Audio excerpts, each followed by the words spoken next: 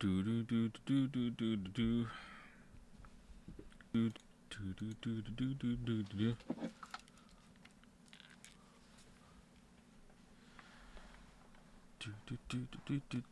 Was that exactly 30 minutes after I said in chat? I don't know if it was or not. Kids are being really rowdy. Dogs are being really rowdy. Sorry. We're just gonna have to deal with it.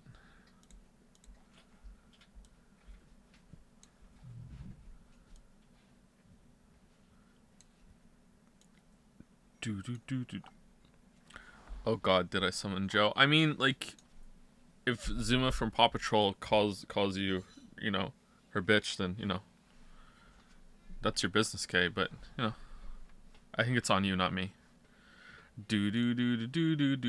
Alright, let's go and get my links out.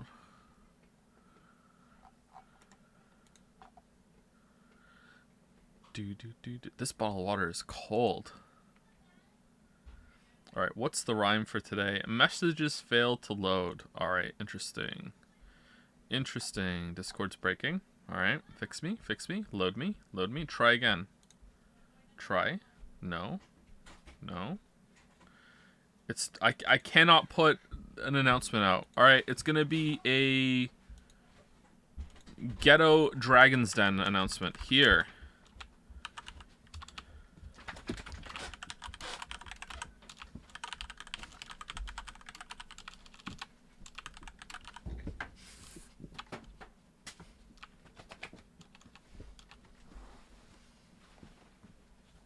Hey Lily, how's it going?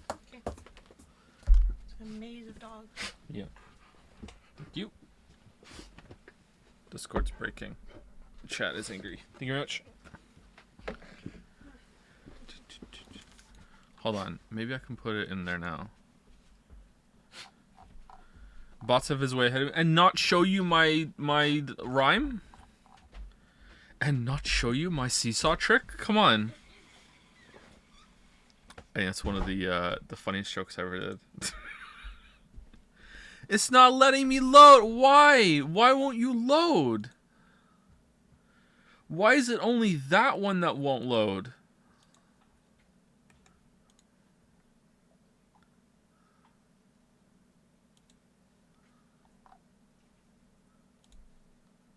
Alright, screw it. There's no announcement today. There's no announcement today. I take it back. Anyway, what day is it? It is Wednesday, my dudes. How's it going? It's the same for me? Alright, maybe there should be one. Does Botsef do an at here? I'm not sure.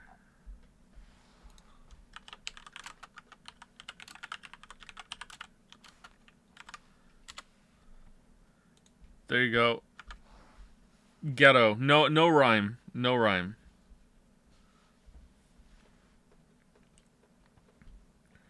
Wrong channel. I don't know, lols. Go F yourself, alright? You don't know. You don't know. Why no rhyme? The rhyme was gonna be like live from outer heaven, it's stream 11, alright? Or it was gonna be like called it back at 7, can't believe we got to 11. It was gonna be something like that. God damn it.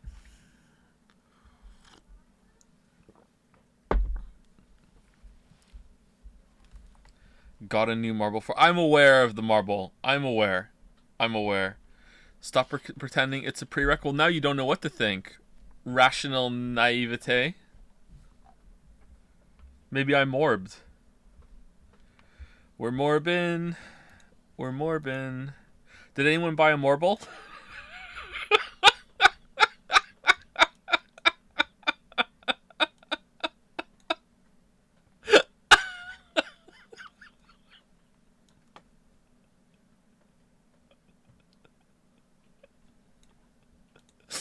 Laughing is a first time?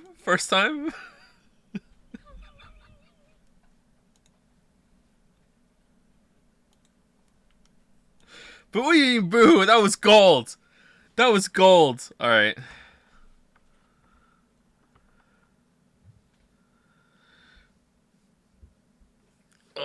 Someone's actually gonna ask for Morbius. Is Morbius an anime? I don't think it's an anime.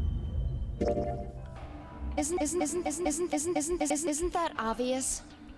It's definitely not. Stolen joke from... What's a stolen joke from Jads? What's a stolen joke from Jads? Morble? Stolen Valor. Joe, you can watch the opening now. No, I'm good. I'm good. What was I gonna do? Oh, I was gonna check the marbles. All right. Can someone buy 2 marbles of the same anime, or turn it into 1 marble worth 100 episodes? There's an episode limit, or there's a time limit. I can't remember what it was. I think it was like 20 hours or something like that. You can buy 2 marbles of the same anime. However, every marble costs twice as much. So if you want like another marble for Why Do You Ask? No Wait, I'm Sakamoto. That's the name of the show, right? Then you need to spend, it's already been bought for 1 million. Now you need to spend 2 million to get a second marble. And then the next one is 40 million. The next one's 4 million and then 8 million. So there's a hard limit or whatever. Yeah.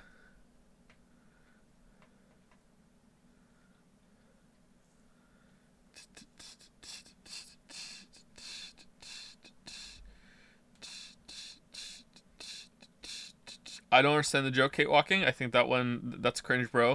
Delete it. I don't understand the joke. Morble. Oh, it is Morble. But someone did say Morble. I apologize profusely to Avery, who thinks Watergate is not real. Oh, that's from Spoilergate. Oh, no. And Puke Blood, Unoriginal, Mimi, Stash, and Sam said morbling. I don't know. That's what makes a good steak, isn't it? I don't think that counts as a morble.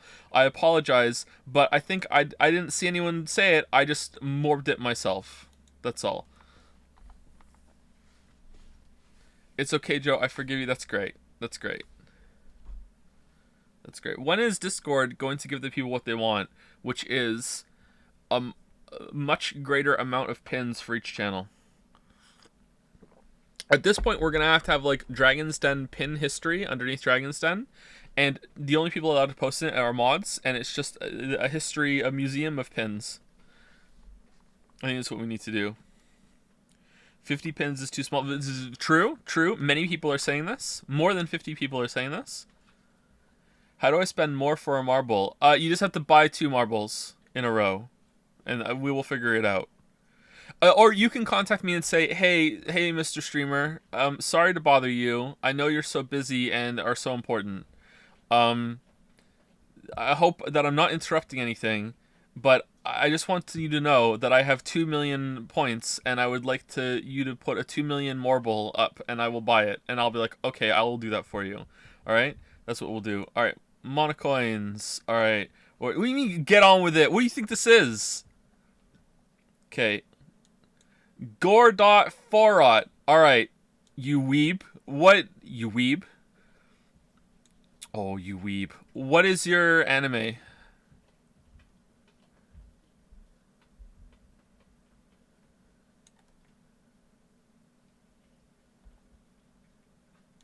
I just want Joe to actually watch a good anime with budget instead of this niche extra weeb stuff. There are no good ones. It's fine. Gore.forot. Where are you? Step forward, be judged. It's not just me that has to judge it. It's everyone else judging if you have a good anime to put forward, too. He said it DNA squared. Where did he say it? Oh, I see it. I see it. Sorry. What the fuck is DNA squared? I have never heard of that. Alright, someone add it to the list. DNA squared. Mark is complete. Alright. Okay, so if you don't know what's going on, that's okay. That's just how it is around here. It's fine, okay? But let me go over it. You know what I'm thinking? I'm thinking I might commission one of the artists. Maybe I'll commission a bunch of them and we can rotate them out over the months go, because this is going to take months and months to get through it. And I will show it at the beginning of stream, like what the current status is of the race and how many marbles have been bought, if anyone wants to get in on this. I think that might be fun. Anyway, so if you don't know what's going on, there's currently a channel event, which is with the monocoins that you get for channel points for when you are participating in stream events. So if like you show up to stream, if you participate in raids, like if you stick around for the raids, man, you get a lot of coins from the raids that we do. Like raiding is so many coins, so you definitely want to stick around to the end of the stream when we send out the raids. Yeah, mostly channel bets are when you will make the most coins, but they're high risk, high reward, so you have to be careful, okay? High risk, high reward. Just generally watching the stream though will get you channel points. So it's you know, shameless engagement. So right now you can spend it once per stream. You can throw 20,000 monocoins into the start the race, I believe. Or you can save up for 1 million, or you can do both at the same time if you have a lot of coins, to buy a marble. And the races make me watch an anime for the first time in my life, although not really, because I watched Danganronpa for the streams. I watched some Pokemon when I was growing up. I've watched some Sailor Moon, but I've never watched an anime seriously on my own time or whatever. So there we go. So you can buy a marble for the race for 1 million monocoins, and then after the race has started, we're going to race those marbles, and whichever wins is going to is the anime I'm going to watch. And I've committed to, I think, at least 21 hours of watching anime. All right, at least 21 hours. Is it really 2,000? I thought it was 20,000. I see people redeeming 20,000. Is that like the total that they've done? Oh, it's 2,000. Okay, wow, that's gonna take you guys a little while. Interesting. Thank you, Nauka, for the gift subs. Thank you very much. So, if you want to buy a marble, it is 1 million channel points, which some people get up there. And the 1 million channel points also gets deducted off of the 500 million goal to start the races. So you can't lose. I'm a very generous streamer, and I let that happen. I haven't taken it off yet. I probably next time I reset to start the race, I will do the math and I will take it off, and it's probably going to be about. By then, it's probably going to be about 12 million, I think, is gonna come off of it. If it seems like you guys are never going to start this race, I may reduce it further, but not by much. Like, I'm never going to put it below 100 million or anything like that. Like there's no way. Like, this is going to take a while. It's going to take a while. Anyway, so if you want to do that, then, you know, go for it. Currently, the marbles that exist that have been bought are Batman Ninja, Neon Genesis Evangelion, Mob Psycho 100, that actually looks decent, Yuru Camp, that one doesn't, Hayao Miyazaki's 11 movies, I believe that's one of two things on here that are just straight up hentai, Master of Martial Arts, there's the other one, Haven't You Heard I'm Sakamoto, and DNA Squared is the most recent one from Gordot Ferrat today.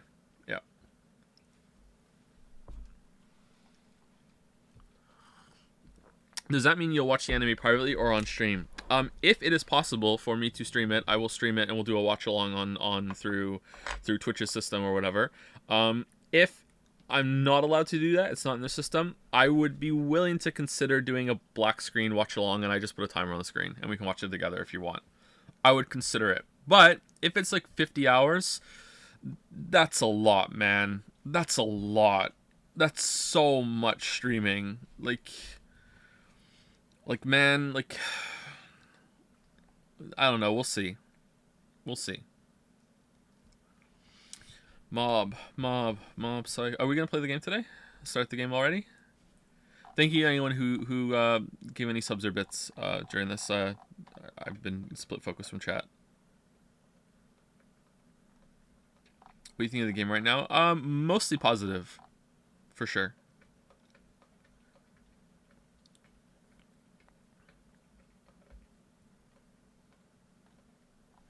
Why not dedicate an hour at the end of each stream to it? Why don't you go type in someone else's chat because you're banned?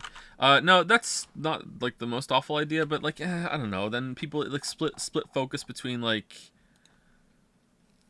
I'm just here for the anime watch along. Now I have to sit here for 4 hours, and I don't know. I'd rather it be just straight what we're doing.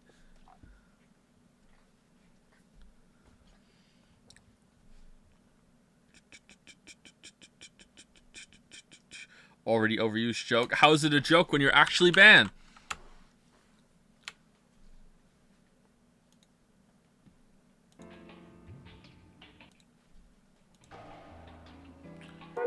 Okay, What did we do last time? Oh yeah, we got stuck on the shapes. Yeah. So, I'm pretty sure there has to be a way to do it with them in the middle, right? I want to see. I really want to see. Oh, I didn't Google DNA squared. What does that look like? DNA squared.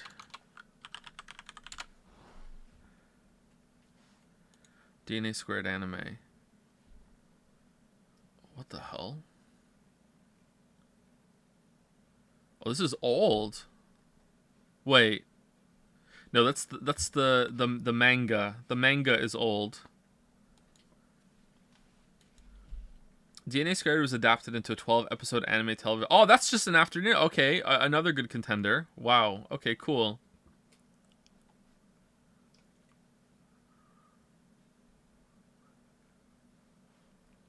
$1994. Oh, it is pretty old. Okay.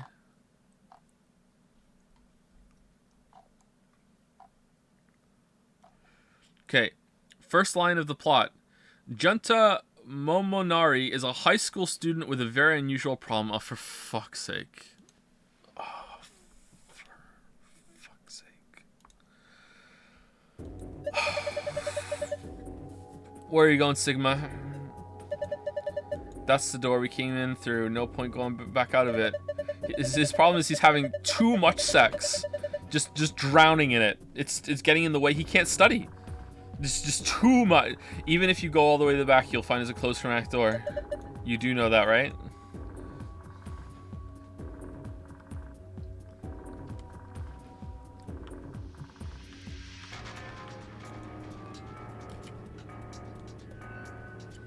The door lock. It says lock right now. You guys ready? Yeah. Go for it. All right. 3, 2, 1.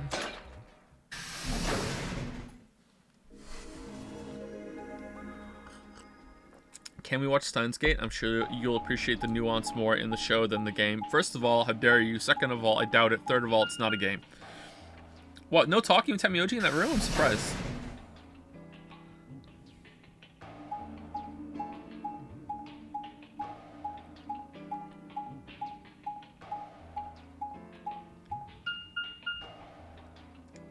No!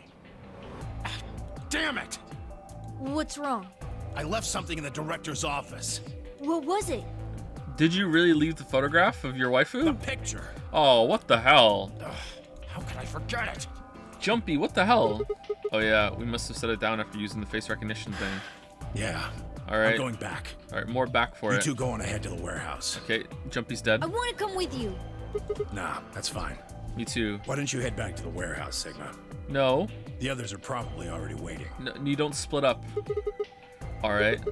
I'll see you two later then. Right. In my swimsuit, right. Bye, Mr. Sigma. Zigma? I watched him jog off toward the blue door. And then they were gone. Forever. Guess I should be getting back then.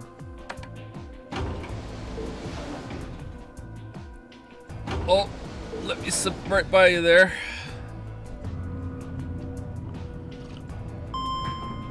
Let me squeeze on by you there. Oh.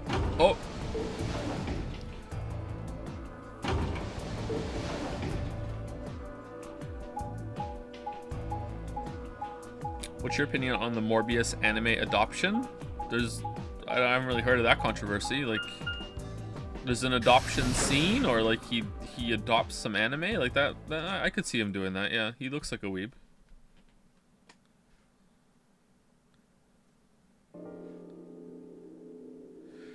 I stepped into the warehouse to find all the other teams already there. Oh wow, Dio didn't open the door. Kay and Luna, Fi and Clover, and Dio.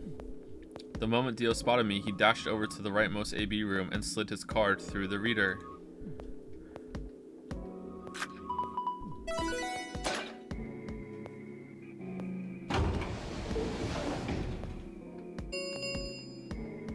An ambidex gate has been opened. 45 minutes remain until ambidex game polling closes. As he turned to look at me, I swore I saw a flash of a smug grin. There. Happy? This time I waited for you to get back before I opened it. Aw, best boy. You see? I can be considerate. Okay, we're all voting ally, right?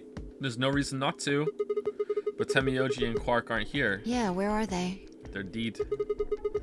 I guess they forgot something back in the room we found. They ran back to grab it real quick. They'll be here in a few minutes. Right? No big deal.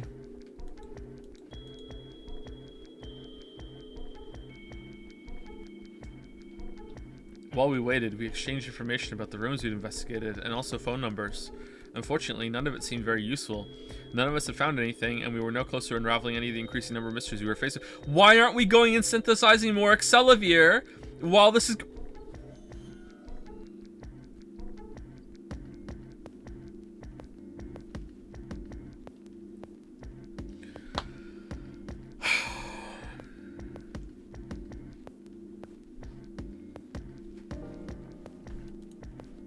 With the discussion exhausted, we sat down. Oh, is it a different route? You're right. Apologies. 1,000 pardons. 1,000 pardons. I'm sure there's something else I could be doing, though. Before long, 20 minutes had passed since Dio opened the door, and Temiyoji and Quark were nowhere in sight. Alright. Don't you think they're taking sure. a little long? Yes, I'm getting worried. What if something happened to them? I'll go have a look. Then I shall accompany you. I shall accompany you.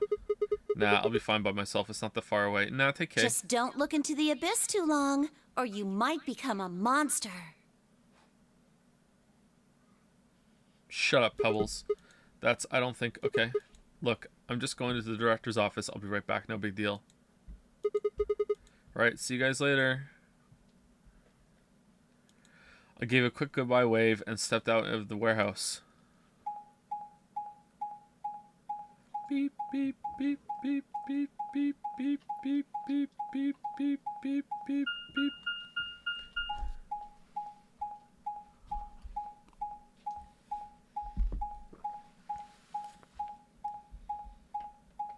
Is this supposed to build tension?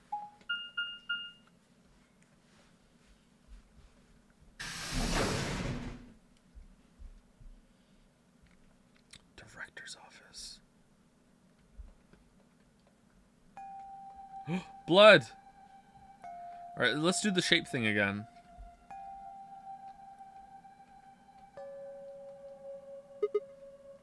Huh? I see Danganronpa blood on the floor. JK, it's a balloon. Hey, that's odd. There's nobody here. The picture's gone though, so they made it back here. Temiyoji and Quark must have been here then. They got stuck in the door thing. I laid out the floor B map. They must have taken the door that faces the warehouse. After that, they probably went through the warehouse and out the blue door to the elevator. Yeah, that's a much shorter route. On the other hand, I came through the red door, which is kind of the long way around. Huh. Looks like we managed to miss each other perfectly. Or, ugh. Well, this was a huge waste of time. Shoot, might as well head back, I suppose. We get back, everyone's dead. I packed up the map and was head toward the door when... Huh? There was a light on where there hadn't been a light before. It's a teleporter! What? Why's that thing on? We messed with it earlier, but nothing seemed to work. Oh, please be a teleporter. I felt a sudden wave of inexplicable, nauseating dread. The light stared at me. Don't stare too long at it. You might become a monster. I swallowed and edged cautiously toward it. It's a vaporizer! The machine was in arm's reach now. I stretched my hand out toward it slowly. So, you finally made it.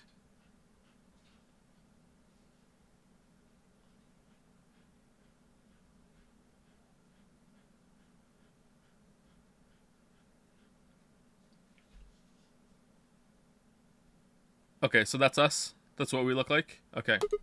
No. I am Zero. So we're Zero? Okay, cool. I was the one who brought you here. Uh-huh. You undoubtedly have as many questions for me as there are stars in the sky. Mm-hmm. Don't mistake them for lights, stars within a pond, though. As you can see, however, this is only a recording. I will therefore be unable to directly answer any questions. Ask if you wish, but I cannot respond. Wait, why didn't this work before? Ugh. I considered taking a swing at him, but decided that was spectacularly futile and kept my balled fist at my side. Now, where to begin? There are many things I wish to tell you. Okay, this is the coat. Okay, yeah, so this is us. This is the coat that we saw in the flashback when Kay was talking about. So, and the voice kind of fits up too. With this kind of sounds like an older version of Kay's voice. So, this is okay.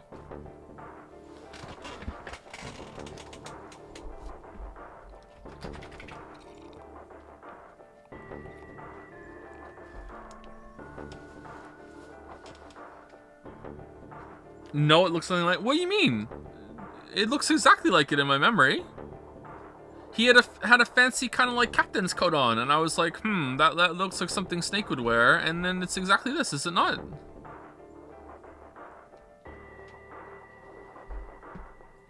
We're kind of kinky.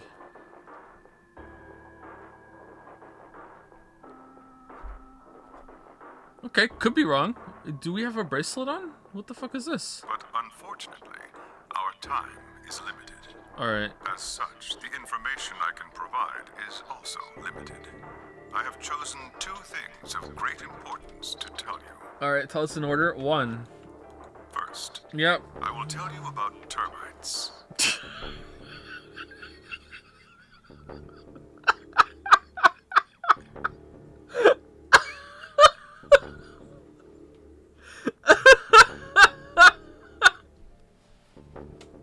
Did you know that termites can digest 5 times their body weight in a day? Termites, they're such fascinating creatures. In retrospect, I suppose that's a rather odd thing to say. I imagine you look rather bewildered right now. Perfectly understandable. The person who kidnapped you and threatened you with death is lecturing you about insects. I suspect it hardly seems fair. Not animals, though. Nonetheless, this is very important. In a way, it will determine your fate. Alright. So I ask that you listen carefully. Have you ever seen a termite mound? That looks gross. No, I have not. They are splendid structures. Some might even call them works of art. Termites are natural architects, and their mounds are both structurally sound and make excellent use of space. Okay, so is this like the equivalent of a termite mound down here? Also, termite mounds are also, they seal it up every single time. So, you know, through the laws of quantum physics, when a termite mound is sealed, you don't know anything that's going on in there, and anything could be going on in there. And it's only when you open the termite mound that there, you know, it's set in. So, like, who knows? So, are they following some sort of plan as they build? Are there termite blueprints detailing which room goes where? No, of course not. I mean, did you ask? Maybe there are. Each termite is simply an oblivious cog in a tremendous machine programmed by millions of years of termite DNA. It is doubtful an individual termite has any idea what its contributions are helping to create. But a human does. We can appreciate the elegant forms of their alien cathedrals. We can see the simple beauty of their perfect functionality. We can understand the splendid planning of their structure. In other words, only an intelligence of a higher order can understand the beauty of what the termite builds. Now, consider humans. What if there's an even higher intelligence that can understand the beauty of what we do more than we do? What would we look like to them? Oh man, too deep, too deep. I'm 15. It's too deep. Why are we alive? Why do we love and give birth? Why do we create?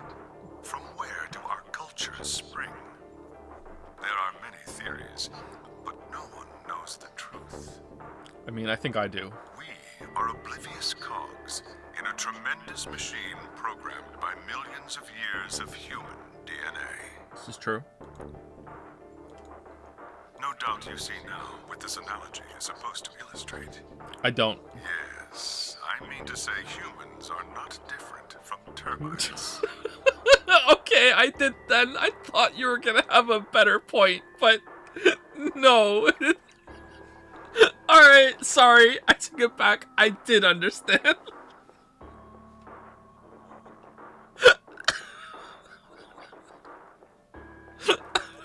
Alright. This guy kidnapped. We trudge through our lives with no greater understanding of our ultimate goal. This is a plot hole. There's no way he could have designed that stumpathon fucking shape puzzle yesterday. No way. There's no way he could have designed that. What the hell? You might say we don't understand what we're building. Only an intelligence of a higher order than ours can understand what we're doing.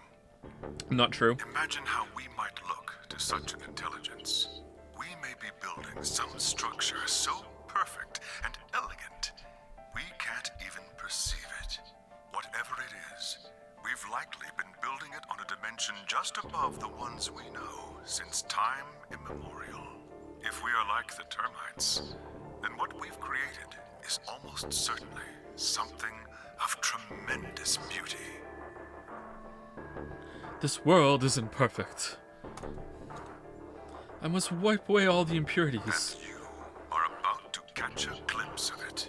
Okay. Or have you already? Well, that's enough on that subject, I think. Consider what I've said.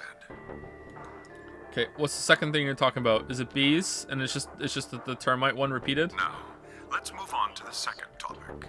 Bees. It is somewhat more immediately meaningful to your life, and in fact, the lives of several billion other people. I realize this is rather sudden, but I have a password for you. I know this is sudden. It is the password to disarm the bomb, numbered 1. What? How do you...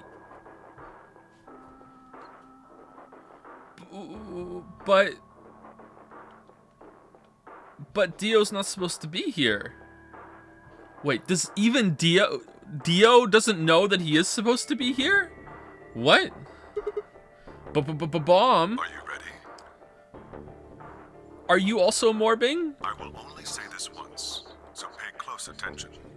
The password to disarm the number 1 bomb is And then it cuts out. EQZ RGJ DXR. Hey, Bkoi. BQZ. Bkoi-Z.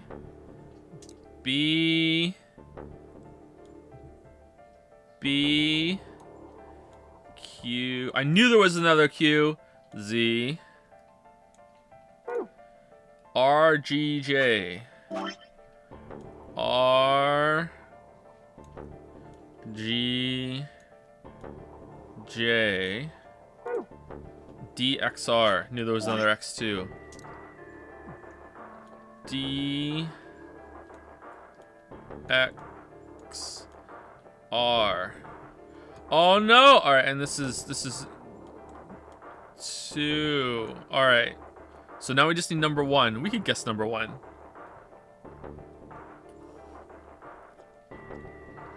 Hello? Is it me you're looking for? Alright, let's go. I had no idea what he was talking about. What bomb? Was he saying there were bombs too? If he guessed on my future confusion, he showed no sign of it. That is the last of the information this message was meant to convey. Before I go, however, I have a warning. What's the warning? You cannot tell any of your companions what you heard or saw here. What do you mean? If you do, you will be penalized immediately. If you do, you will be penalized immediately. You're recording. How are you gonna know? I hope we will meet again someday. We would have much to discuss. Mm-hmm. Wait. God damn it, you can't just spout all that crap and disappear. Okay, so this definitely feels like we're doing this for a good reason, not that he's just like, Lamayo, I just do this for fun. So I don't get any sense of animosity or hatred or psychopathy from him. He's a little nuts, clearly, but I don't really feel like this is like, I want you to kill each other for fun kind of thing. but still kind of weird. Anyway, I found myself yelling in empty air.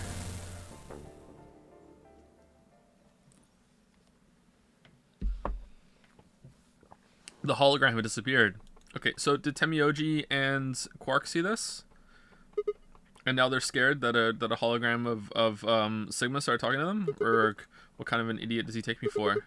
Termites? Are the dimension? Well, we must look different. We're dressed differently. Maybe, okay. How could that have anything to do with kidnapping us? Shit. I kicked out a nearby shelf. 10 minutes remain until Ambidex game polling closes. All players, please enter your votes. If no vote is recorded before the deadline has passed, any non... Okay, let's go talk to Phi and be like, Phi... Yes, Sigma? Phi, have you heard about termites? And then just injected right away. Oh no, Phi, I have to tell you about the termites before I die. They build such splendid structures, Phi. Oh no, the soap roll's kicking in. Quick, slap me a little bit. All right, good. All right, we're off. All right, so the termites, they don't know what they're building, Phi. but we understand. Forbidden knowledge. Oh crap. I need to get back. Not like there's any point staying here. I spun around and ran out of the room toward the warehouse. Is that Rick? I used to be able to do a pretty good Rick impression, but not anymore. Grandpa! Oh, they're back. Okay, Look, cool. Mr. Sigma's back! Took you long enough.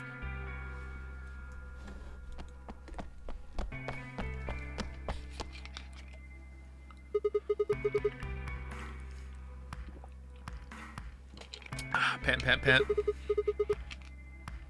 Where are the others? AB rooms. They went in already? Yep. Okay, did you see the hologram? Why didn't you two? Have you been waiting for me? Yeah! Grandpa said there was something he had to tell you before we voted, no matter what. Nothing that significant. Okay, you all agreed to vote ally, right? Because there's no reason not to? Just wanted to tell you we're going to choose ally this round. That's it. And you have to tell me that no matter what? Seems kind of pointless. I mean, words are cheap. You can promise whatever you want. True, but we've got something to back it up. Just hear me out. Okay, go ahead. Quark and I both have 8 BP. We're already on the home stretch. So what do we need to get to the magic number? Well, we need you to choose ally. If you do that, it doesn't really matter to us what we pick. Exactly. You get something no matter what. That being the case, we don't have any reason to betray you.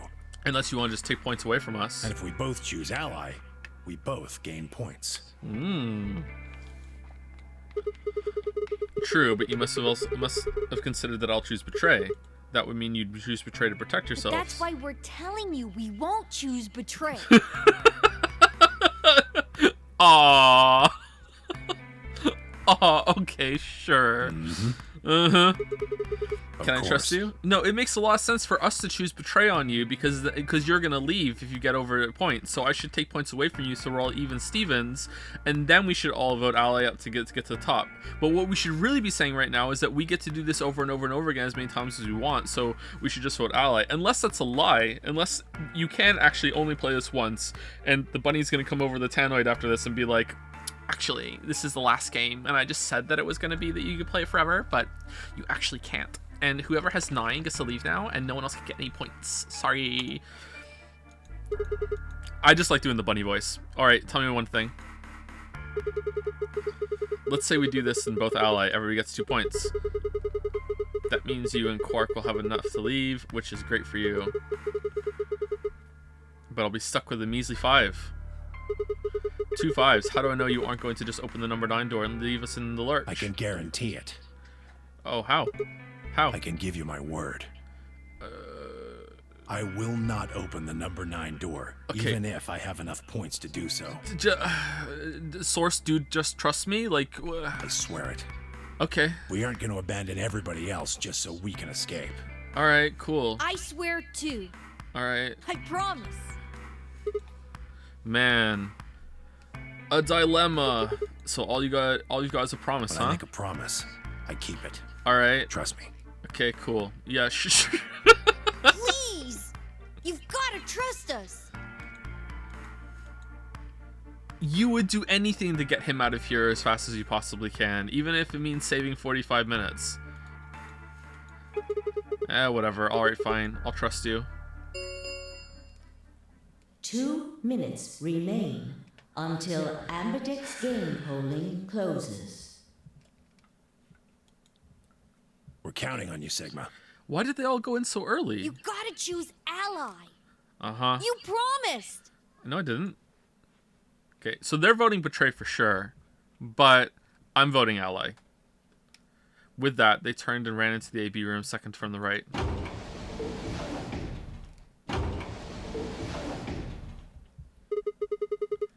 Well, guess I should get moving.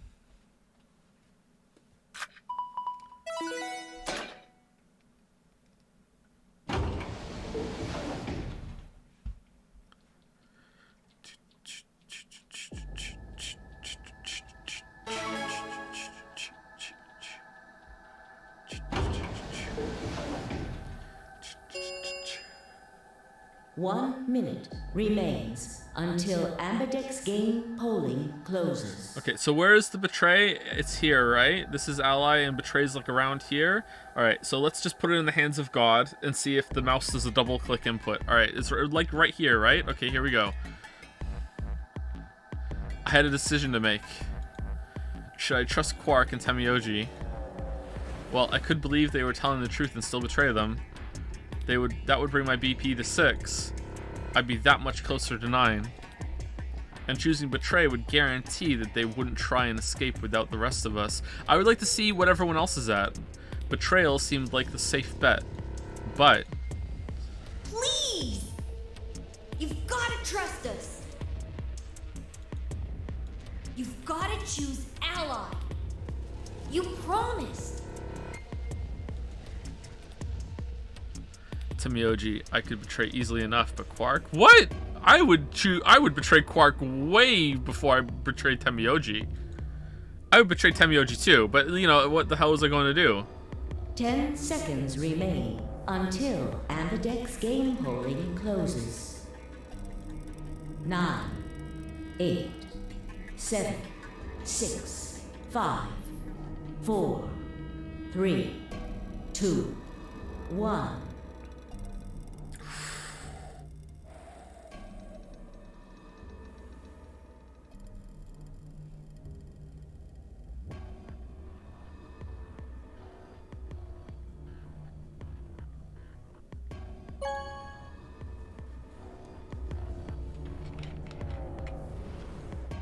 Round 3 of the Amberdex game has been completed.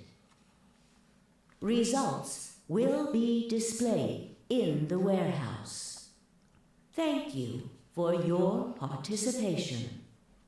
Amberdex gates now opening.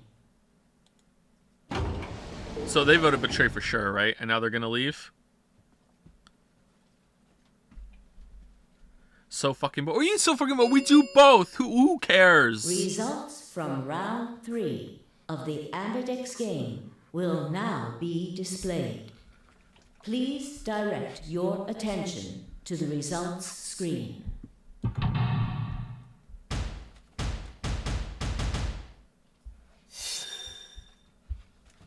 Boop, boop. You guys are idiots. You guys are idiots. We're idiots. I knew it. I knew it. We can just cycle forever. What are you doing? Points have been assigned or subtracted accordingly. Clover, Temioji, and Quark getting the hell out of here. Please check your bracelet to see your updated bracelet points. Hey, Jumpy, what the fuck? Sorry, it was Quark. He just hit the button right away. Sorry. Hey, what the fuck, guys? Why'd you betray me? Quark had nothing to do with this. I made the vote. Grandpa. Alright, fine.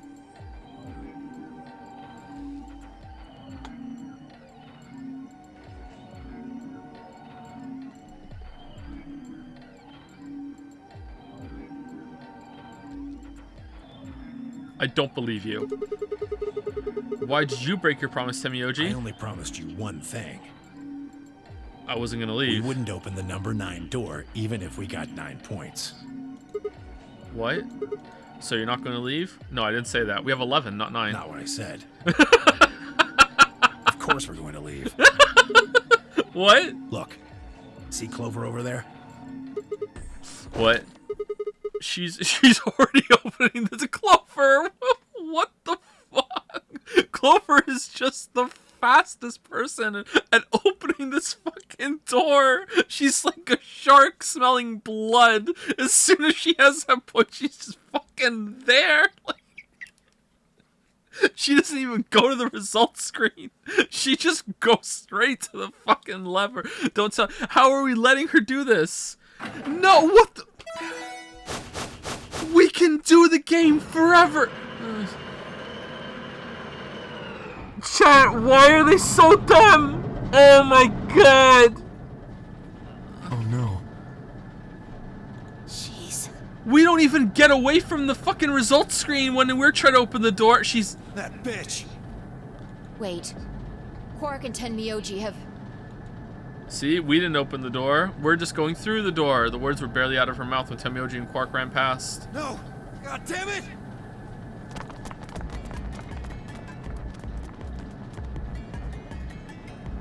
Clover. Oh, whoops, I just pulled the lever. I didn't know what that did. I'm just this stupid ditzy girl. Tee-hee-hee. And then as soon as I go through the door, I did it, Tenmyoji. Mission accomplished. Yes, Clover, good job. All right, let's go. Are you really going to leave? Well, yeah. Why else would I open the door? But why?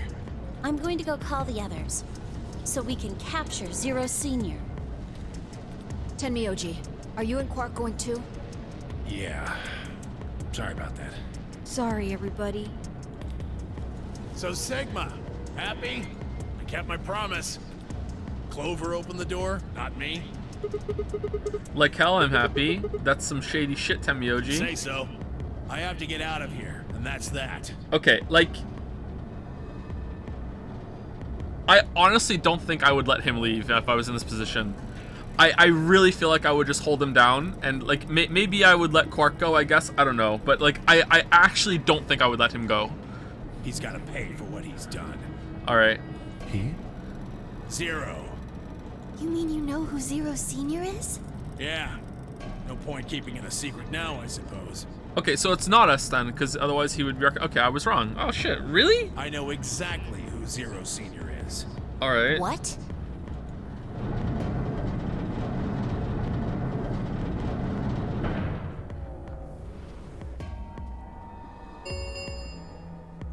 The number 9 door has been opened. Okay, you gonna tell us? It will remain open for 9 seconds. Let's go. Come on, guys. Time to move. Right. Oh, wait. You're not telling us? You're not sharing? This is for you, Mr. Sigma. And then he punches us. Quark held something out. I looked down to see 2 pieces of folded paper. What is this? It's a letter. I wrote it in the director's office before the AB game. I wanted to tell you what kind of guy Grandpa is. Okay, is it about termites? So, read it, okay? He pressed into my hand. Why is no one asking Tenmyoji anything? See you later, Mr. Sigma. Alright, see you later. Okay. Then he turned and ran toward the door, Tenmyoji and Clover following his footsteps. I was so surprised by the letter that I didn't even try to stop them. Before I could think of anything to say... See you. See you. Goodbye. Alright. I hate anime. I hate anime so much. I hate anime so much. So much I hate anime. I hate anime so much. By anime right now, I mean just this type of really shitty writing where people just don't talk. It's not unique to anime, but anime does it the best. Door has closed. This ends the nonary game. Alright. Thank you for your participation. As the game is over, all doors other than the number 9 door have escape, please. Okay, we've seen this before. What's on the letter? Shit! They're gone. Yeah. So why is no one saying they're insane? We just had to play the game a couple more times and then we could have got on all together. Like, no, why is many people aren't saying this? Like, all we can do now is hope they bring help back. Indeed. I agree. I looked down at Quark's letter and slowly unfolded it. We went back for them too. We couldn't have a talk about this because we went back for them because we were worried about the... His handwriting was still slightly uneven, but he'd filled both pages with writing. I began to read. Dear loser, it was a really stormy day when he found me. He said the rain was coming down so hard it almost hurt, but somehow he managed to hear a baby crying. I guess I must have been crying pretty loud. He took me home and did his best to raise me, but he'd never been married or had a kid before, so I think it was really hard for him. He couldn't figure out how to mix the formula, so he was always carrying the directions around with him. Wait, this is the easiest thing in the world. What? What do you mean he couldn't figure out how to mix the... Also, I guess I was a pretty picky eater, so if he didn't get the water to formula ratio just right, I wouldn't eat it. I guess I was kind of a pain, but he didn't give up, and now here I am. When he found me, I was really, really small, and he was worried that I might not make it. That's why he named me Quark. A quark is a really, really small thing, and I was really, really small too. Grandpa didn't need to worry, though, because it turned out that I was pretty tough. When I was 1, he forgot I was sleeping in the bed of his truck and drove off.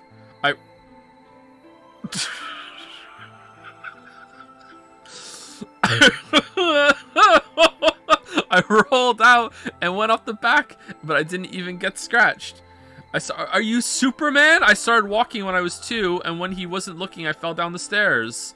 I didn't get hurt then either. When I was 3, I got really sick. I had a super high fever for a week, but eventually I got better. I guess you could say I'm pretty lucky.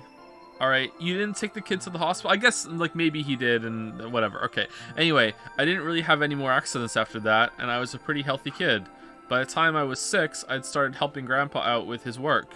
His job was to gather junk from abandoned buildings.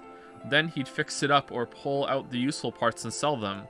There were plenty of abandoned buildings, but finding good stuff in them was hard. I thought on one of the paths he was, like, involved in some sort of space thing.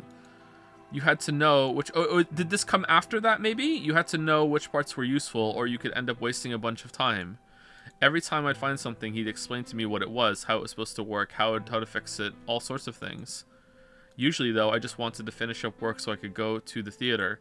The theater came to our town once a week in a wagon. What? They'd show old news or movies. I went every single week, but Grandpa was...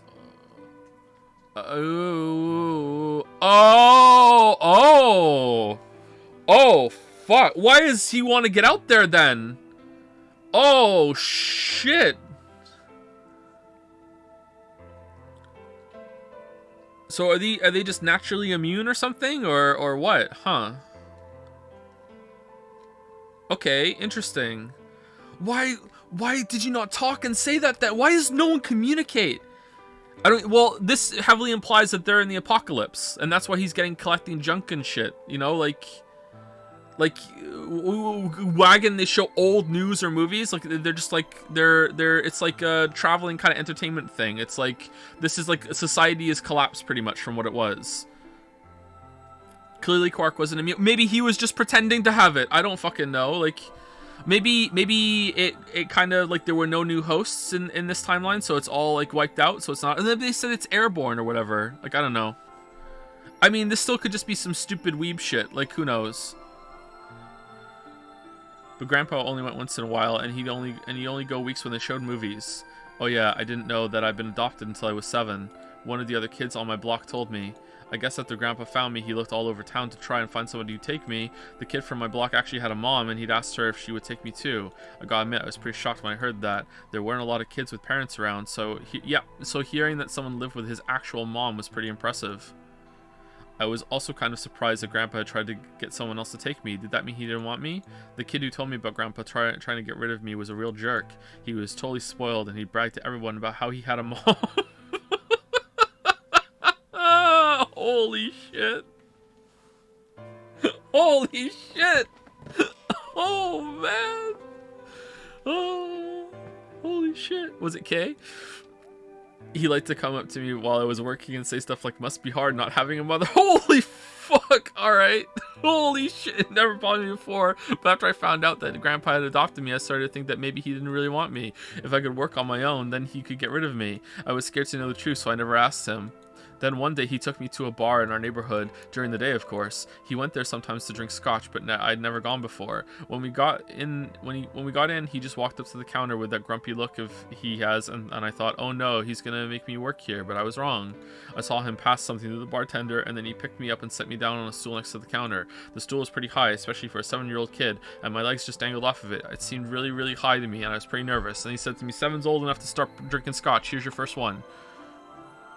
Eventually, the bartender came back over with a glass of scotch and another big glass full of something else. Oh, it's the root beer float. As I looked closer, I realized that the second glass was full of some sort of brown liquid with a scoop of ice cream in it. Okay, I guess society hasn't totally collapsed then. So they don't have enough resources to have, like, constant movie theater, but they can make ice cream? How hard is it to make ice cream?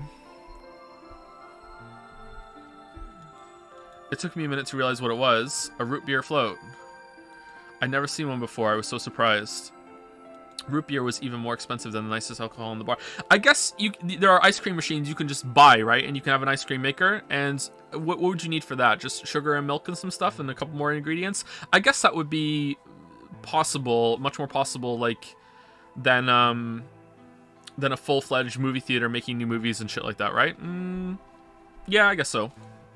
To me and the other kids, it seemed more like an urban legend than a real drink. Root beer was even more expensive than the nicest alcohol. Yeah, okay, but there it was right in front of me. I guess it's easier to make alcohol than it is to make, like, root beer. How would you make root beer? I don't know enough about these drinks, but I know that you can, like, ferment your own alcohol fairly easily. But making like a high tier sugary drink is probably gonna have, like, more goes into it or whatever. I stared at the float. I still wasn't sure it was real at that point, and then turned to look at Grandpa. He looked back at me. I didn't know what to do, so I turned to the bartender. No wonder they were gone for so long. He was writing the story. He'd already turned around and moved off, though, so I figured he must have put the glass down in front of me on purpose. It still didn't seem like it could be real, and I was just staring at it when Grandpa told me to hurry up and drink it before the ice cream melted. His gruff voice sounded like an angel's. Is this really mine? He nodded. Words can't describe how awesome it was. I'd never tasted anything like root beer before. The creamy sweetness of the ice cream made my entire head feel light. I felt like the luckiest boy in the whole world. That's not an exaggeration. I really thought that. The root beer float was delicious. This doesn't really feel like Quark wrote it, huh? Considering, I guess someone's writing voice is a lot different than their speaking voice, and he might feel more confident when he's sitting there actually writing it out and getting into the story flow and everything like that. But yeah, this doesn't really feel like Quark is saying this. But what made me even happier was Grandpa. When I looked over at him, he was smiling. I know that's got to be hard for you to imagine, but he really was. Right then, I didn't care whether he just found me or adopted me or not. He bought me a root beer float. That made me way luckier than some kid who had a mother but had never tasted root beer. Aww.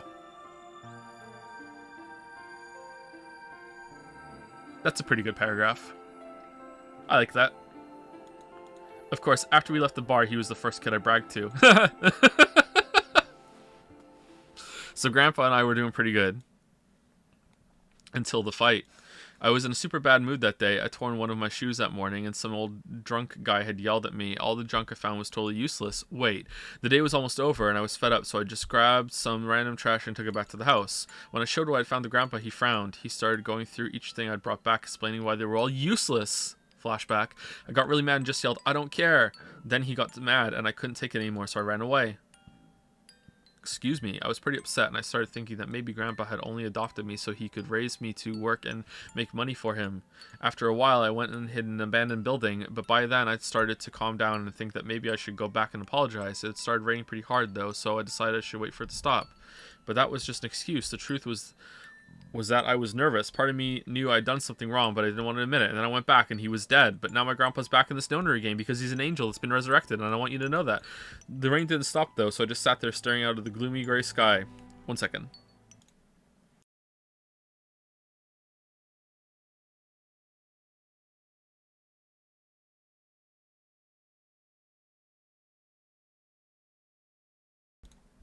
Alright, I'm back. I imagined Grandpa coming to get me. It kept raining all night and he never showed up.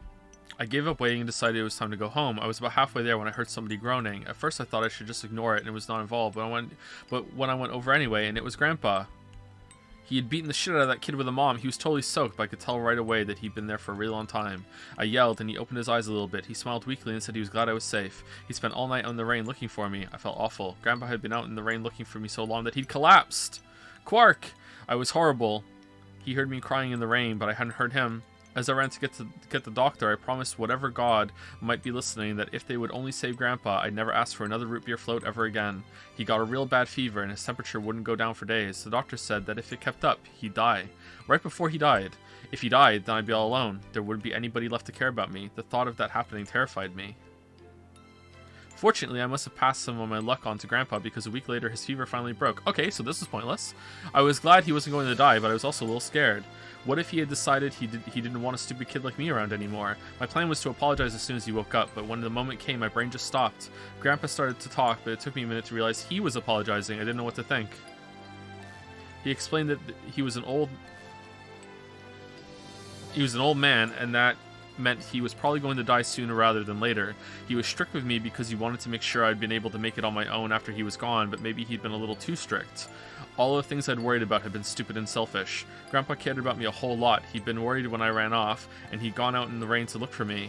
I started to apologize, but when I opened my mouth, I just started crying. I don't think I've cried that much since I was a baby, but he just smiled and patted my head. I asked him if he'd ever regretted adopting me. His eyes got all wide, and he said, of course not. He told me that he was looking for a really important lady, and because of that, he'd had to give up on pretty much everything else in his life. But when he took me in and started raising me, he felt like he'd gotten some of what he lost back. That was when I decided I'd stay with him forever, even if he said I couldn't. No, you gotta move out sometime, Finn. No, you gotta move out sometime. No, didn't agree to that. Nope, nope.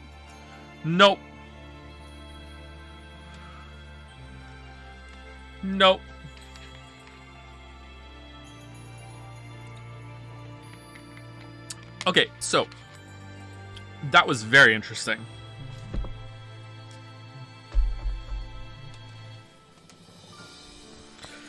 So that was probably the best ending of them all so far. That was actually a pretty good little story there. I liked that, and it revealed a lot about the world without actually outright saying it. It felt like it was very like anchored in the perspective of a child that has grown up with their grandfather. It doesn't really sound like a child wrote it, but in terms of like the sentence structure and everything, but in terms of like the details of the story, and it didn't start off with, hey, let me tell you something. It turns out that a while ago in 1958, like the Radical 6 came out, and then it mutated over the years, and then everyone died right before I was born. Like it's not like that sort of shit. It was actually, it had an emotional anchor to it, and like it was threaded throughout the whole thing. So that was pretty good. I'm very interested in one thing, and I'm very angry about another thing. So they could justify the anger though. So I'm angry that I feel like Quark and Tenmyoji haven't been speaking and been honest with the rest of the Scooby Gang, and Quark especially, the way that he's been talking hasn't really lined up with this revelation now that they grew up in this like post-apocalyptic world. I also don't really, I guess they could explain that Tenmyoji told Quark to stay quiet or whatever, but I don't know. I feel like it's just a lack of communication just to make things more interesting to have this reveal. Like, I don't know. I'm not really keen on that.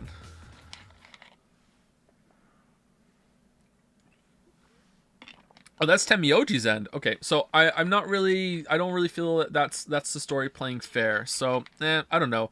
But the most interesting thing about this now is that Tenmyoji is heavily incentivized to not want to change the apocalypse. Because if he realizes what's going on, if he is Jumpy, which I think he is, if Jumpy realizes what they're doing and that they want to jump back and change it, then he doesn't get Quark. So now Jumpy has this huge incentive to be like, you know what, fuck your no Nuri game.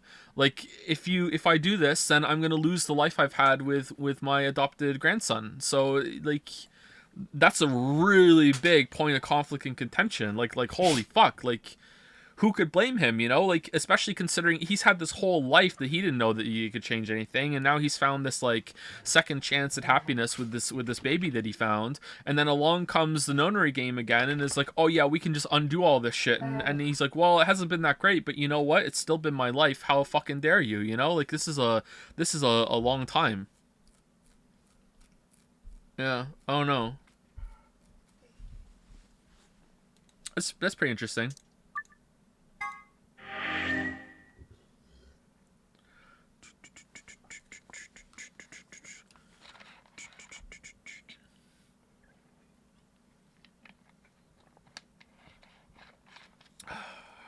All right. No, it's like Soma. It's the coin flip no matter what. Okay, I don't know if that's the case. So here's why. If it is a perspective leap back and that you just go back to where the beginning of the change happened, then you're right that there would be two versions of Jumpy that continue, but the thing is that the perspective that leaps back would still be experiencing the loss of Quark. That would be even worse because they would go back with all the memories of what happened, right? So if they jump back to before that, or they even jump to the present where they've had a different life, then they would still be erasing that. So there would still be a version of Jumpy that would be giving that up no matter what, even if there was an original version that kept over. But I also don't know if that's how it works, because last time we made a change, it was a very contained change, and it seems like it almost felt at the end that maybe even Seven was in on it, that they had purposefully made it so both existences of the timeline could coexist at the same time. It's like no matter what, if June survived in the first game, she didn't go back to her regular life and world. You know what I mean? It's like they made it so there wouldn't be that much conflict between the two of them, right? That's what it felt like to me. It's like they made it so both timelines could sort of coexist, and then they merge together when they do the second nonary game. That sort of thing. That's how it felt to me. I don't know if that is what happened, but that's how it felt. Whereas this is a much larger change. Like, we're talking about undoing a whole apocalypse, like billions and billions of people coming back to life. Like, I don't think you can merge those together in the same way that you can merge one person, you know, coming back in a way where they actually planned it accordingly, that we're going to try and make this go together as much as possible. I still don't think that would work. I think there would still be some sort of problem involved in bringing one person back for sure. But it seems like in the context of the story, it's still going to be treated very, very different. So I don't know how that's going to work. But yeah, I don't think it's just a coin flip applies here. But we'll see. It could. Okay, so we're going over here now, and we're gonna vote betray, and then what are we gonna do? We have the password for the number 2 bomb now, so we need the password for the number 1 bomb. Are we gonna get that over here? Probably. All right, so let's go over here. Password.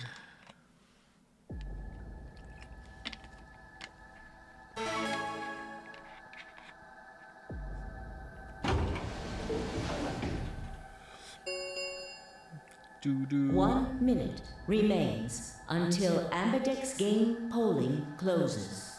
I had a decision to make. Should I trust Quark and Temioji? No. Well, then we're not going to get that letter. Please!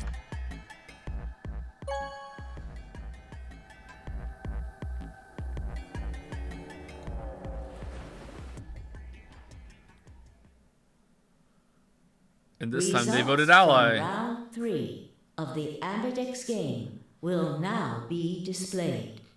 There hasn't been much morbing on this timeline, has there? Please direct your attention to the results screen. Yeah, but that ending with the letter, that was actually really good. I like that. That might be my favorite part of the game so far in terms of like standard storytelling. But my favorite part of the game so far, like by a landslide, is how it's handling the morbing between different timelines, and how that's kind of breaking the continuity even when it said it wasn't even going to break the continuity. And I like the conversations you have with Phi when you're both morbing together, and it's like, holy shit, you can morb too. It's like, yeah, that's pretty good.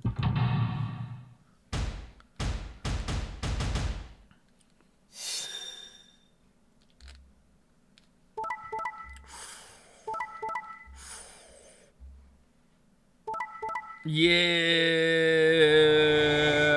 All right. So is Clover's somehow already at the lever. Points have been assigned or subtracted accordingly. Please check your bracelet to see your updated bracelet points.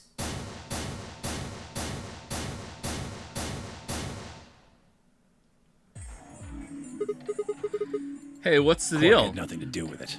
I entered the vote. So why'd you choose betray? Couldn't I ask you the same thing?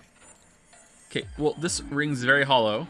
I don't really think this is the time for a fight, though. Look, Clover's over by the door. What? What the fuck, Clover? Why? Oh no, you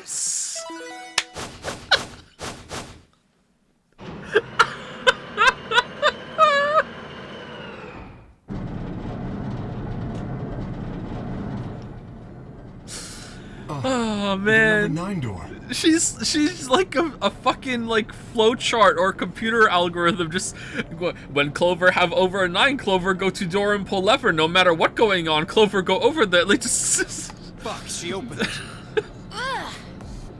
Why? Why did no one stop her? Clover, wait!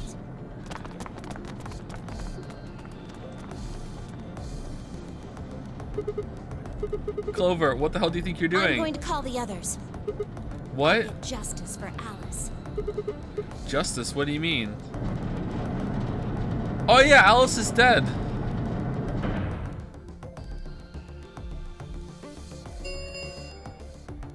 The number 9 door has been opened.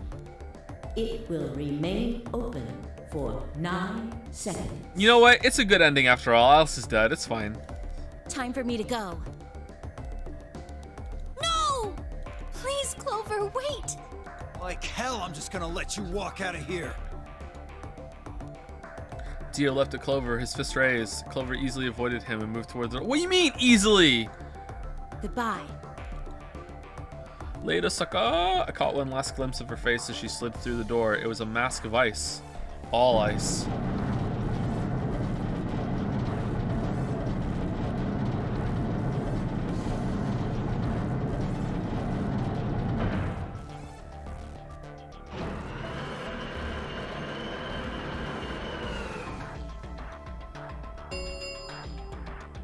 The number 9 door has closed. Alright, I'm changing my ranking to Alice being the worst person in here, then Dio, then Clover, and then Kay. It used to be Kay, then Clover. I'm changing it to Clover, then Kay. This ends the nonary game. Thank you for your participation. As the game is over, all doors other than the number 9 door have been unlocked. Escape is not possible. Please enjoy your stay. Okay, we're gonna have a talk about this, right? Or is it just gonna end? No, okay. I get why they did this, but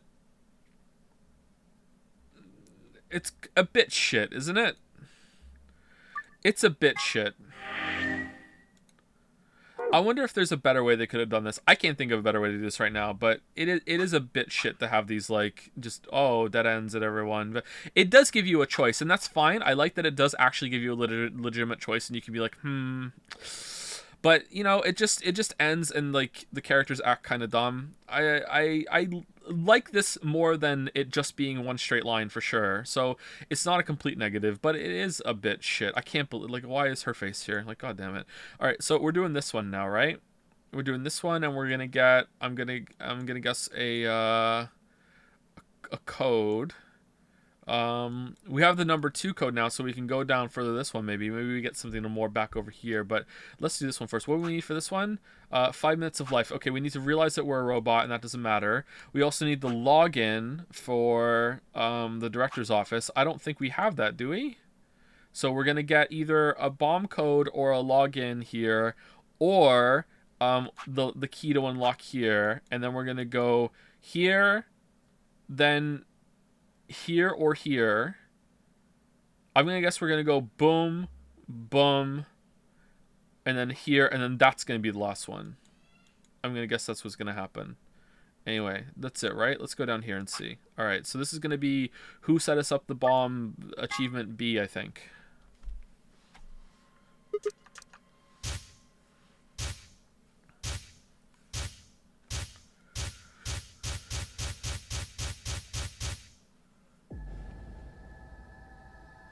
Who set us up the bomb part 1? Why is it part 1? Oh, was the other one part A? So it's part 1 and part A. All right, well, that's terrifying. There's a part 2 and a part B? Okay. I'll give you one, since I'm such a swell guy. The password for bomb number 2 is... Yay! All right. EQD DYR NTK. Okay. EQD. All right, so we got it. Well, that was easy. Okay. EQD. Let's do red first. E Q D. There was a Q. E Q D D Y R. Let's go blue. D. Wait, hold on. Yeah, it is double D. D Y. Oh no, I ruined D Y R. N T K. Yes, N T K. N T K. Okay, green. So we have 0, 3, 2, and this is 1. Okay. Cool. So 1, 2, 3. Okay, so we have them all now, so we can go back. All right, cool. All right. Bomb number 2. But we haven't found that one yet. Oh. Where is it? Oh. Well, my mistake. Must have Stuck, slipped eh? my mind. Well, there's nothing you could do anyway. You don't have the input device. Actually, I do. Really, it'll be much easier if you all just give up. Oh gosh. Where's the input device? I wonder. Where did you put the number 2 bomb? Shoot, you know, I just can't remember. You son of a bitch. Anyway, I think it's time for me to be moving on. Moving on? To where? What? I have to explain everything? To the next world, of course. No. Wait, shit, I forgot to tell you again. I threw myself toward Dio and wrapped my hand around his wrist, slamming it to the floor. He struggled, but I put all my weight on it and kept his arm pinned. Shit! Let go of me, goddammit! Get off of me! Let me go! He continued to struggle, but I wasn't going to let him go. I shifted my weight to free one of my hands and started to pry his open. Hey!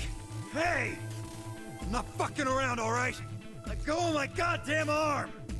Okay, we've seen this. Can we skip? Yeah, we can. Okay, cool.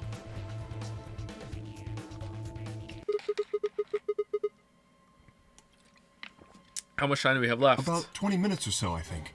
And how much time until the white doors open? The same. So, what do we do? Again, it's just exactly the same. Oh, it's my I just opened the door animation. Oh no! Oh, oopsie doopsie. We put those passwords and We stuff the bombs. searched Dio, but he doesn't have anything that might be the input device. Smile. Well, only one thing to do then. And that is? Fucking die. We split up and find it. Unless any of you have another suggestion. Are we actually gonna find it? Looks like we... A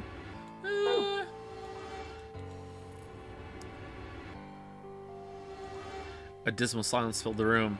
Even though no one spoke, I could see despair on every face. All right. No point sitting around. Until those things actually go off, we've still got a chance. So you're saying... Sigma, you come with me. We're going to have to go look at the number 3 bomb. See if the timer really has started or not. Right. All the rest of you, listen up. I want you to take Alice, Quark, and Dio to the Floor B warehouse. What? Why there? Just listen. Worst case scenario. We'll open the white doors and go through them to wherever they go. Maybe we'll get lucky. Understood. Yeah, that's a good plan, actually. Actually thinking about, okay, worst case scenario, it's a long shot, but let's maximize our chances of survival instead of just sitting around. It's a good plan. I like Fi. We will take them to the Floor B warehouse. Once we've done so, we will begin to search for the input device and the number 2 bomb. Wouldn't it be great if, you know, all the characters acted that way, you know, not always making the best decision, but trying to make good decisions, you know. That would be great. That would be a great story. Good. Thanks. Okay, we don't have much time left. Now get moving. Sigma, you're with me. If I turned without waiting and headed for the door. So specifically here, it's not that they're not making the best decision that's the issue. It's that for the most of the time, most of the characters are literally doing nothing. Just complete inaction. Then there wouldn't be much of a story then, though, would it? No, you can still make a good story around characters being active and actually doing things. In fact, you know, that's by definition it would be a better story, wouldn't it? Like, not universally, but more often than not. Before I could blink, she was gone. I want a story where most of the characters don't do anything. I gave everyone else in the infirmary a quick thumbs up and a shaky smile, then hurried after her.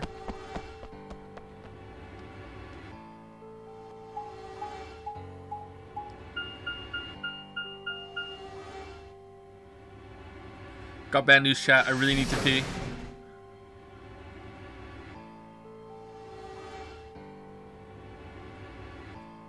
Waiting for Godot. Waiting for Godot is a banger, man.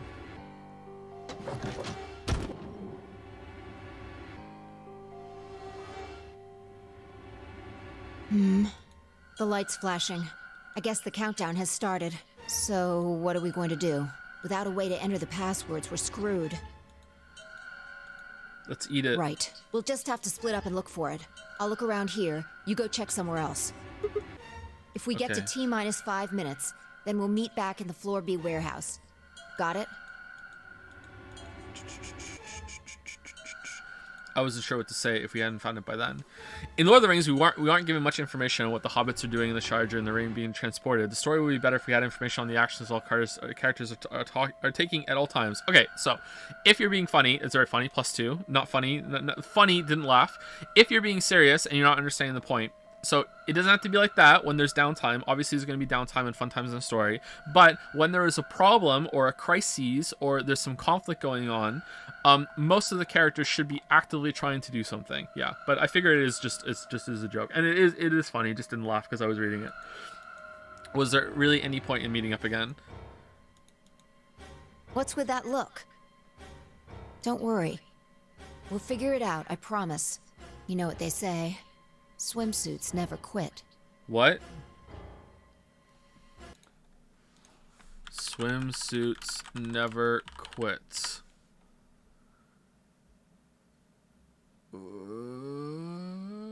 I'm wondering how much of this is the localization team trying to replace jokes where single words were replaced. I have never heard of swimsuits never quit. All right, let's add translation to it. Let's see. Apparently it means ayaya. What? No, that's not a thing. And it doesn't make any sense. Besides, why the hell are you cracking jokes right now? I'm just trying to show you that life is still worth living. What is this pose? Oh my god, are you trying to be sultry? After all, if you quit now, there goes any possibility of you ever seeing me in a swimsuit. I fucking hate anime. Oh, I see. Well, I admit I am a bit curious. Looks like we're on the same page. Alright, can't wait for this to come back later. It's like, oh, we're about to die. No, you told me I would see you in a swimsuit. You can't give up now, Fi. Oh my god, Sigma, you're right. Tee-hee-hee. Here's the last burst of inspiration to get through this problem. They get moving. We don't have time to stand around. Yeah, now I get to see you in the swimsuit. Okay, I have to go pee. Alright, I'll be back. Enjoy this pose.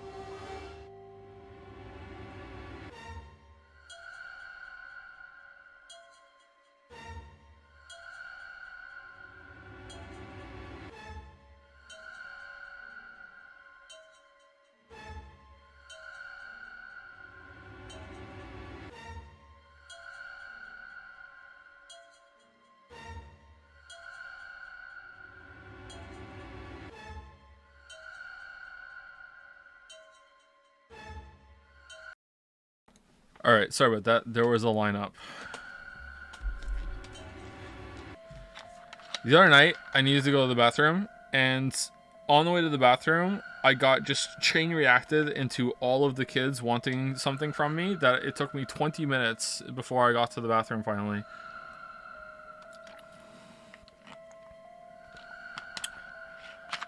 Oh, man.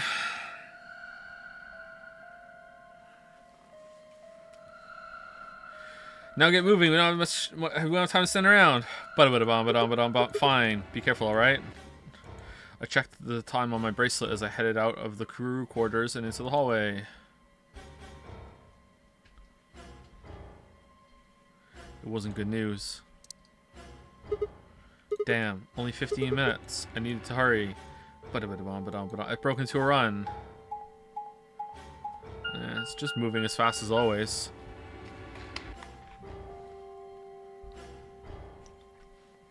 Before long, I found myself in front of the infirmary. All too often, what you're looking for is right in front of you. We spent a lot of time in the infirmary, so it seemed kind of fitting somehow that it might have been there all along, but it wasn't. Or maybe Dio had dropped it there recently. There was no way to know. And in any event, I had to start looking somewhere.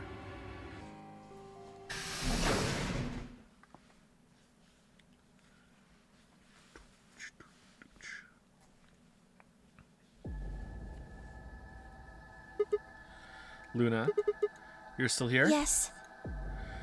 Are you from the apocalypse too? It kind of feels that way. The others are taking the people who are asleep to the white doors. I chose to stay here. I thought you might come back. Why? Because the atom is here. I thought you might want to use it. Isn't that why you're here? What? I mean, yeah, I want to know what's going on with me. It's driving me nuts. Hell, I feel sick. But this isn't the time for that. Being a robot isn't going to mean a lot if I die any...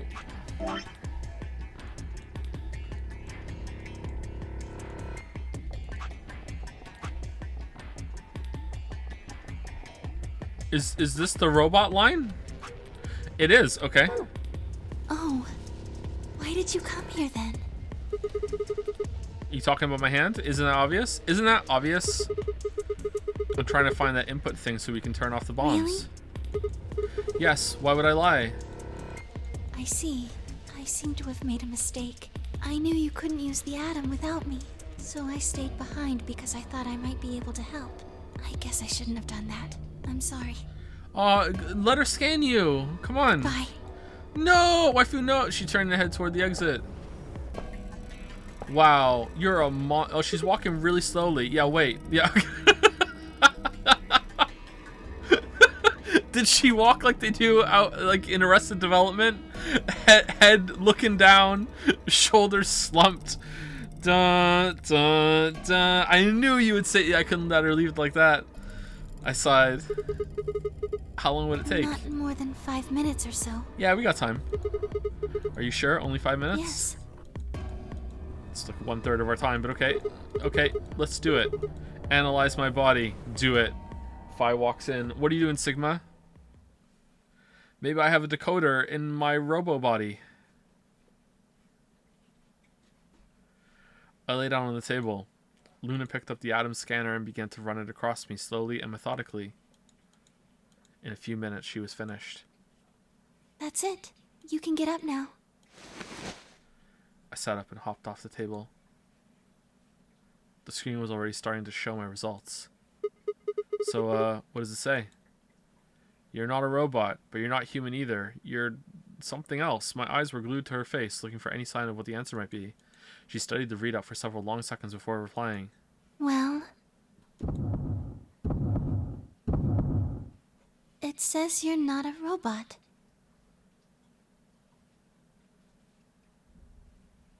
Really? No. You're human. Really? I let out a breath I hadn't realized I'd been holding. My relief didn't last long, But your body isn't entirely human. What? You're part machine. So you're saying I am a robot? Look here. Yes, you are. The structure of the bones in your arms isn't anything close to human. Wait, just our arms are robots. They're made out of a titanium alloy. On top of that skeleton is artificial biological tissue. It's also called ABT. Your arms are cybernetic. How do the drugs work then? Is the cybernetic stuff connected to the real body? Can you even do that? What does that mean? Cybernetic?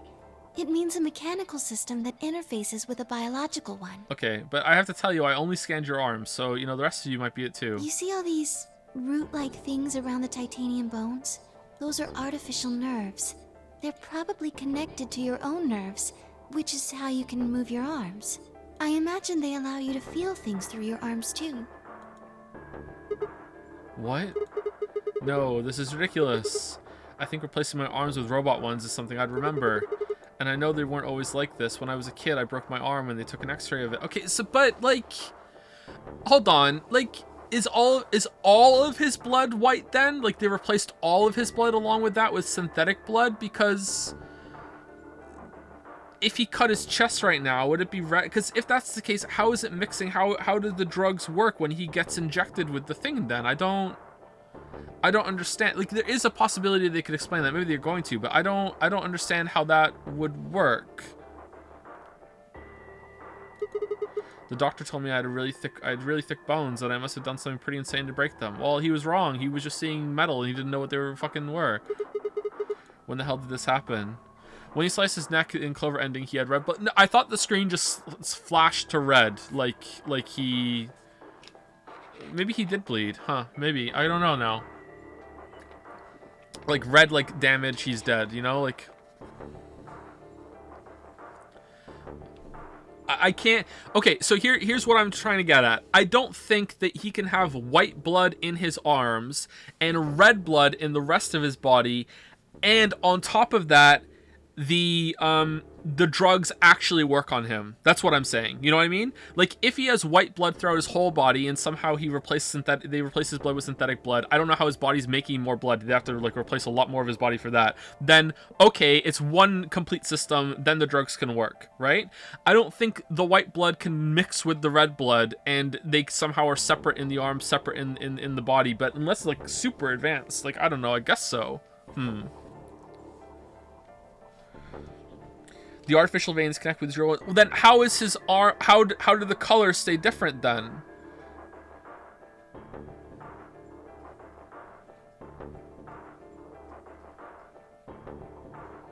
If they're connected, if he cut his arm off, right?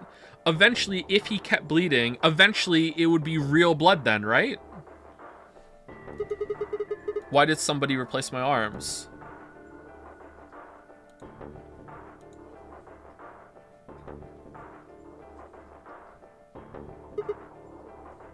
Wait, the arm is his own circulation? Yeah, that's what I'm getting at. If that's the case, then the drug shouldn't work from the bracelet. Maybe he just thinks they work, and because he thinks they work, it's like a placebo effect kind of thing, and he's just like slumped over, and that's why he can stand for a long time after taking the Soparil. But then we get a game over when the real drugs come in. But maybe that's not him dying. Maybe that's him like thinking he's dying, so he morbs out. Maybe? I don't know. Wait. Okay, let's say you're right and my arms are cybernetic. Wouldn't that mean I don't have to worry about the bracelet going on? Alright, here we go. No. Why not? Unfortunately, you probably do still have to worry about that. Okay, Datapon has questions? Why?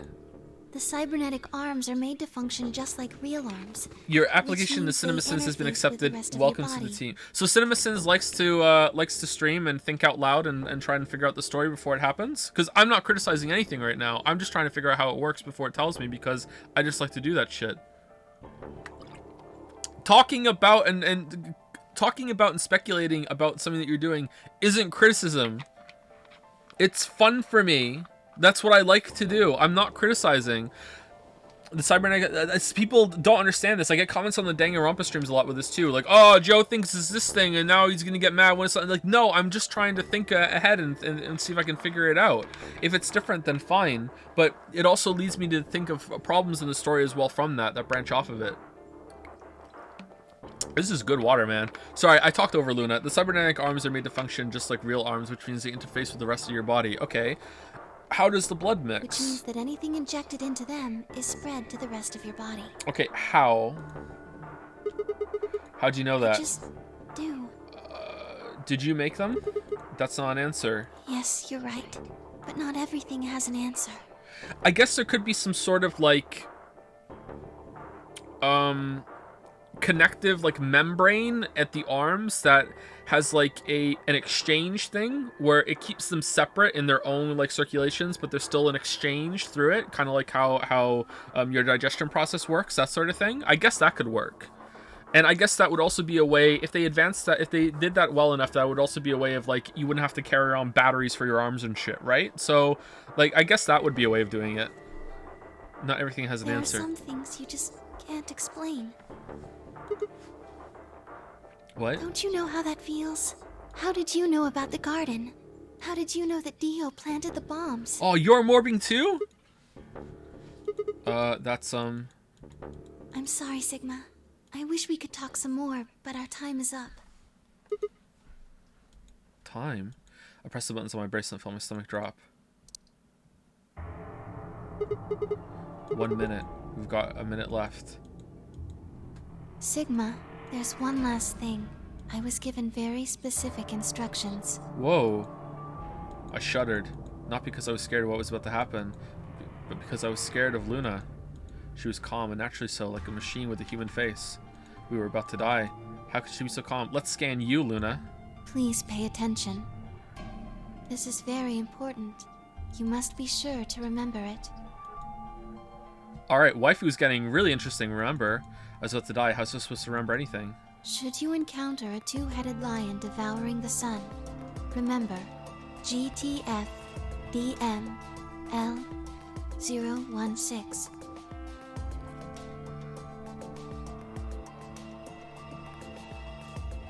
Good to fuck. Download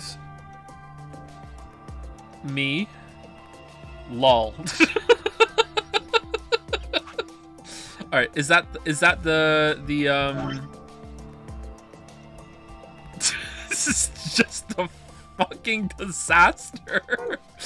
GTF.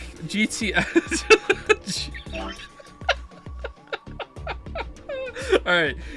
GTF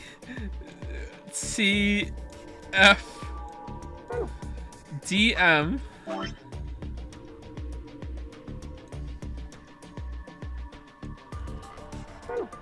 L016 L016. So I'm guessing that's the login, right? I'm guessing that's the login. GTFDM L16. Okay. With this key, the first gate shall be open to you. Okay, so this is two characters now that have been like, hey, I was told to do this. Kay and Clover. Me and Fire Moore been all over the place. Dio is an intruder. Temioji and Quark seem to be just along for the ride as we are, and so do Alice and Clover, to be honest. Honestly, Alice and Clover feel like they're just here just to fill a spot. So, like, are Clover and Kay even playing the game? No, like, Kay leaves. This is weird. And she always votes ally. She's here just to facilitate shit, it feels like. There you go. I hope we can meet again someday. I'll be waiting. In my swimsuit. I'll be waiting. What? Before she could answer.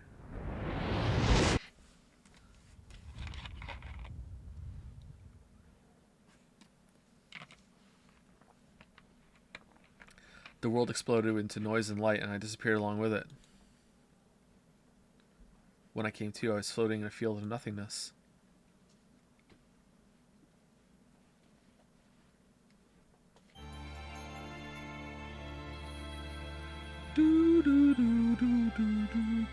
Wait, is this the Luna ending? Because if that's the case, Luna got shafted. Where's Luna's big backstory about, you know, how she's just been wholesome her whole life?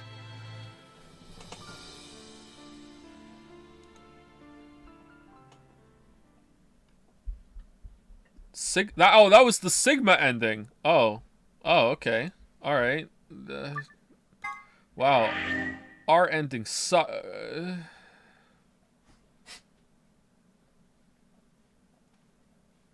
Yeah, I don't think so. I don't think so. I really don't think so. Yeah, no. Okay, so I think we have... Ooh, what's this one? 5 minutes. Okay, are we gonna chop off our arm? We are, right? We're totally gonna chop off our arm. Oh, please. Oh, please. Oh, please chop off your arm.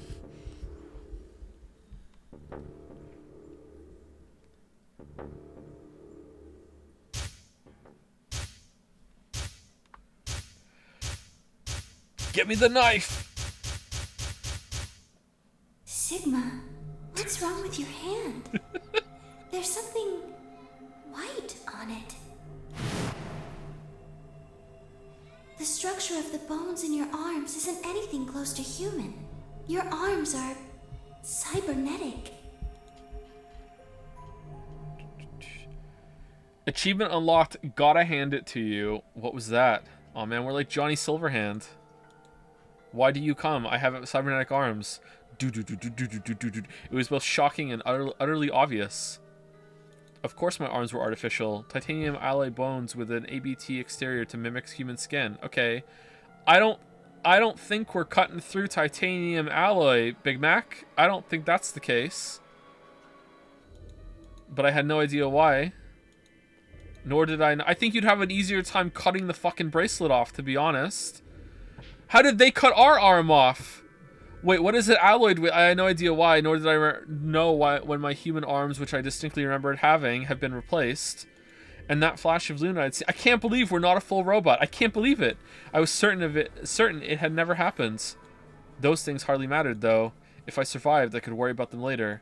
The fact that my arms were mechanical, however, that might be useful. Wait. I called up all the strength I had left and stood one more time. Okay, what if we use our other robot arm to rip the other one off?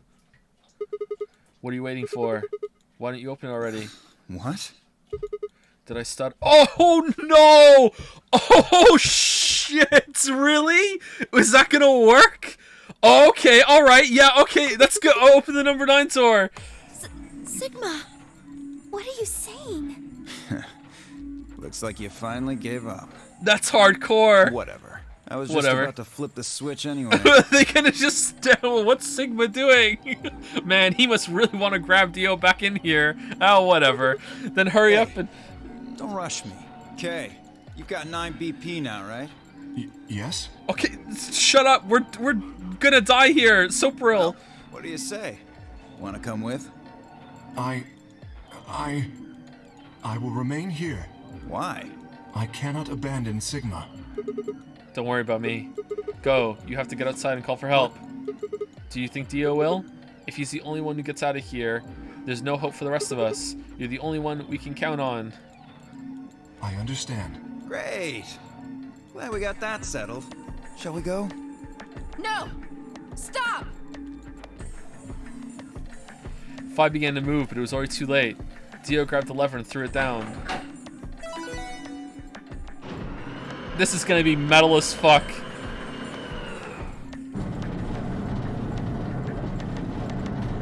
It's pretty thick though. Like you're gonna lose more of your arm than you really need to. Are you gonna be smart though and actually put it like on the bracelet, or are you gonna be like above the bracelet? Like put it on the bracelet, dude. Door has been opened. Oh, actually, maybe it would be better if it was further up because then maybe you could No, there's so much of it's gonna get crushed. There's no reattaching it. Put it on the bracelet. It will remain open for 9 seconds. It's been fun. This motherfucker's about to go in shoulder deep. Shoulder deep. He's well, whoa. Peace. Peace. I promise to call for help and return as soon as I can. Please, do not give up hope. But Sigma, all you needed to do was take rid of your forearm. Nah, I'm on the grind set, literally. Ground my whole arm off. Yeah, I know. Just get going already. Oh, did it wear off? But just UK. Huh? As Dio turned to look at me, I crouched. Then, calling on every last bit of strength my wearied body could supply, launched myself toward him like a coiled spring. Yes! Finally! Finally! Let's go! I slammed into his legs, knocking him to the floor and wrapping my arms around his ankle before he could get back up. Hey! Oh, are we gonna lose both of our arms? What are you doing, you bastard? The door's gonna close! Let go! Let go, goddammit! Let me go! I'm not trapped in here with you. You're trapped in here with me. He lashed out with his free leg at my head, shoulders, and arms, but I held on. Head, shoulders, knees, and I ignored the pain, tightening my grip with every blow. Dose of Sopril right now, by the way. Hey! What the hell is this shit? Why are you doing this? I kept my promise, didn't I? Yeah, so did I. As far as I recall, I didn't say anything about letting you escape. What? We're taking a page out of the Temioji book of promises. Shit! He's right. Yeah, shit, right, yeah, you didn't promise that. Okay, damn, I guess we're done. Stop screwing around, asshole! I have to get out of here. I'm not going to let my sacred mission get fucked up by some self-righteous idiot. Dio began to pull himself along with his elbows, but bit by bit edging closer to the exit. He was headed straight through the door, but the gate was already being closed, and that's exactly what I had planned, all according to Kotaku. I knew that after I grabbed you, you would crawl through the door, and then at the exact point that you got through the door, that my arm would be caught through on your leg, and it would get crushed off. I knew that you would do it. It's not enough that I lose this bracelet that's about to dose me with drugs. It's also that you need to die with only a few feet to spare before it shut. He crawled across the threshold and beyond the door. Sigma! Stop! That's enough! Please, you have to let go. The door's going to shut on you if you don't let go. I'm dead anyway. Heh. Alright. See you later, Dio. No! No, why didn't you kill him?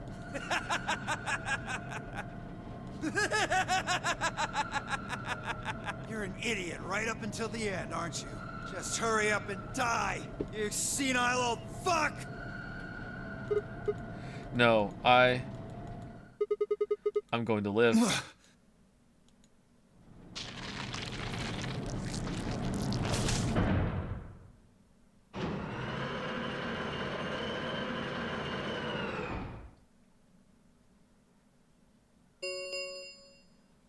The number 9 door has closed. Honestly, isn't this a good plan no matter, even if your arm wasn't fake? Isn't that a good thing to do? Like, the act of crushing it, like, you are a huge risk. Like, don't get me wrong. But the drugs are death no matter what. But getting your arm severed, like, it's a low chance. But there's a small chance that, you know, you might be able to stop the bleeding and you might survive. Like, it's really low. But, like, it is a chance, I think. Right? Like, this is better than just... well, is there a chance that you would resist the drugs? Maybe. If you knew for sure that the drugs were real, like, if I had to take, like, a dose of fatal drugs or risk getting my hand getting chopped off, like, I think there's a higher chance of me surviving my hand getting chopped off than surviving being somehow resistant to the drugs that are going to stop my heart, right? This ends the nonary game. Thank you for your participation. As the game is over, all doors other than the number 9 door have been unlocked. Crushed and chopped is different. What would be better, actually? I don't know. Like, I would think that crush would be better because it might crush a lot of the blood vessels and staunch the bleeding a bit. Whereas chopped is going to be open, it's going to be bleeding a lot more. But I don't know. Would it? Like, obviously, surgically removed very carefully, and then someone being prepared, it would obviously be best. But would how clean of a crush? I'm thinking it's crushed off. Like, he's going to be able to, like, pull it. Oh, is it actually going to be there though? Actually, I don't know. Maybe he's actually going to have to, like, actually, like, wiggle some of it free. If that's the case, there's going to be a lot of trauma there. I don't know what's better. I really don't know. Escape is not possible. Please enjoy your stay. The announcer's voice grated at the inside of my skull. I felt tired, so very, very tired. I felt my eyes flutter closed, and then nothing.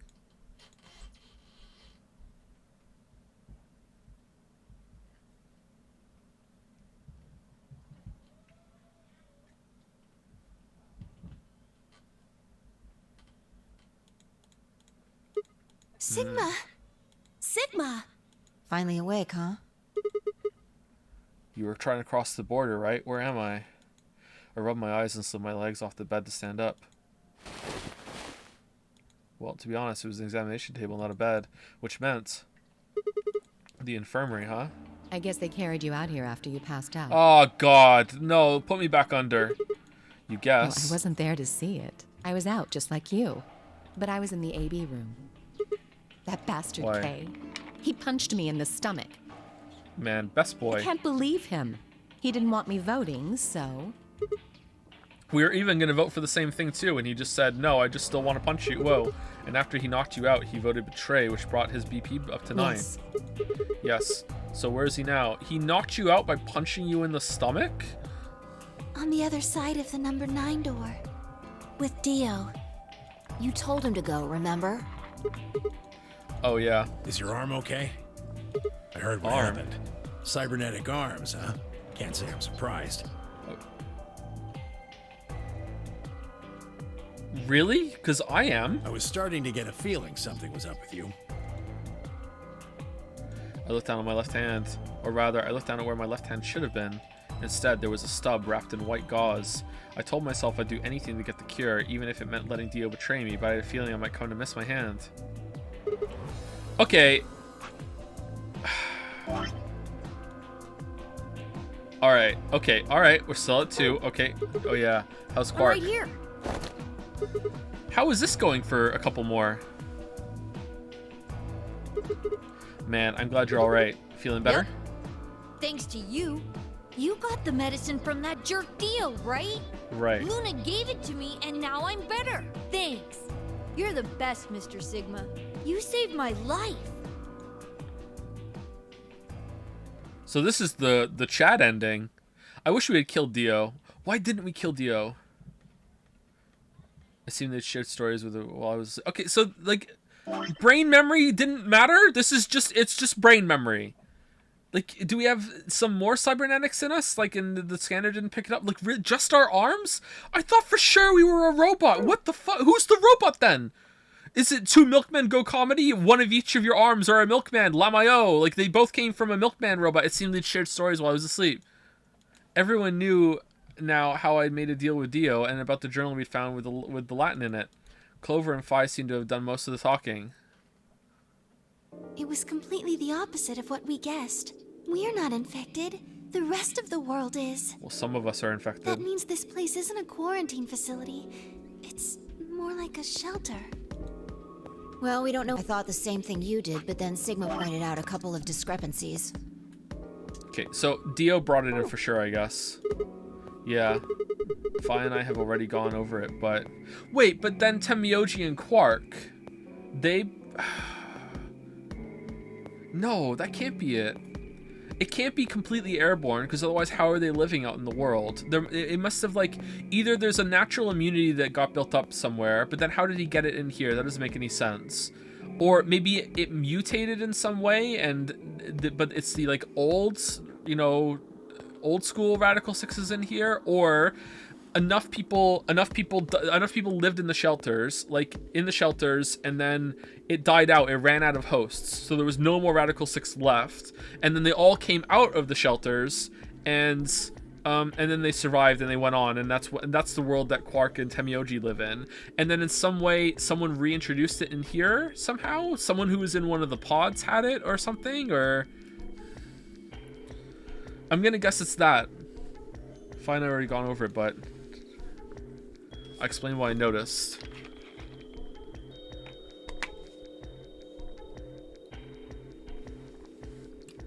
One, if we were in a shelter for uninfected people, why had Quark been infected? Any place designed to keep a virus like that out would have a lot of safeguards to keep anything from getting in. Had the virus really bypassed all those measures, it didn't seem likely. 2. The timing of our abductions and the pandemic's outbreak was strange. It would make sense if we'd been rescued after the disease had become widespread, but that wasn't what had happened. First, we'd been abducted, then the pandemic had broke out. Maybe someone had it when they went into one of the cryopods and they didn't know. We didn't know why Zero had put us in the nonary game. If we were survivors he wanted to protect, then why try to kill us? And if we were in the shelter, why wasn't it safe? Well, what about this? Maybe someone anticipated the pandemic. I don't know who. Probably Zero. Probably the Who. Anyway, they grabbed us before the pandemic really started. Then they put us in the shelter. But then, after a while, he got bored, so he decided to have us play this game to kill time. Okay, yeah, you know what? That makes sense, yeah. Who on Earth, well not on Earth, would make people he rescued play a game where they could die just because he was bored? Well, we don't actually know if there is poison in this bracelet. What? So I ripped my armor for nothing? You're the only one who's gotten injected so far. And when you did, it was only Socoril. What are you saying? That what I did at the number 9 door was all pointless? No, that's not what I mean. That can't be it. I'm sure there's tubocurarine in the bracelets. The Adam's analysis confirmed it. Okay, did all your bracelets fall off at the end? Because the game's over. Can't you analyze it? But what if the Adam is lying? If you're going to do that, then we don't have anything to base any speculations on.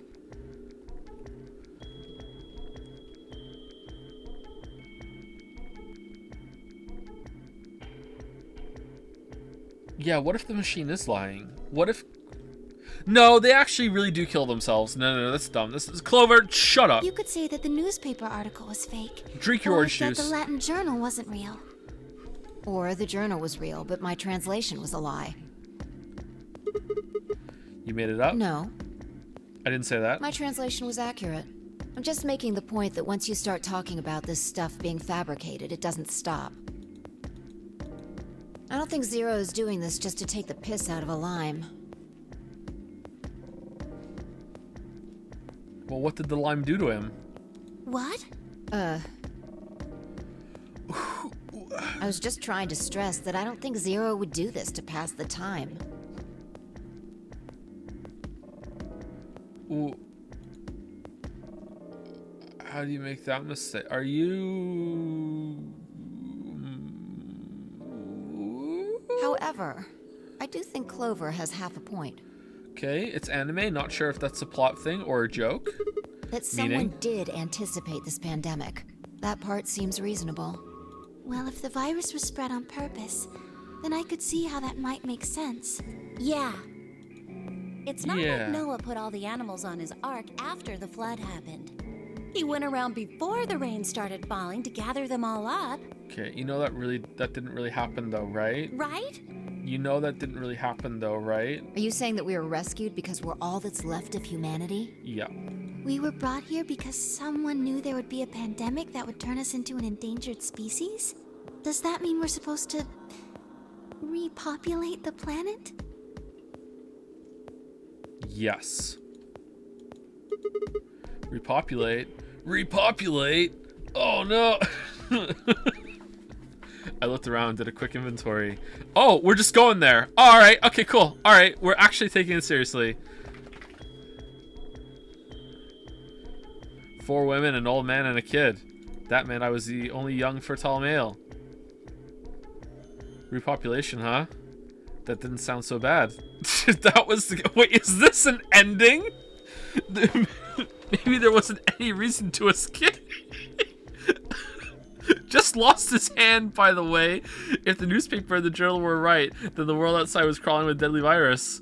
Why would we go expose ourselves to that? This brings a whole meaning to Get Fucked, Alice. This would be the safest, happiest place on Earth. Wait. So that's what we did. Game's over. Okay. Don't point to any of this now. No, that's not true. The game might be over, but we've still got a lot of unanswered questions. In fact, we've got even more questions. True. So, are those answers going to open the number 9 door again? It's all over. Why we're stuck here doesn't mean shit. The 8 of us aren't leaving, ever. That's all that matters. We scanned everyone else with the Atom Machine to make sure they don't have Radical 6, right? Like, we have lots of time now. We're gonna do that, right? Right? You're including the old woman? Natalie Portman face, right? Yeah.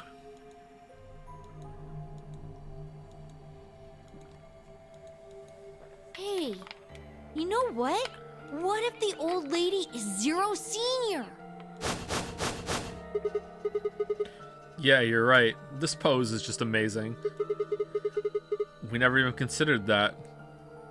Meanwhile, Quark looks like he's like advertising his new Discovery Channel show. But that would mean the person in charge of all this was murdered by somebody. Quark's Larks. That doesn't make sense.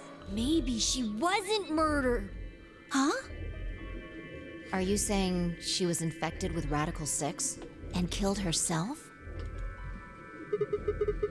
But we didn't find a knife or any kind of weapon in the AB room with her. Maybe she was killed somewhere else. And then someone carried her in there.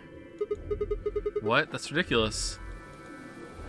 Well, maybe we should go take a look at her one more time. Maybe we missed something. Oh, what bullshit are we gonna find right now? Sure, okay. It is the stabbing in the chest again. We looked down at the body of the old woman. Fi was the first to move. Quietly, methodically, she began to examine the woman and her clothes, and she found a note that said, "Hey, I'm Junie. Hi, Jumpy.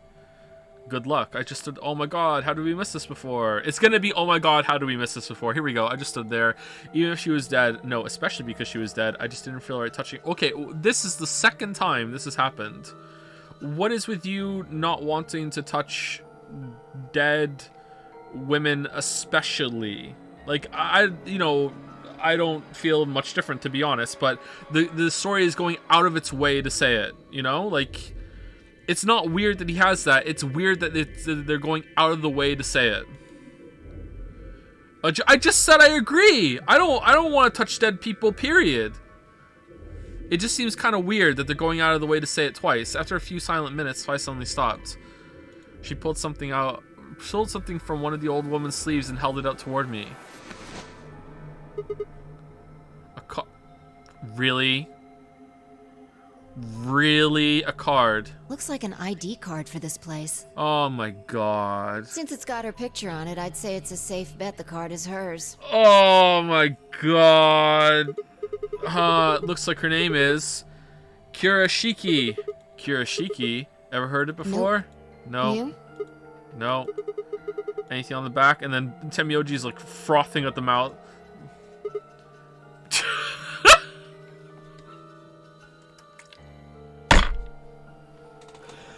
Oh, fucking hell! Oh my god!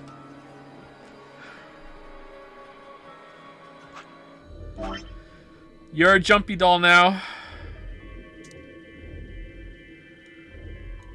Why am I writing this down? I'm gonna remember.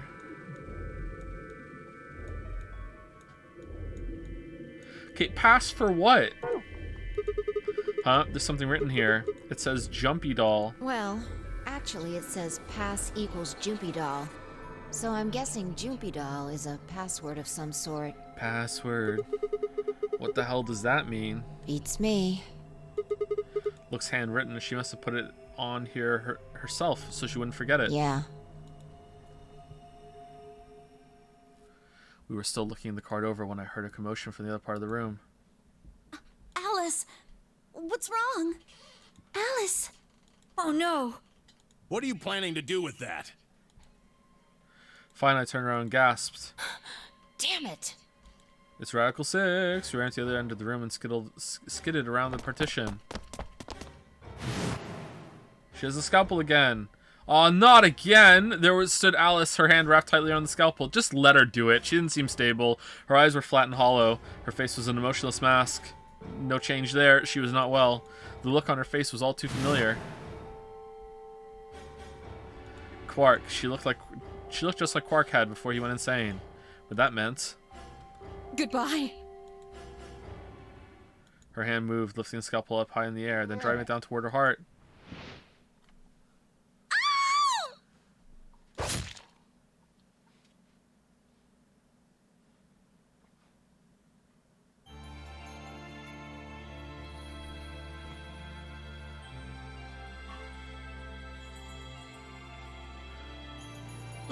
What? So Alice ended the story?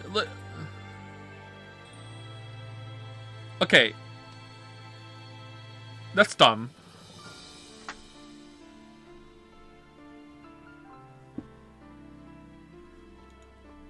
Alright, whose ending is that? Quark. An equal and opposite reaction. Alright, well, Quark's ending fucking sucks. That's the worst ending yet.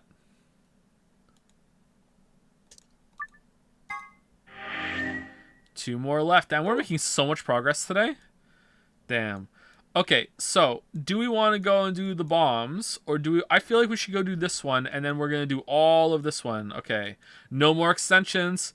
Looking good, Sigma. All right, solve the mystery of the two-headed lion. All right.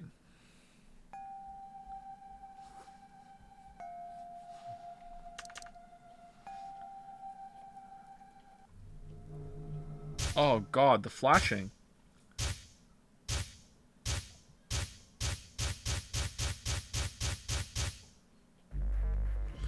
Okay, so is Jumpy Doll the pass and I Love Clem is the login?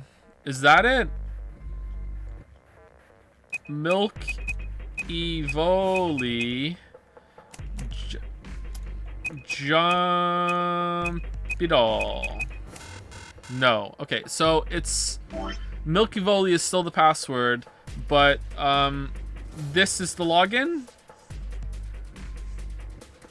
GTFDM whatever the fuck? Does that even fit? GTF DML 016. Okay, that fits. And then Milky Voli. Oh shit. Oh shit. Milk. Oh, for fuck's sake, Milky Voli. Yay! VOD watcher skip town. What are you talking about?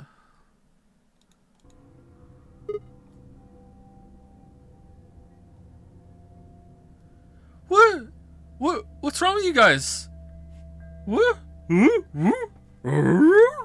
Fine, come on. What's wrong? I got in. What? How did you figure out the login? I don't know. I just knew it. What the hell do you mean you just knew it? I'm orbed. I just knew it means I just knew it. You gave me the same line when I asked you how you knew my Why are you name. bringing that up? It doesn't have anything to do with this. Where's your swimsuit? You sure? It might. What? I don't... Sure. Look. Fucking damn it. Look, just forget about that. Come take a look at this. Sure. She's like, okay. Fine. Just let me get right on that. Whatever. Are you out of your damn mind? Oh, okay. Never mind. Tell me what the hell is going on here. Why do you know how to log into this computer? Are you even listening to me? Fi, in the year 2022, the greatest movie of all time was released in theaters. Flash new screen, Morbius. It was an immediate hit, but it turns out that anyone who didn't see the movie was given a special power to morb. We continue to heal another for several more minutes. But no matter what Fi asked me, I could never come up with an answer that satisfied her. Eventually, she seemed to give up. Fine. You still don't make any sense, but... Alright. I don't think you're lying. Damn right I'm not. And the AB game deadline isn't getting any further away. Alright. Let's see what this thing has for us. Where are we supposed to start? Looks like there's tons of stuff in here. Oh, can you tell me the ID that you put in? I can try searching for that. Maybe we'll get a hit. I gave her what she'd asked for. GTF DML016. I feel like we've seen 016 before. GTF. Is this like... Nah, this is just a code, right? This doesn't mean anything. Her search returned several files, and after examining them for a moment, Fi opened one. Golem unit details. Are these product specifications for a golem? Oh. Oh. Oh. Oh. Ooh. Wait, is Kay a robot in a robot suit? Looks like it. Okay, good. So is GTFTML016 a Golem's ID? Don't ask me. Don't ask You questions. seem to know more about all this than I do. Or is it Luna's ID? Oh, waifu, no! Fine, whatever. Luna's the robot! Just read the file. Maybe it'll make more sense. Let's see here. No! Oh well. Really? Luna? God damn, that might have been my last choice if I had to pick who's a robot. And she's just talking to us about how, oh, are you a robot? It turns out she was the robot all along. Classic robot deception.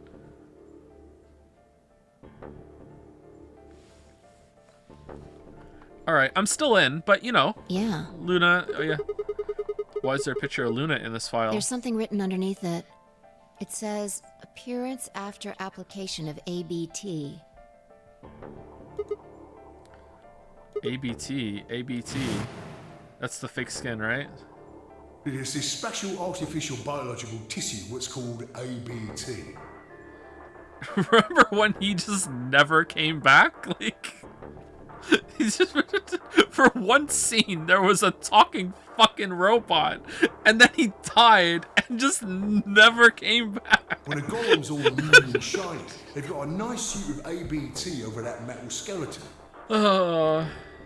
Makes it look right human, it does. Was Luna here for this one? I think she was, wasn't she? Even feels like real skin, with pores, a little bit of hair, and a few pimples, scars and the like. Truth to tell, I doubt you'd be able to tell the real from the fake, even if it was right in front of you. And it was. See, right in the middle. I see. Right in the middle. Luna was a golem, and DML016 was her product ID. That must have been what Gollum was trying to tell us when he stopped. But why? Why would Luna be in the game? So he's about to say right in the middle of you, there's one right now? That's what he's about to say? Does Luna know? Probably. I don't know how autonomous she really is, but I find it hard to believe she would have come here of her own free will. So you're saying she was sent here by Zero Senior? Probably. Wait, wasn't she dead in the infirmary and with red blood all over her? Probably. Or was... No, she wasn't she? Look. At the bottom of the screen, it shows her current status. Currently operational. Executing special mission. You think her special mission is to participate in the game? Probably. Or was that the path when... I'd have to see the picture again. Was that the path where she was dosed in the crew quarter? Oh well, how does that work on a golem? What was in that? Okay, I have so many questions. Didn't she have like a red bruising around that? Wouldn't that be like white then? Yeah, whatever. That's kind of a nitpick. Is it though? Like, it's a murder mystery. So why did Zero Senior want a robot as a participant? You think maybe it was to supervise the rest of us? Maybe if something unexpected happened, she was supposed to correct it or something? What if it was some kind of Voight-Kampff test? A what? It's from an old... That might almost explain the whole game, actually. So sorry. If it's from an old book, it's to see how human she was, whether or not 8 people would be able to figure out she was a robot. That might almost explain the whole game, actually. I hope not. Making us solve puzzles and play the AB game. All of those things could have been designed to give us a chance to see her true nature. So, kind of like the Chinese room. Yeah. Luna is the girl locked in the room. She actually really was, too. And the 8 of us are the people outside it. Okay. Well, like I always say... It's just a possibility, right? I'm not saying that. All what matters is if the person next to you does what a human ought. It's as I always say, I'm not saying that. Looks like a person, acts like a person, and talks like a person, then it's probably a person. When did you figure it out? That she was a golem, I mean. Right now. Yeah, Yeah, Sigma, yeah. I didn't know until I saw this stuff. Yeah. You're lying. What do you mean you're lying? When I told you about what happened with Gollum in the pantry, you said something about how this game might be sort of like the Chinese room. I don't know why I said that. It just felt like it made sense. Like you just knew it? Yeah. Look, forget about that. See Luna's status? Yeah, it says the same thing it did a minute ago. Currently operational. Oh, so does that mean she's fine? We can go revive her?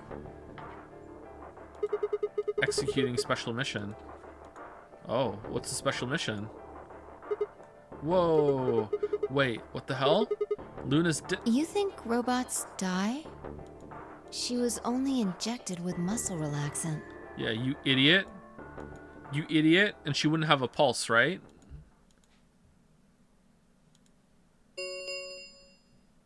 Ten minutes remain until Ambidex game polling closes. Could you imagine like touching someone, like you have like your fingers on their neck and they're alive and everything, but they don't have a pulse, right? They feel warm and they feel fine, they feel normal, but they don't have a pulse. That would be so hot. It's so weird. Like that, like, oh man. So I guess that's why she didn't have a pulse when we checked her. 10 minutes remain until Ambidex game polling closes. All players, please enter your votes. If no vote is recorded before the deadline has passed, any non-voting parties will automatically ally. Of course. Luna's the one who opened the AB gate. That might not be the only thing she did. Look.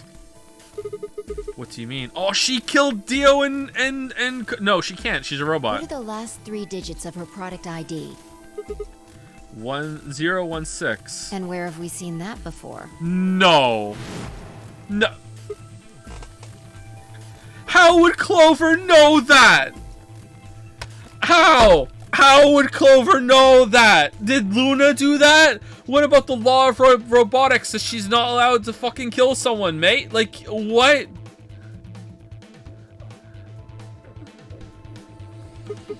No, I don't believe it. Are you saying it was Luna who handcuffed Clover and Temioji? We should Because go if check so, her I'm body. getting more and more interested. You We should remember go. where it is? The crew quarters, of course. I remember. Oh, are we gonna have to vote?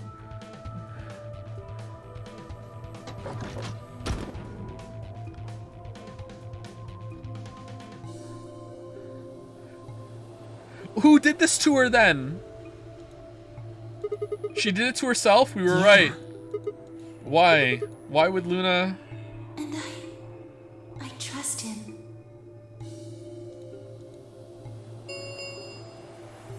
Five minutes remain until Ambidex game polling closes. God, I can't wait for them to never explain how she has the number written on her thigh. Let's go. I'm just never gonna say The it. game hasn't stopped. If we don't vote, we're going to get penalized. Oh no. You're gonna vote ally, right? I'm not saying that.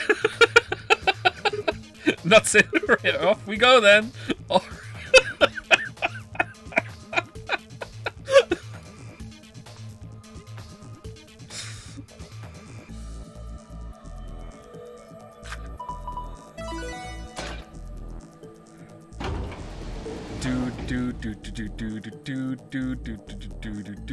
So Luna killed Kay and Dio? Why would she? Has she malfunctioned? Or whoa, what the fuck is this? Invalid pair detected. Please retry with valid partner. Oh yeah, forgot about this thing. Right. Luna's bracelet.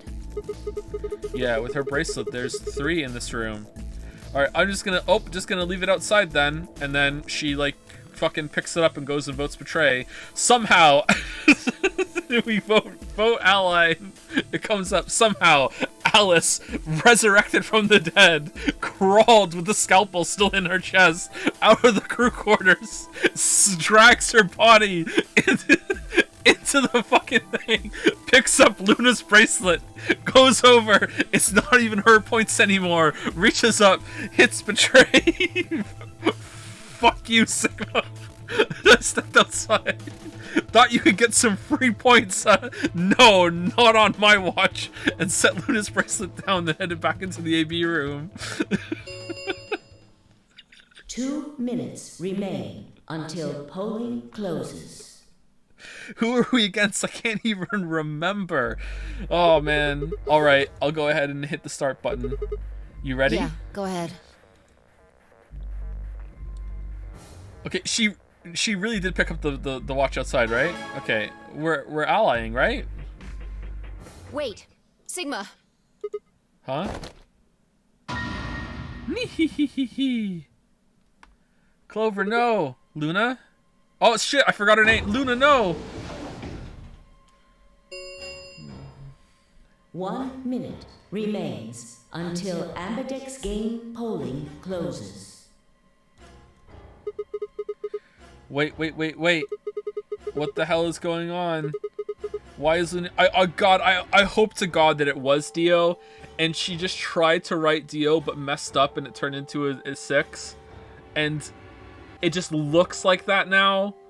And we think it was that, and it turns out, no, she just fucked up writing Dio. Why is Luna... She's probably planning on participating in the game. Okay, we're voting ally. You mean she's gonna take the bracelet and go into one of the other rooms? Yeah. Yeah. How's she going to vote? Betray. No, she won't. I'm sure of it. No, she won't. No. Why else would she have come here? No, she won't. If she wanted to vote ally, she could have just waited for the deadline to pass. Nope. She's got 7 BP, right? Yeah. Yeah. Why are you asking, though? Her BP doesn't matter right now. What? Have you totally lost it? She doesn't have her bracelet on. And besides, she's a golem. She isn't trying to get out. She's trying to keep us in. Whether she has 9 BP or not doesn't mean anything to her. Then why is she doing this? Isn't that obvious? Isn't that obvious? She wants to keep our BP below 9. Say she defaulted to ally. We could choose whatever we wanted, and we'd still get 9 BP. She's here to make sure that doesn't happen. 10 seconds remain. Okay, you know what? You're making some good points, Spy. Ambidex game polling closes. We have no reason to not vote Betray. 9, 8, 7, 6, 5, 4. And I trust him. Oh man, all these reasons to vote Betray. 2, 1.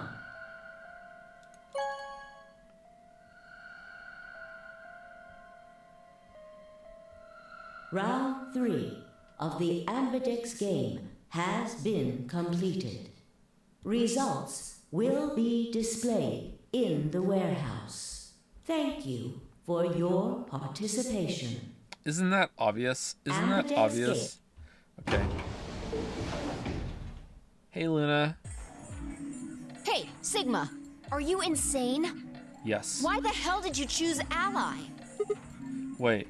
Well, here's why I chose Ally, Fi. Even if we got 9 points, we're still not leaving. And even if we lose the points, it's not like we're, you know, gonna have any... It's not like we can't get them back later. We're not gonna die. Now we can talk to Luna and figure it out. And then we can just keep playing the game again over and over and over again until we get to 9. There's no reason to vote Betray. There's literally no reason to do it. The only thing that comes out of this is that we'd piss Luna off. Even if we had the points to leave right now, we're still not gonna leave. We need to figure out what's going on here. Wait, we can talk about that later. Right now, I want to see the results. She's gone. Where'd she go? That's odd. We came out the moment the gates opened. She's still in there. There's no way she could have left already.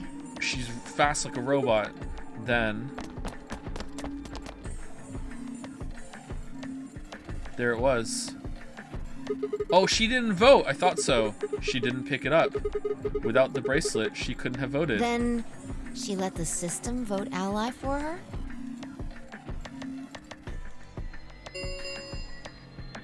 Results from round 3 of the Ambidex game will now be displayed. Please direct your attention to the results screen. Or she's in there right now, like Mission Impossible-ing on the ceiling. Right, the results. Yeah. Let's go have a look. Okay, I don't think we need to, though. Please, somehow Alice voted Betray from Beyond the Grave. Oh, please.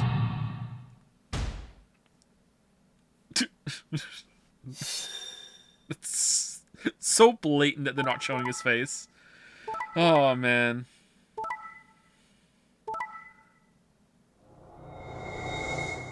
Whoa, I don't remember seeing these before. Yeah, let's go, Luna. We can all leave. Together. Points have been assigned or subtracted accordingly. Please check your bracelet to see your updated bracelet points. Okay, if only Luna took her bracelet, then she could have seen that we voted ally and we want to be friends. Since Luna didn't vote, she got set to ally automatically, and the other 6 got penalized. Okay, hold on. It's been a while since we did this line, right? So, Luna got injected. Alice got stabbed. I guess the purple skulls only show up if both pairs are dead.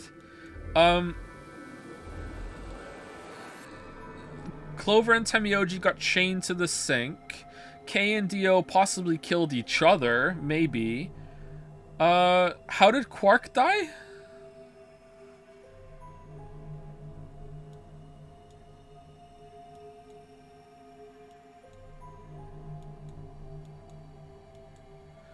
Oh, it's a not voting penalty. Oh, okay. So, oh, he's dead now for sure then. All right. No, he has his bracelet off, right?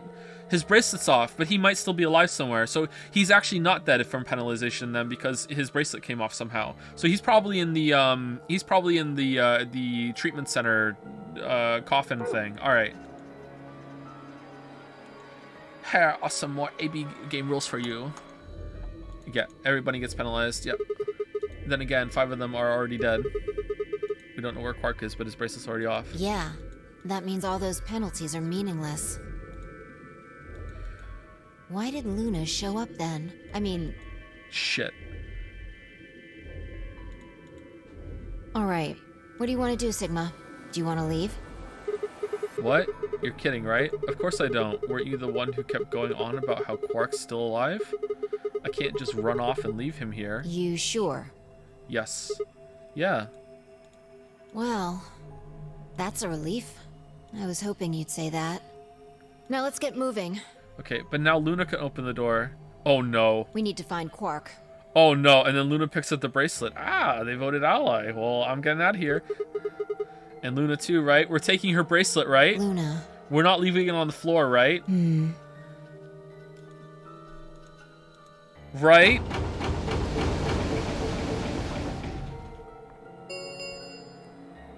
The Ambidex gates have closed. Round 4 of the Ambidex game will be the Star Round. Star keys.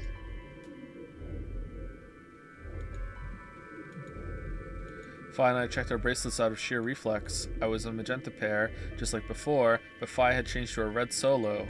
It didn't really matter though. Both of our bracelets showed the number 9. All we had to do was open the number 9 door, and we'd never have to play another AB game again. We still have to vote though. Alright. Quark comes first. Okay, so we still have to vote, which means that, like, if we want to stay here for days, we're not going to be able to sleep more than fucking 40. No. You could sleep more than 45 minutes. It's just no one can start the game. Okay, that's fine. All right, Quark comes first. Let's go. She spun around, headed for the silent door. I followed on her heels. You picked up the bracelet, right? No. Okay, so we're gonna get like a couple steps in, and suddenly the voice is gonna come over. Number 9 door opening, the closing in 9 seconds, and we're gonna run, and we're not gonna be able to make it. Here we go. Here we go. My God.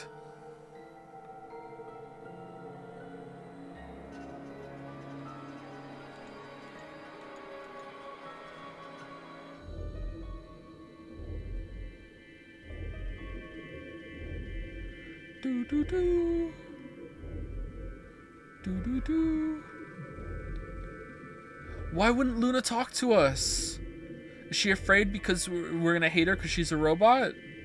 I guess that's a good fear, but like if she picks up the bracelet and she sees that we voted ally because she has the point, she'd be like, "Oh wow, they voted ally. That means that's a like clear communication. We want to talk, right?"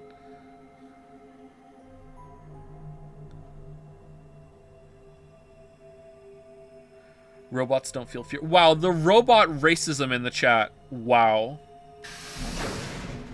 Wow. Okay, she still hasn't opened the door. Sigma, there's something I want to ask you. Alright. What is it? Oh, this is the horny room. Okay. There are 3 doors here. You, Alice, and Luna went through the one on the right. That took you to the Golem Bay, correct? Correct. Yeah. According to the map, that's the door on the bottom. There's a lever on that thing in the middle, right? We pulled it, but it only opened one of the doors. What about it? Take a look. See the lock? Open? Yeah. Then who the hell opened it, and how? There's only one person who could have opened it. Quark. Luna. Oh, yeah. All right. Let's head in. Okay.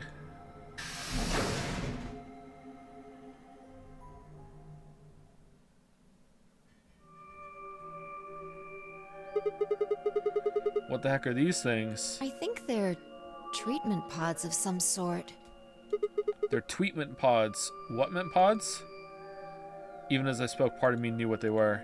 I didn't know how or why, but I felt a strong sense of deja vu when I looked at them and suddenly realized I knew exactly how to operate the pods. I get deja vu all the time. Does that mean I'm morbing? Oh man, am I a morber? Am I a morbhead? Holy shit. It was a strange, unsettling feeling, as if somewhere deep inside was a version of myself that I didn't actually know. One of them is lit up. The one on the left, is it being used? Any fellow morbheads in the chat? The glass is all fogged up. Many people are morbing this? Can't really see inside. Let's crack it open then. Yeah. Let's get cracking, yeah. My god, it's Quark.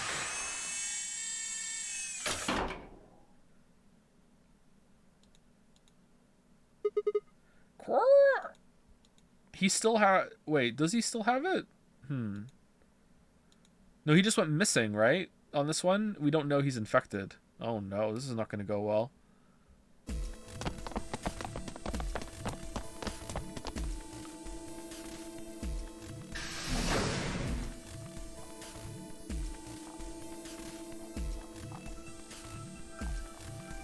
Our feet pounding across the floor of the warehouse. Wait, what's going on?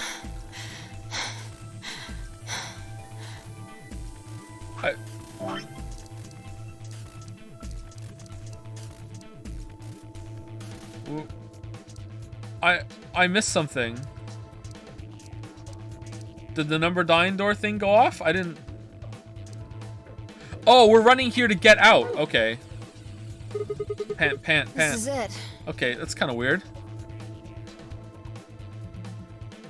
Quark's body bounced in my arms there. Don't we want to find Luna? His pulse and breathing were normal. He was limp and unconscious, but he was alive. The pod's display had given us little information on his condition. As far as we could tell, he'd been given an anesthetic, which had put him to sleep. Ready? What's wrong? You're supposed to say, yeah, sure.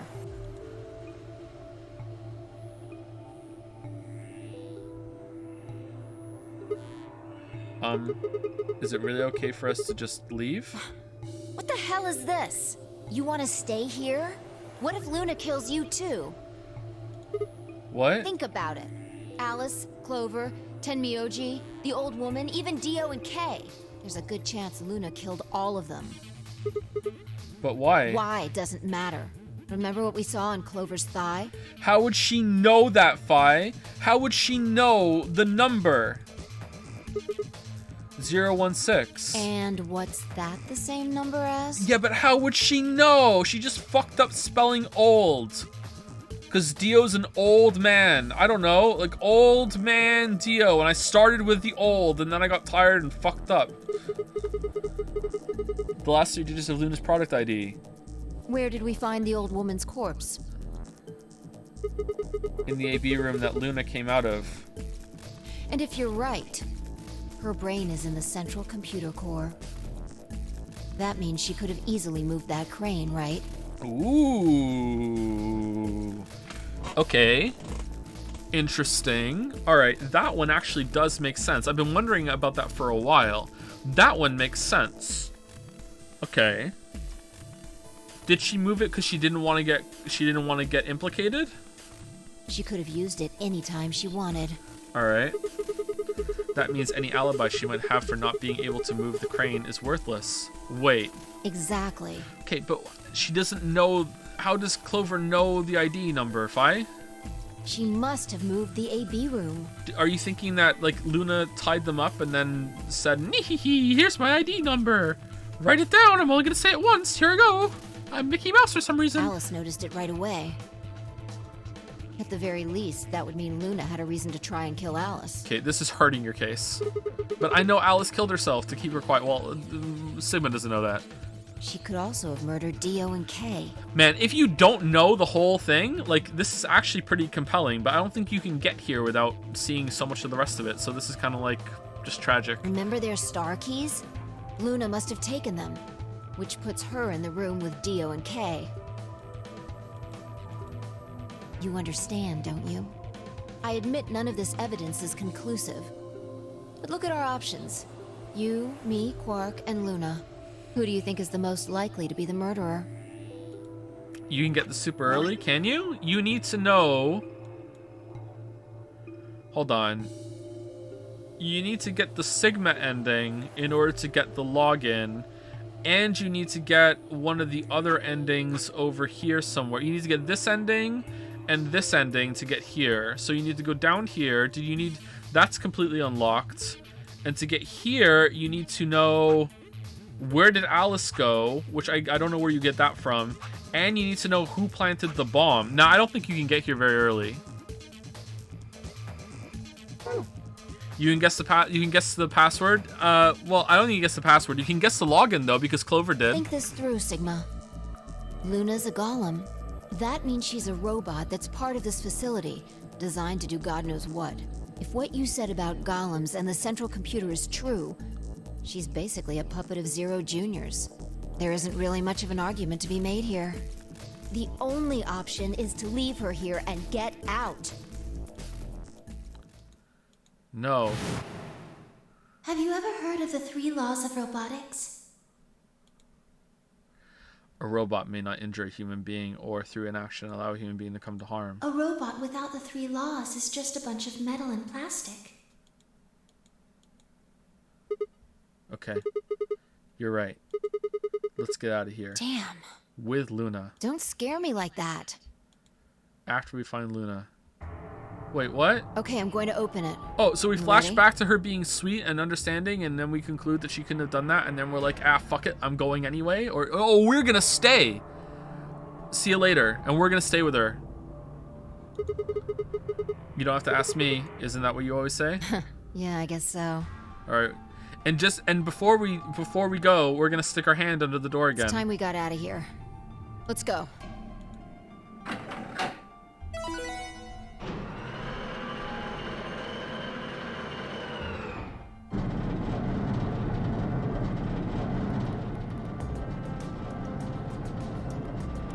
With a heavy labored groan, the number 9 door began to open. As soon as the gap was wide enough to admit her body, Fi slipped through it.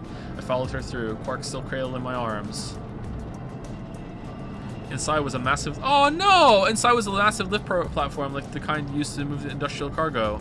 Fi turned to face me, and I shoved Quark into her arms. Okay, there we go. Alright. Huh? Fuck you, Fi! Before she could respond, I spun around and ran.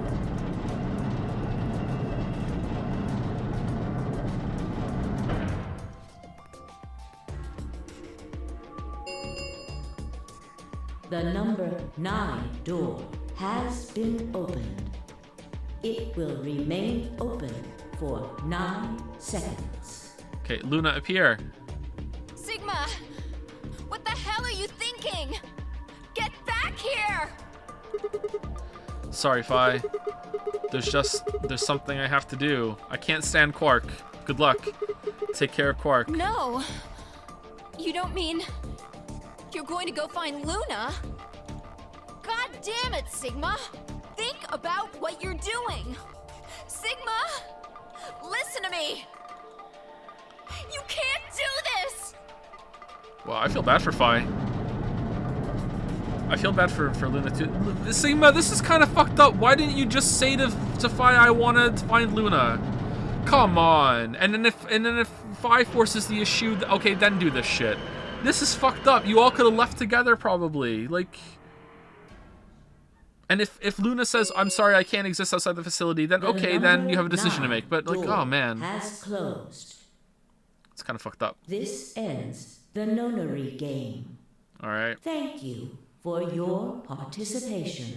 I thought this was going to be a much more involved ending here. Okay, is this going to branch down? I don't think so. All right. This looks like the last branch down then, unless this one even goes further. Actually, it goes up here and down here, and it actually goes over a different line, and there's fucking more options and more AB game. As the game is over, all doors other than the number 9 door have been unlocked.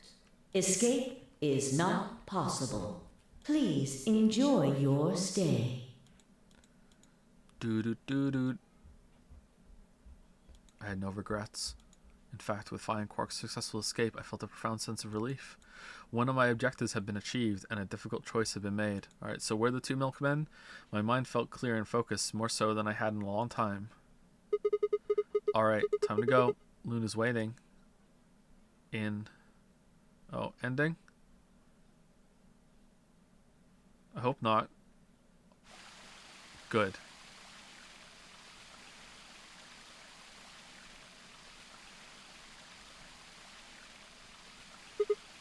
Luna, I knew you'd be here. You knew? Oh, right. We haven't talked here in this one, huh? Isn't this nice? This is the only place in this whole facility with anything green. I kind of feel silly saying it, but it makes me think of the great outdoors. I think it's the perfect place for a serious conversation. Being surrounded by nature makes me feel happy. I'm not sure what you meant just now, but are you talking about something that happened in another history? What? I know what you can do. Someone told me about it once. They said that you have the ability to transport your consciousness through time. Who told you that? This bird. A little bird told me. Luna looked down at the music box around her neck. Carefully and delicately, she twisted the dial on the bottom. Have we got Luna's ending yet? No, this is Luna's ending. Okay.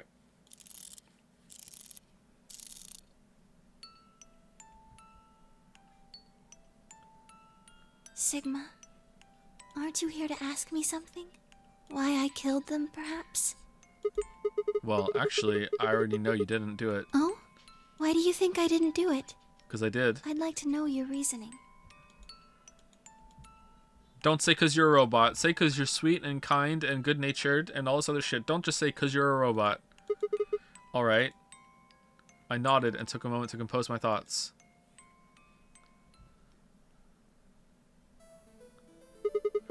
Might as well start with the old woman. There's no point being around the bush, I suppose. Dio killed her. Why do you think so? Her left arm had blood spatter all the way up to the elbow. I mean... No, it didn't, except for a stripe on the wrist that was perfectly clean. What could have caused that? My guess is a bracelet. It got covered with blood and kept her wrist clean. Obviously, none of our bracelets had blood spatter on them, but Dio's bracelet reacted to the luminol. That meant Dio's bracelet had to have come from the old woman. Is that your proof? That's why you think Dio killed her? No, that's only enough to suspect him. After all, he could have just taken the bracelet after someone else killed her. Then why are you so sure? Because he confessed. What? After his bracelet reacted to the luminol, I confronted him. Alright, fine. You caught me, I did it. I killed the old bitch and took her bracelet. Wait. But he confessed under duress, so it doesn't count. When did that happen? Another timeline. In a different timeline. Isn't that obvious? Against the rules? What rules? I hope you're not going to try and bring up Nox's 10 commandments. What? Let's go through all 10. Does it really matter if it's against the rules or fair? The truth is the truth.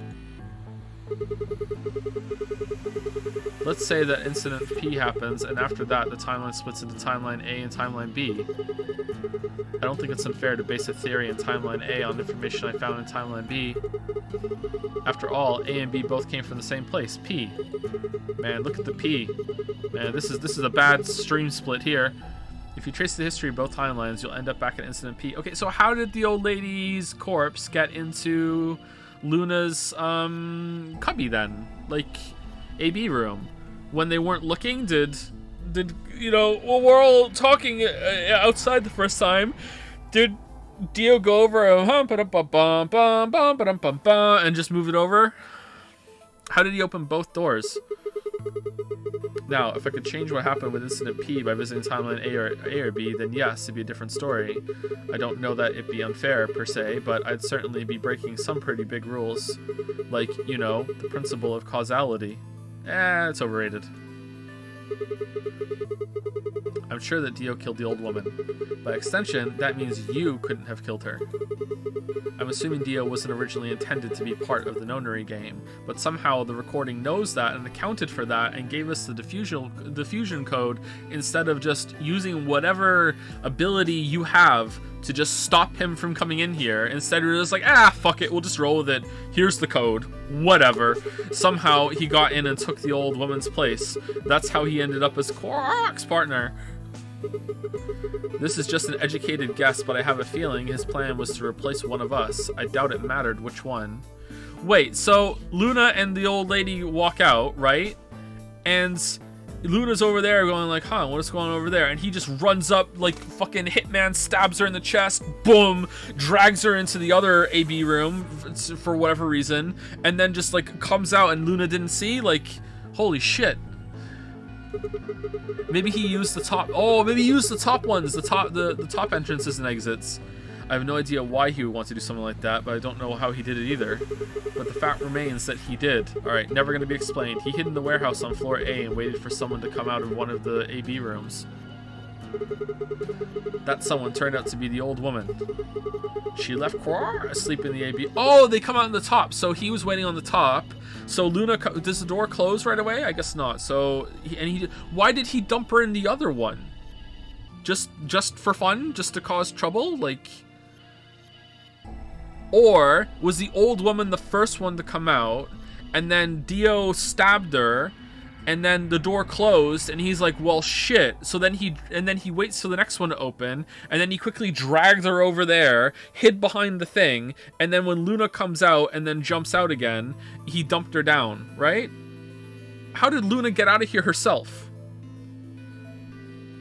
Whatever. Somehow he managed to get close enough to stab her.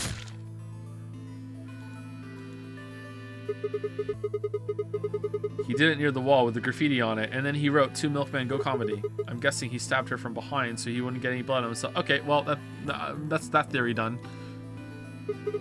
As soon as she was dead, he wrapped the knife up in her handkerchief. No, wait, actually, he probably took the bracelet first. Then he would have needed to wipe the blood off, so he used the handkerchief for that too.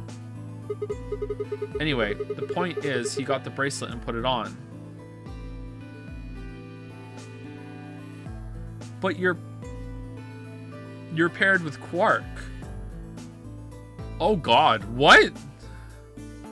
Was Quark still dosed? Anyway, he got the bracelet and put it on. Wait, what? Then he wrapped the knife up and hid it between the rightmost AB room and its neighbor. He probably didn't expect that they'd move, or he would have put it somewhere else. Quark was asleep? Yeah, I guess so. After that, he headed back to the AB room that the woman had left. Quark would have still been fast asleep, so as far as he knew, Dio was the whole time. Yeah, that makes sense. Okay.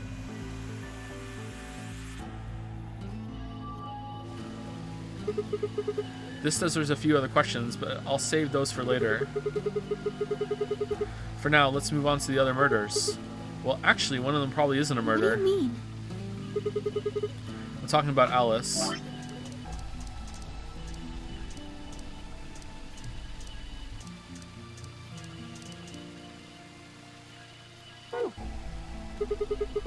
I'm pretty sure she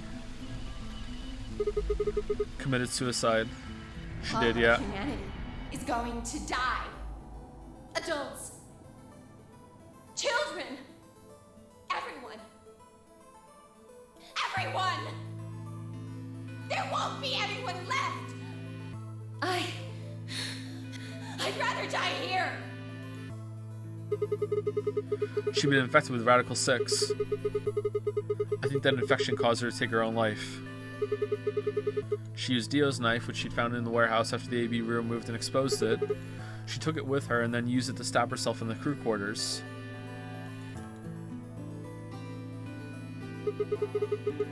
Next are Clover and Temioji. The first question is, who put the handcuffs on them? The clue is the message Clover left, 016. If you think about it though, it doesn't make sense. Clover's left hand was in the handcuffs. That means she would have had to write it with her right hand on her right thigh. I feel like it would be really hard to do that, you know? No, not even a little bit. And also she didn't have to do it on her thigh. Or the right thigh. Like, why not just use your left thigh? The thing is, I think she did. What? No! Fuck off! And she just didn't check the other thigh? Which, no! Didn't I say that as a fucking joke? When she died, her legs slumped together and the message got transferred to her right thigh. We just never saw the original because you didn't bother to check the other leg. What? In other words, she wasn't trying to write the 1016. Shit.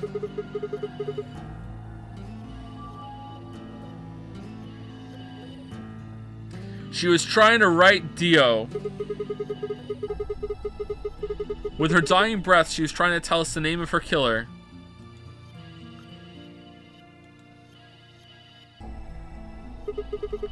Now about Kay and Dio.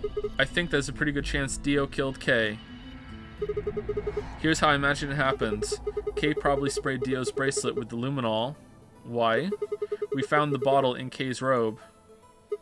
He would have seen the reaction immediately, but Dio would have known what was coming.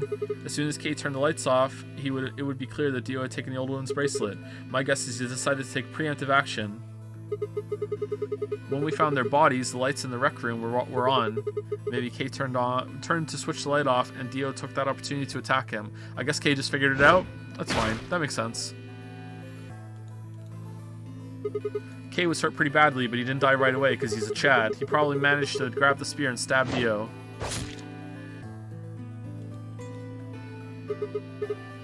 And then died. Okay, that's blood, so not a robot. Okay.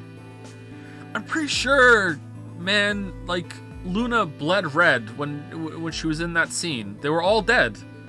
And there was red blood all over it. Everyone else's red blood just went over hers, Lamayo, then he died. So that accounts for all 6 bodies, none of them your fault.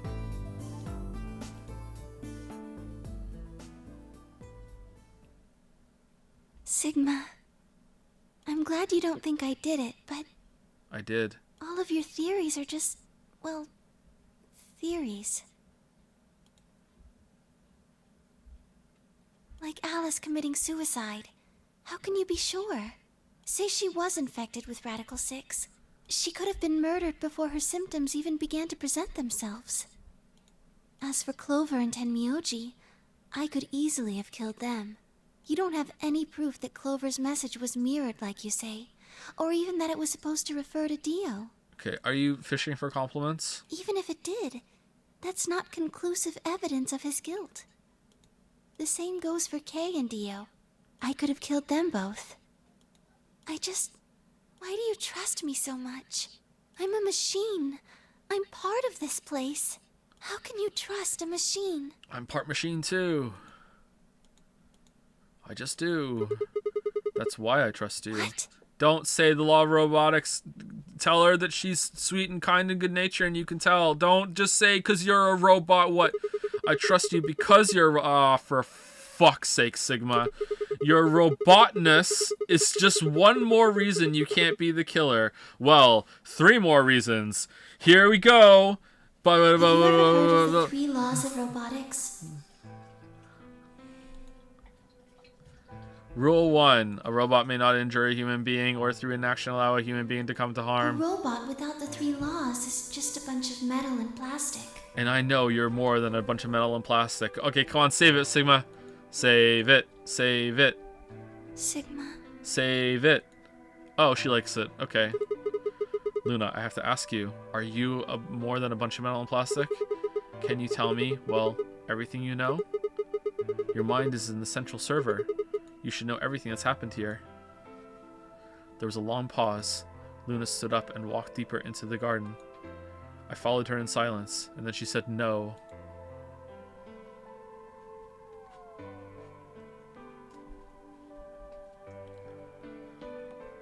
Why would he not say that? Why are you trying to woo a robot? I will not be kink-shamed in my own house.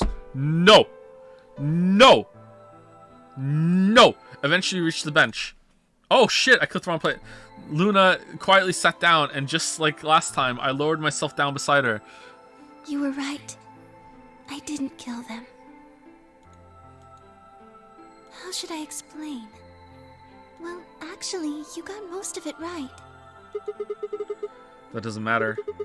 Tell me everything. Well, first, yes, Dio did sneak into the facility. He used the large cargo elevator and came into the warehouse on floor A through the number 9 door. Since the game hadn't started yet, anyone could go through it. That doesn't really sound like sneaking. It sounds more like he just walked in. Yes, I guess you could say that. He did get in pretty easily. But that's because Zero Jr. lured him here.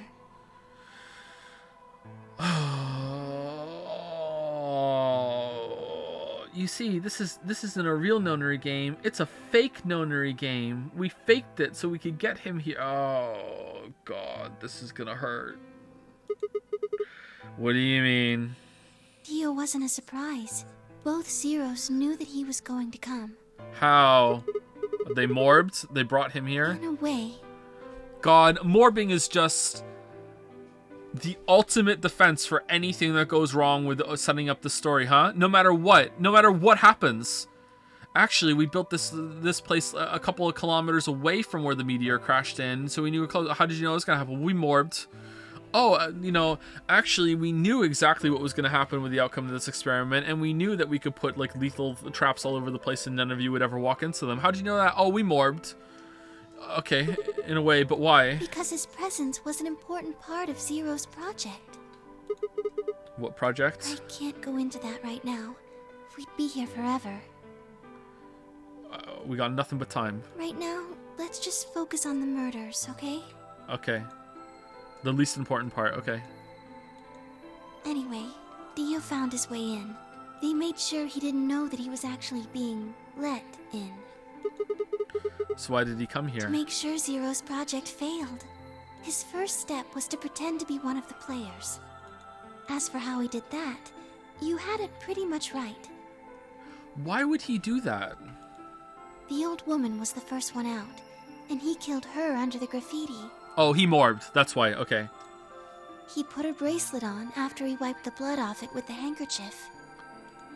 Then he wrapped the knife up and hid it between the 5th and 6th AB rooms. 5th and 6th.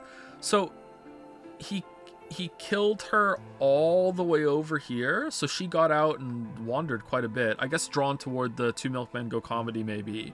And then he goes all the way over, unless she was also in on it because she morbed. And then like, wow, that's a long way to drag a person without any blood being anywhere, huh? Okay. Counting from the left in their original placement. In other words, the rightmost room would be the 6th room and the one next to it would be the 5th. Right. After that, he went back into the 5th AB room where Quark was sleeping. Then he just waited for Quark to wake up. Okay, I'm sorry. I missed something.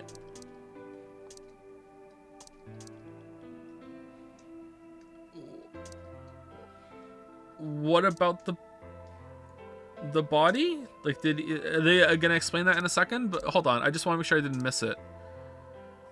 It didn't say what he did with the body, right?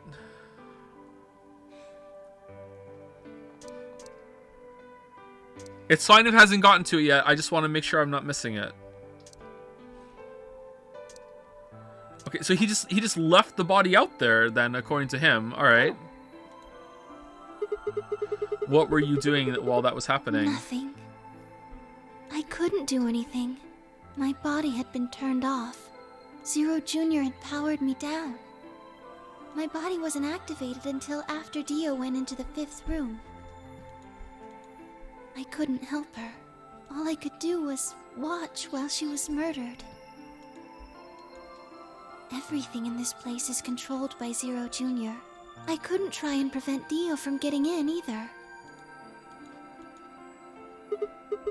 Wait, if Zero Jr. controls everything, then he was the one who moved the 6th room with the crane? Yes. Okay, and he only does that on some paths? That's right. Why? Zero Jr. moved the room, not me. Then who moved the old woman? Me. Okay, why? It took me 10 minutes to get out of my AB room once I was turned back on. I ran over to check on her as soon as I did. Then I carried her back to the room I'd been in. Why? Why did you do that? Because I was ordered to. Okay, by who? What?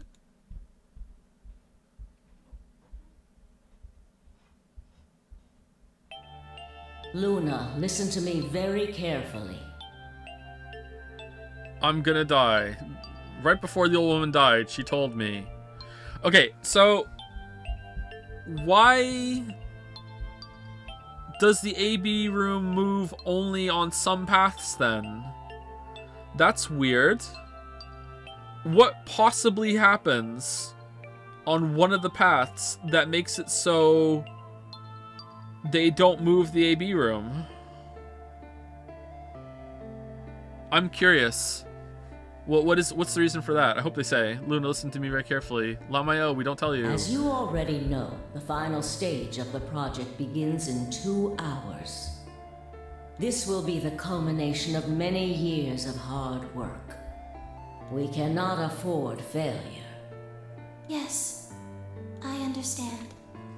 Then let's make sure. What is your mission? Enter the nonary game as one of the participants and observe the actions of the other players.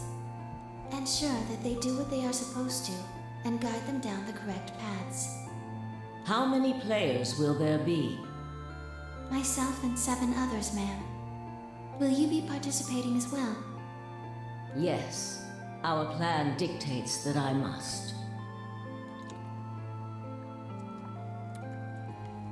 One of us has morphed back from the future and knows that I get killed early on. Dio will be entering this facility presently.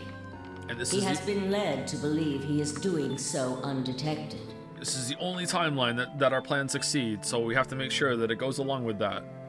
Really? There's no other timeline that succeeds other than the one where someone sneaks in with antimatter bombs and stabs you and replaces you at the same... No, there's no other timeline where it succeeds. Okay. Alright, I guess we have to do that then. You've been briefed on him already, correct?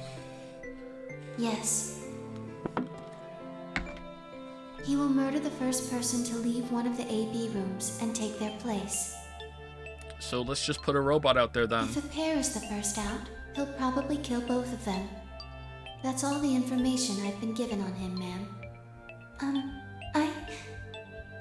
Is there a problem?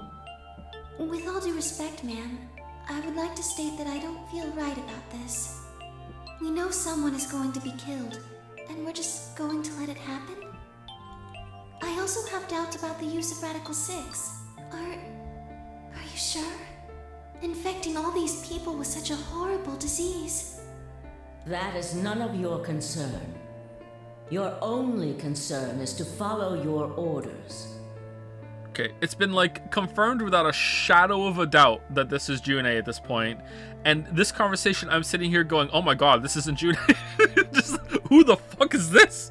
Like, my god, I guess 50 years is enough time for character development in an anime. Like, god damn, like, this is just nothing like her at all. But... Luna. Did you know? I am giving you an order. I am in command, and you do as I say. You are programmed to do as I say. You know this. Yes. Good. Now, I have one final order. Another order, ma'am? Yes. When you leave the AB room, the person Dio has killed will still be there. I would like you to move them. Where? To the room you are about to enter. The 6th AB room. Seriously though, why not just make it put out a robot version of you, and then it's a robot. He doesn't know, and he just still. And it's the same thing, right? I don't see how a real person has to die. Like, dye the blood red or something. I don't know. Whatever. Let's keep going. But why? Not your concern. As a participant in the game, you must have as little knowledge of it as possible. That is why I have made sure you are unable to access any classified data. Put like a fake blood bag over the stomach or something, or I don't know. Like there's a way to do this. Come on. All this technology and the power of morbing, and they can't experiment a couple of ways to you know, make him think he killed a person when it was a killed a robot. You know, just put it like fucking, like, I'm pretty sure she was covered in blood when she was killed in the infirmary. How did she even kill herself? She can't get radical sick. She's a fucking robot. How does that work? Okay, what I have so many questions. And I'm able to access the classified. There are things you must not know. Okay. In order for this project to succeed, we need you to be as close to a clean slate as possible. There are some things you already know, which ideally you would not. Unfortunately, this is unavoidable, so you must refrain from divulging anything you know about the project to the other participants. I think we're getting to the good beloved part of the game now, because chat is changing. Oh no, are there fewer and fewer when Larry David's in the chat? How's it going, Dragon's Den? I'm getting some big, oh my god, how dare you criticize it vibes. Like, I feel like that's bubbling up. Here we go. Oh no. You must never tell anyone what you know about Dio or the body, or that you carried it to the 6th AB room. Uh-oh. You just did, though. What's gonna happen? Uh-oh. Uh-oh. It's all fun and games until he starts criticizing the good part. You will have to pretend you know nothing more than the rest of the participants. Is that an order? Yes. Yes. Oh, she's breaking orders for us. Man, she must really like us. Do I make myself clear? Yes.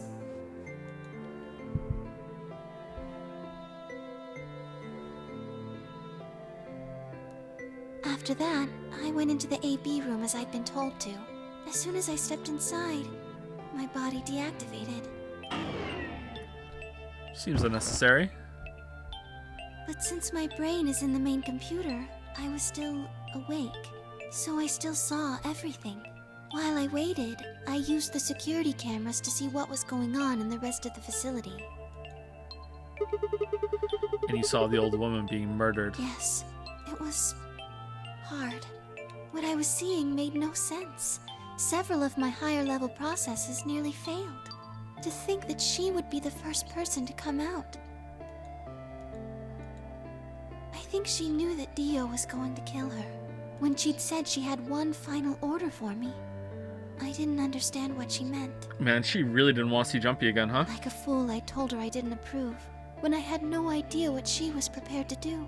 When she died, whatever I have that passes for a heart felt like it snapped in two.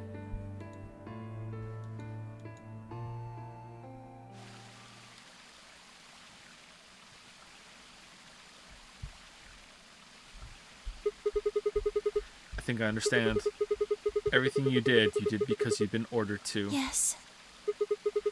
And it was the old woman who gave you those orders? Then is she Zero Senior? No. What? You are, but if she gave you the orders... She did, but she wasn't the only person I took orders from. There was someone else? Yes. And that person is Zero Junior? Yes. Yes. They worked together to develop the project she mentioned. Together. So I suppose, technically, my orders came from both of them. And they were both controlling Zero Junior, too. I told you before that Zero Junior moved the 6th AB room. Although that's strictly true, he didn't do it of his own free will. They ordered him to do it. He was following orders just like me. But why? I don't know. I really don't. Maybe they did it so that people wouldn't suspect me. If they didn't want people to suspect you, then why have you moved the body in the first place? Eventually, we'd figure out that the rooms had been moved, and that she was in your room. How did you move the body without Dio seeing it? As soon as you came out, wouldn't Dio have been like, hey, what's going on? I'm Dio. Like, nah, whatever. Then maybe they wanted the opposite.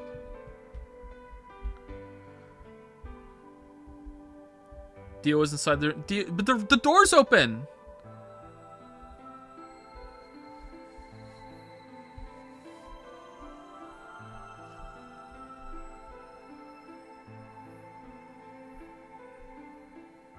Yeah, he's like, you can still hear things coming out the hatch. He would have heard another door open next to him or whatever, can he? Or like, how quietly did she do this? Like, it's moving a body up the hatch and dropping it down and everything. Like, so it's not soundproof when it's open. It's open. There's a huge hatch open.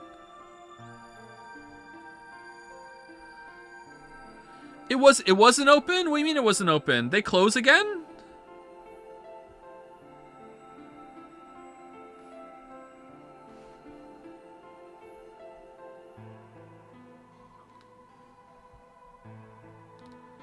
You can close it again?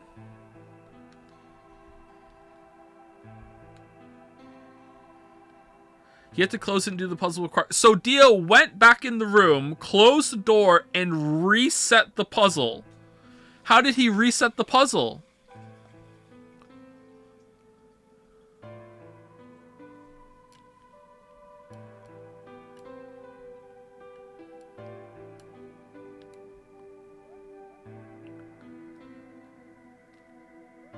The old woman didn't do the puzzle? Then how did she get out of the room?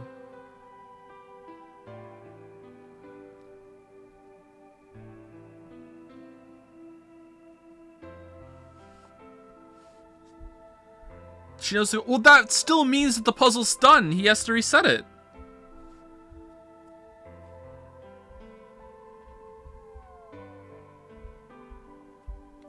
So she reset the puzzle.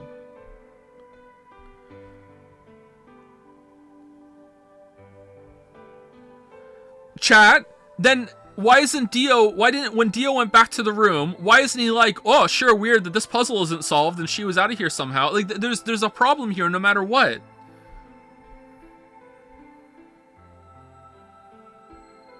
He's just dumb. Okay, cool. So the answer is he's just dumb. All right. So he's smart enough to close the hatch behind him just in case, but he's too dumb to realize that the puzzle shouldn't have been solved. Okay. All right. You mean they wanted you to suspect me? He's smart and dumb at the same time. He's a quantum idiot. He's a quantum morber. No matter what the story needs to dismiss the criticism, he's either a fucking genius or a fucking idiot, depending on what the story needs to be absolved of any fucking plot hole. That's what's going on right now. How's it going, Dragon's Den? All right, cool. All right, maybe they want to suspect me. That doesn't make sense either. If they wanted people to suspect you, why move the room? You're right. Then You're right. Maybe they only wanted certain people to be suspicious of me. You mean like Alice? Yes. Perhaps they wanted Alice to find the handkerchief and the knife. That would explain why they moved the room.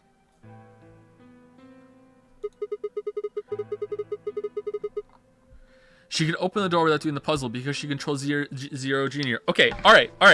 So for the second time, and then I'm moving on. Okay, for the second time. Okay, I can understand that. I can even agree with that. But then Dio goes back in the room and is like, weird that this puzzle wasn't solved, and that contestant was out there holding that bracelet. All the information I know about this game means that this shouldn't happen. What am I supposed to do here? There's a huge problem. No matter what you guys are saying right now, there is a huge problem with what went on, okay? Like, you can't have the puzzle, like, he closed the hatch and reset the puzzle and all this other shit, you know, and now how does he know how to reset the puzzle? So he didn't hear Luna come out of the hatch thing and move the fucking body over there. Or, like, he has to leave the hatch open and he would have heard it, you know what I mean? Like, there's a problem here no matter what, unless I'm missing something. And saying that fucking old lady can get out without doing the puzzle doesn't solve that problem. Because then Dio's like, why the fuck is the puzzle not solved? Stop making this up. Okay, alright, I'm moving on. Alright, let's go. So they somehow knew Dio would hide the knife there? Yes. Yeah, they morbed. I think so. But how could they know that? Morbed. Why do they need us if they can morb? Well, whatever the reasons were, Alice did notice that the room was moved. Which meant that Clover also figured it out. And just like you said, Alice used the knife to take her life. Clover didn't realize that, though. Or perhaps she didn't want to. In any event, she decided that I must have killed Alice to keep her quiet. So she confronted me. It was right after the second round of the AB game. Oh, you didn't dose yourself. Interesting, okay. Using Phi's timetable, that would be 0 hours, 0 minutes. Wait. You were listening to us in the security office? Yes. That wasn't all I was listening to, though. I know everything that happened in the facility after my body collapsed. You were watching through the security cameras? Yes, I was. I could see and hear everything. Anyway, we're at 0 hours, 0 minutes. I was in the hallway on floor A when Clover found me and took me to room 2 in the crew quarters. We entered at about 0 hours, 1 minute. She was very forceful. I know you killed Alice. Tell me the truth and I'll let you live. Now fess up! I'm only gonna give you one chance. If you lie or try to play dumb or something, I'll kill you right in front of her! So this was a very elaborate setup for a mystery that just really wasn't all that great, I think. Unless there's something more with Kay coming in here, because that was really weird. I told her the truth, of course. I explained that I hadn't killed Alice. That she'd been infected with Radical 6, and it had caused her to kill herself. Clover was never going to believe that, though. We argued about it for nearly 9 minutes. It wasn't just Alice she asked me about. She asked me about the murder of the old woman, and about the AB room being moved. She wasn't very nice about it, but I couldn't answer any of her questions. Because of your orders. Yes. So then, at about 0 hours, 10 minutes, she must have run out of patience. Why are you talking now, then? Because the game's over, maybe? She stuck her hand in her pocket and started moving toward me. She backed me up against the wall and pulled her hand out of her pocket. She was holding the injection gun. I tried to take it away from her. I even screamed for help. She refused to let go, of course. While we were fighting over it. This looks like a robotic rule break to me.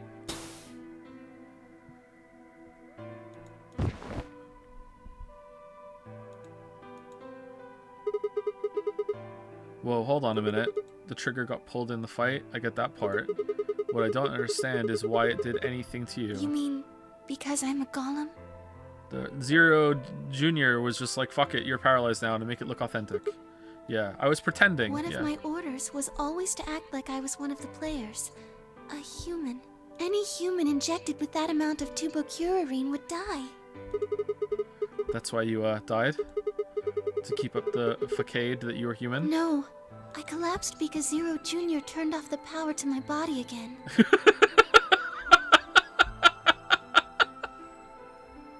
That was amazing. That was question, reasonable answer. Oh, I understand your answer. That's what happened then. No. Amazing. Probably felt he had to. Maintaining the illusion that I was human was probably in his orders, too. So to make it look like I had died, he turned the power off.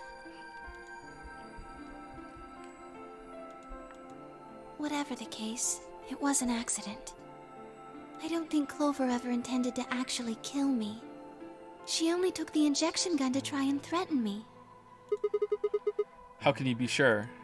When I collapsed, she looked terrified. She checked for my pulse and listened to see if I was breathing. She also shook my body and called out to me several times. If she'd meant to kill me, why do all that? After a few moments, she ran off to the infirmary to get the AED. You mean the defibrillator? Yes. Defibrillator? That uses an electric shock to restart the heart, right? Correct. So that was why she left? Yes. At 0 hours, 11 minutes, 40 seconds, Clover left the cabin in the crew quarters. She ran off toward the infirmary. And then Alice came back from the dead as a ghost and told her, nah, screw Luna, don't worry about it. On the way, she bumped into Dio. Dio? Yes. I guess she just saw him, really. They didn't talk. She just ran past.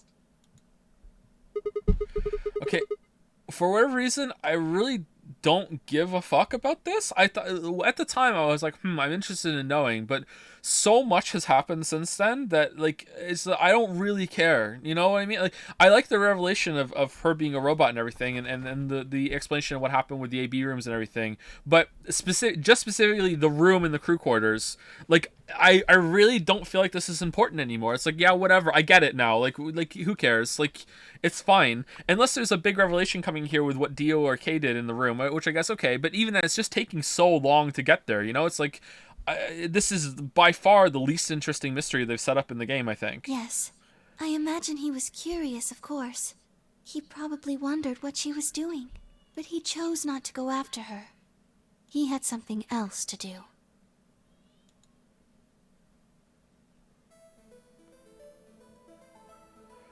At 0 hours, 12 minutes, Dio enters the room. He seemed pretty surprised to find my body. Yeah, I bet. It didn't take him long to get over it, though. Wouldn't imagine it would. What did he do then? He'd gone there for 2 reasons. Number 1. One was to get Alice's bracelet, which was a blue solo. Right. 2. Without it, Dio and Kay, the yellow pair, wouldn't be able to get through the secondary door. Right? Yeah. But he couldn't find it. Of course. Fi had already taken it by then. Yes. But there was something else he wanted to do, too. Plant a bomb! He was there to take the knife. Removing it was gruesome. But why did he want the knife? Was it because he'd used it to kill the old woman? No, I don't think so. He just really likes the knife. Then what do you think? I think he didn't want anyone to see the engraving on the knife's blade. That's why he hid it so well after he killed the old woman. Why wouldn't he want anyone to see that? Do you remember what it said? It was Myrmidons, wasn't it? There was a word engraved on the blade. Yeah, okay, just amazing branding, amazing. Yes. What does Myrmidons mean? It's the name of the organization he belongs to. What is it, like a club or something? I don't think so. Well, what is it then? I don't really know. No idea? I'm afraid not.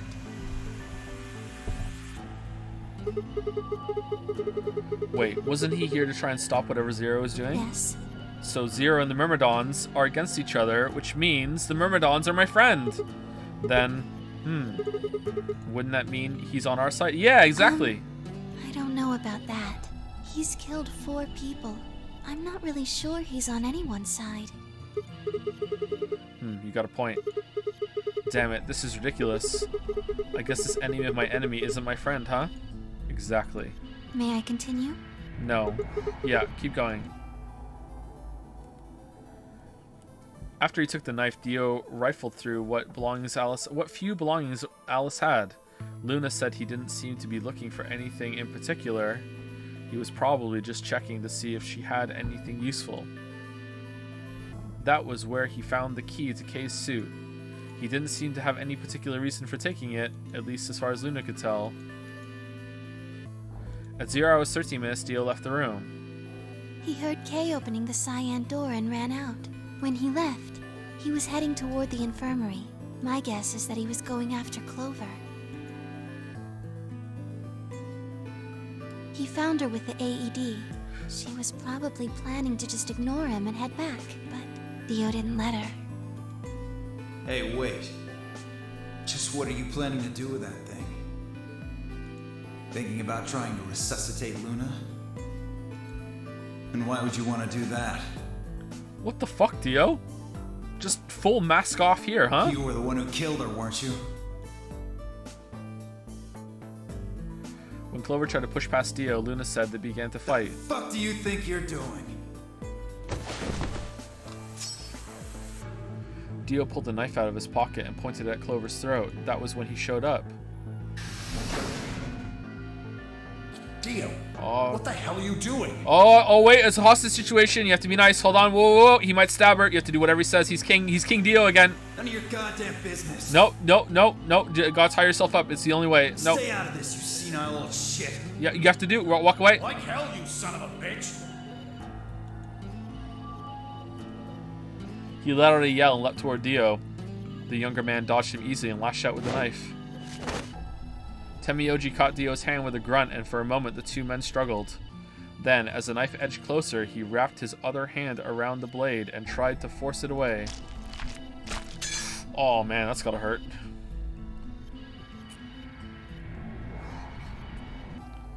But Dio was a much younger and stronger man, and the wound Temioji gave himself with the knife didn't do him any favors. He put up a valiant fight, but with a roar, Dio threw him off, and Temioji collapsed to the floor. Jumpy, no! What are you going to do? Let's see. How about this? And then he tied them with handcuffs together on the sink for some bizarre reason. How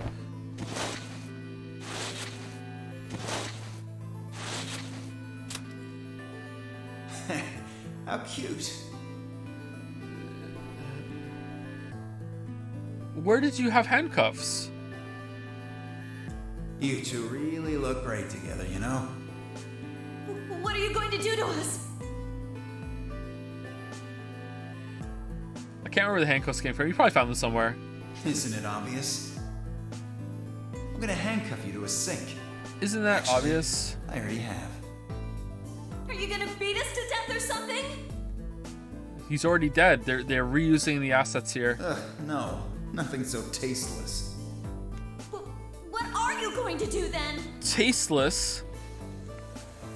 How'd you like to make a bet? A bet? You've got, 20-some minutes until the primary white doors open.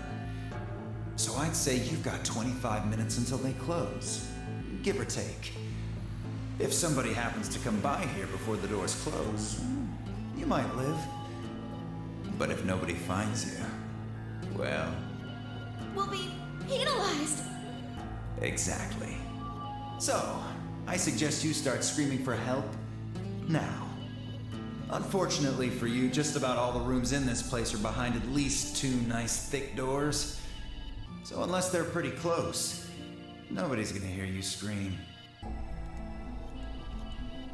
Well, I'm off to the Floor B warehouse, okay? Enjoy your last 25 minutes. Later. Man, if only Kay went to the infirmary. 25 minutes passed and no one came. Of course, by then there were only 3 other people who could have come, apart from Dio. You mean me, Fi, and Kay, right? Yes. You were in the crew quarters at this point. Yeah. Kay had told us about you. We'd also noticed that the knife in Alice's chest had been removed. If only we'd known what was happening in the infirmary. So if Dio is such a homicidal maniac and he doesn't have any qualms about killing people, I'm really surprised he didn't just try to pick everyone off one by one. Like, he could have done that fairly easily, right? Apart from Kay. That's weird. Unfortunately for Clover and Tenmyoji, their time had come. Once the primary white door closed, both of their bracelets injected them with soparil. The anesthetic soparil, Yes. right? Almost immediately, they started to feel sleepy. I think that's when Clover realized she was definitely going to die. That was when she decided to leave her message. Just as you said, she wrote on her left thigh with her right hand.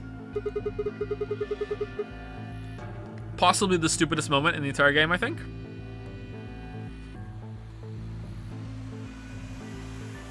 It's up there for sure. Yes. Like, it's multiple layers of stupid. Like, it's stupid that it's lowercase d just to match over with the 6016. It's stupid that it just so happens that her code is 1016.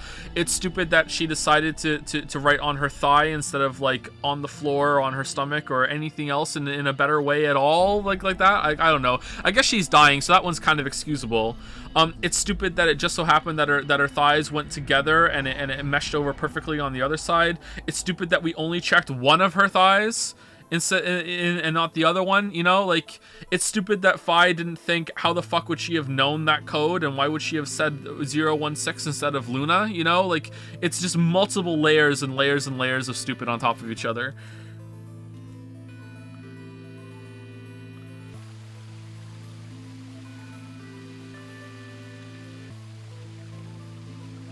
As for what happened in the rec room, Oh, I'm sorry. No, sorry. Clover actually morbed and knew that she had to write that in order for us to get the false conclusion or to see this ending. Sorry, my bad. It makes sense. well, I guess I don't really need to tell you. Your theory was essentially correct. What you said was what happened.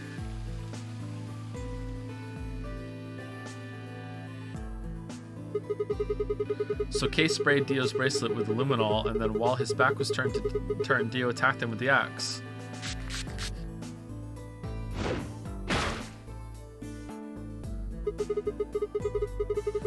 Dio mortally wounded him, but didn't kill him, so Kay turned around and stabbed Dio with the spear.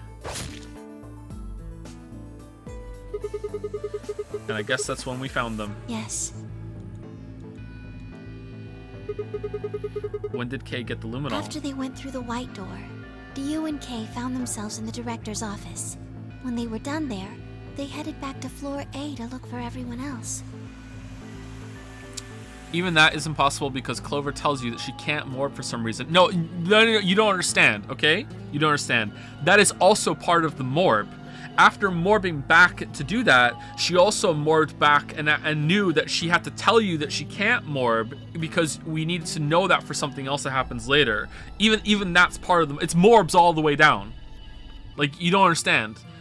You don't understand the game as much as I do, sorry. You don't understand. You don't understand.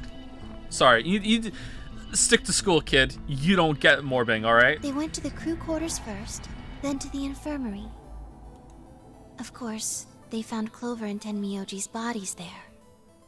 Dio expected to find them, of course, but he pretended to be shocked. Anyway, Kay checked them over for anything useful. And that was when he found the luminol. Right. Does he always get... I'm kidding! Isn't it obviously a joke? That was a good funny comment that chatter said, and I'm riffing off of it. What the hell? Right.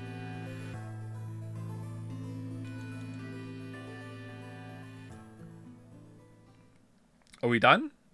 There's gotta be more, right?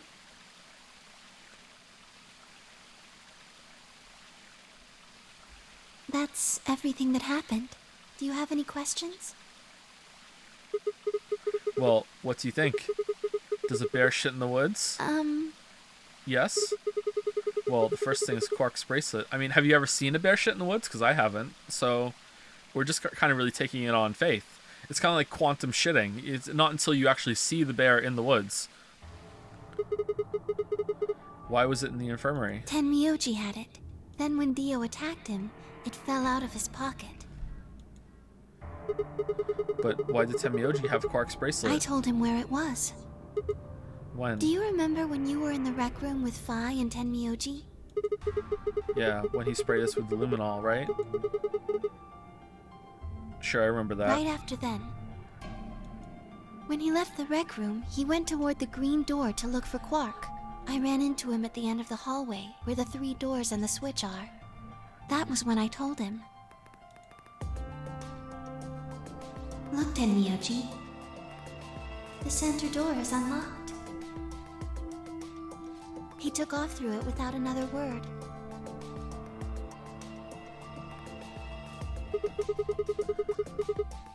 That was the treatment room, right? Yes. Where Quark was sleeping. Right. It only took him a moment. As soon as he saw Quark, he ran to his pod and started crying. Aw, out of relief, right? Yes. The display on the pod showed Quark's vital signs. It was obvious he was alive the moment you looked at it. Next to the pod was Quark's bracelet. That was how Tenmyoji got it. Why was Quark's bracelet off? I took it off. How? Aluminum foil. Oh my fucking god. I swear to god, I might drop the game right now. I might drop the game right now. I honestly straight up might drop the game right now. I honestly straight up might just... Oh my god. Oh my god. Oh my god. Oh my god. I said this in the first game, right? As a joke.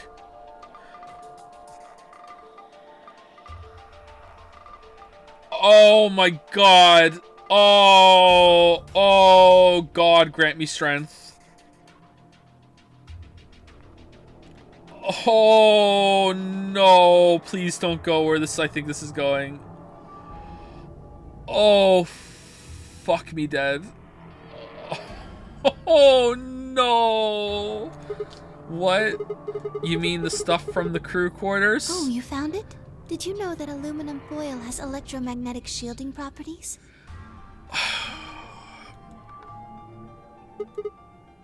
What? Here's an exciting fact. Your heart creates a bunch of faint electrical impulses.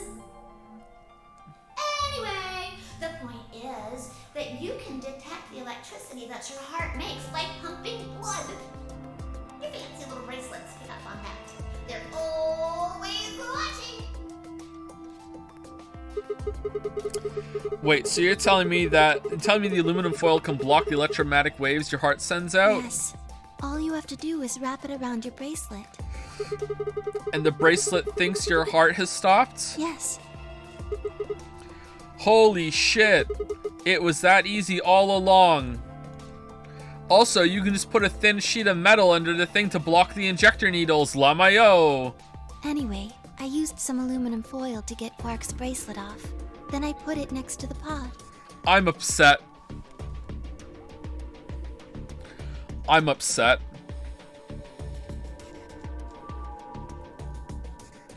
I'm upset.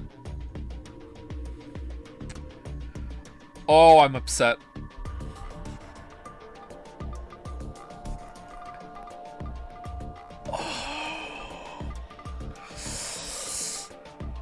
Oh.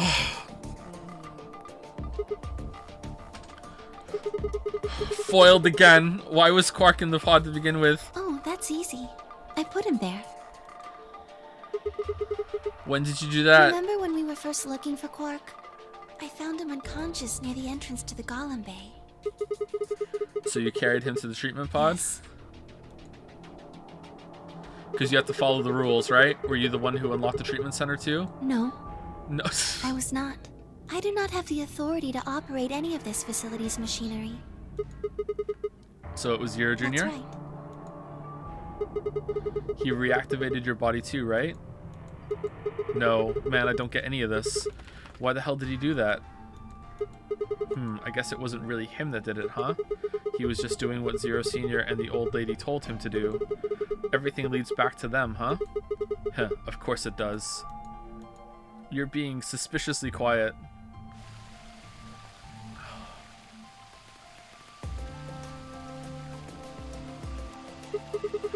So, are you going to tell me? What? Isn't that obvious? Tell me what this project is. I do not have the authority to tell you that. Everything that happens here has something to do with it. So why were we brought here? To play the nonary game. The nonary game. The nonary game. The nonary game. Why were you supposed to play the nonary game? To play the That nonary was game. part of the project. Okay, you're talking in circles.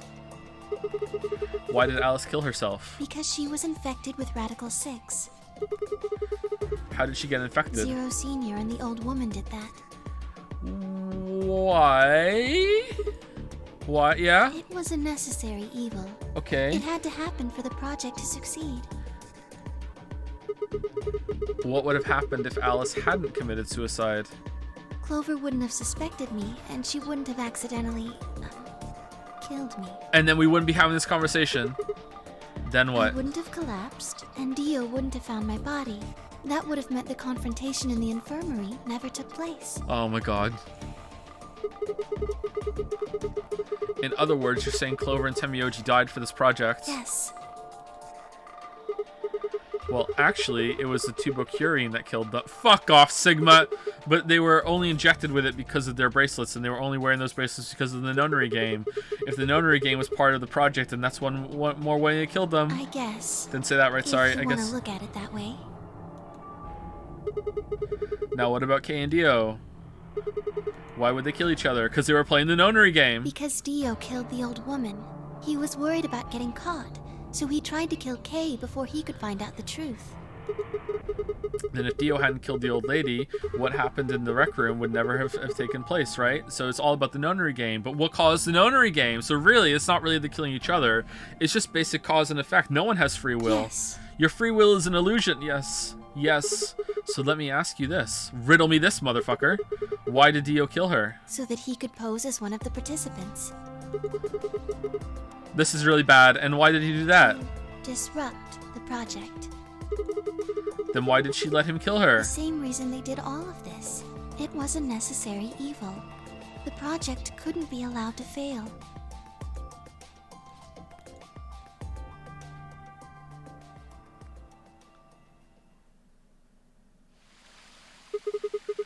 Six people died here, on this world line. 4 of them were murdered, one way or another, by Dio. At first, that makes it look like Dio's the reason they all died, but that's not true, is it? All of them, all 6 of them, they all died for this project.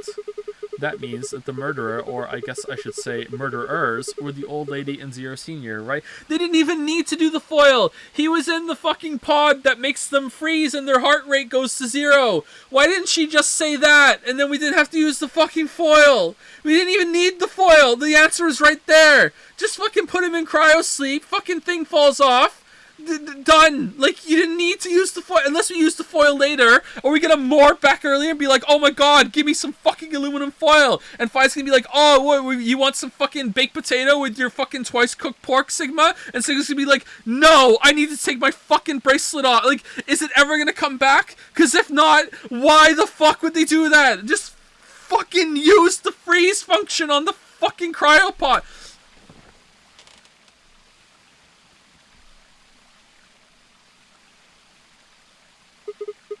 Please, Luna, tell me, what is this project about? Who is the old woman? Who is Zero?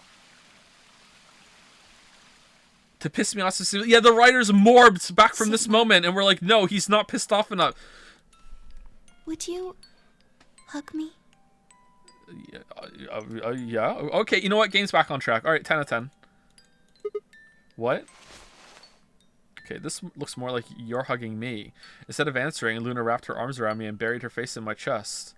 This is like stomach at best. Really, right next to the side profile of the lady. Okay, bad.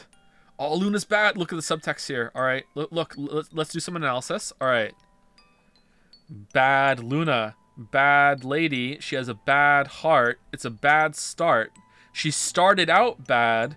She's also breaking the rules right now by going against what was said. So she's an anarchist robot. And also safety is bad. Safety is a bad way to get the lady's heart. You have to be dangerous and cool. Sigma grinds. There's so many layers to this here. Instead of answering, okay, my own arms hovered in the air, confused about where they should go. Fuck, what is this, you know? Hover hand. I swallowed hard and tried to rein in my heartbeat, which had suddenly doubled. I was about to speak when I felt something warm on my chest. Was Luna crying? This feels nice. Her voice shook as she spoke. There's a bad moon, Luna, bad moon on the rise. Damn, I lowered one hand to her head and began to gently stroke her hair.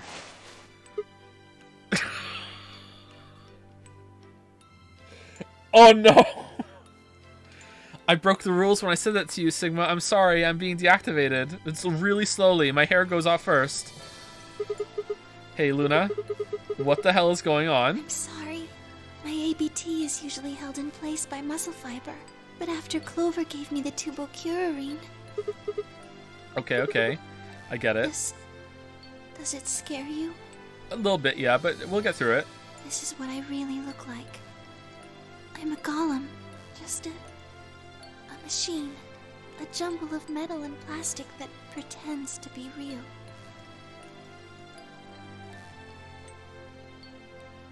Still in, by the way. I wrapped my arms around Luna and hugged her as tight as I could. You believed in me this whole time. Yeah. Even though I look like this? Of course. I trust you. Thank you. And I'm not one to talk. I have the huge metal half scalp that no one is saying anything about because I'm still a robot and you just all collectively decide not to tell me. Yeah. It's fine. Thank you so much. I wish I could stay here forever. You feel so nice. But I think my time is up. What? I've done things I really shouldn't have. Do you remember what you asked me earlier? About if Zero Jr. had reactivated my body? Remember? The truth is, he didn't. I did. I went to the part of the core that controls Zero Jr. and I hacked it. You can do that? Does that mean you have a phone? What? Yes. That was the first thing. The second. Do you know what the second one was? If I had really wanted to, I could have saved Clover and Tenmyoji. Then Kei and Dio probably wouldn't have killed each other. That's not all. I could have stopped Alice from killing herself, and I could have even saved the old woman at the very beginning. In other words, I had the ability to disobey my orders. But I didn't. That's the second thing. I broke the first law. I was scared. It's okay. We'll get you a really good robot lawyer. I was afraid to die.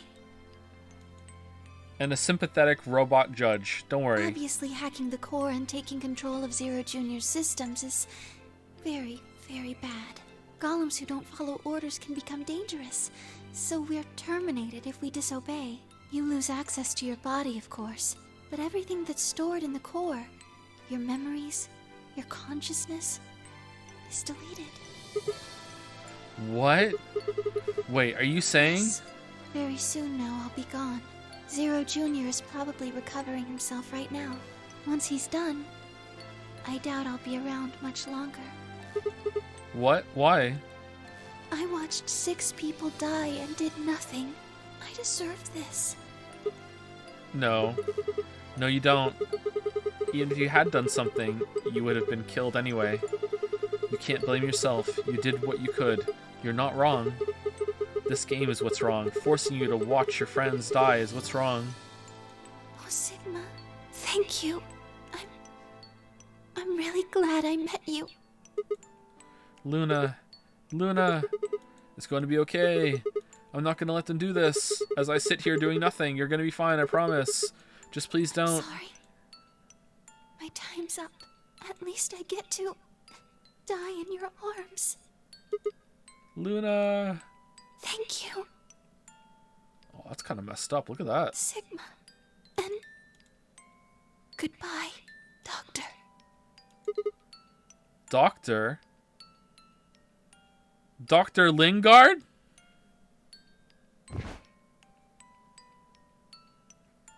Dr. Lingard. Remember me?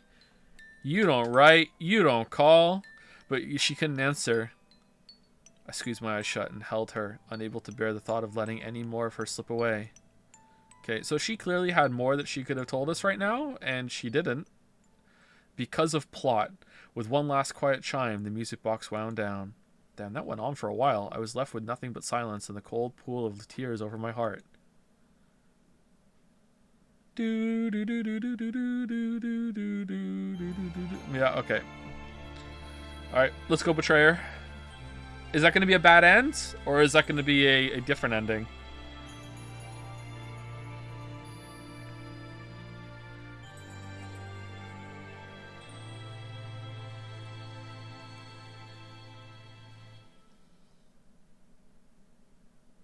Luna and achievement unlocked. Tears in the Rain. Oh man, a reference to a really bad movie. Okay. Uh-oh. Alright. There's only one left. And it's really easy to tell who it is. It's Leon's ending. But no, you don't know. What's going to happen is it's going to fucking like scoot over. And there's going to be like... No, it's going to be up here. Old lady's ending. Young jumpy ending.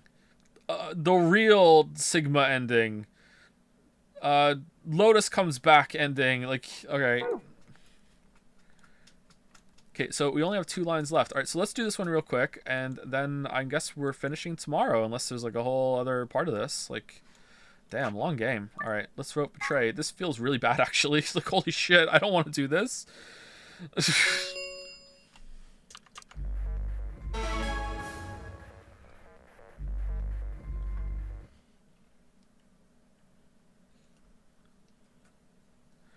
Do you actually remember who called Dr. Lingard? It was Lasgo or something? Your old pal Lasgo? Or Lasso? Or something like that? Lasco? Rasco? 6, 5, Roscoe? 4. Something Co. Am I anywhere close? I trust.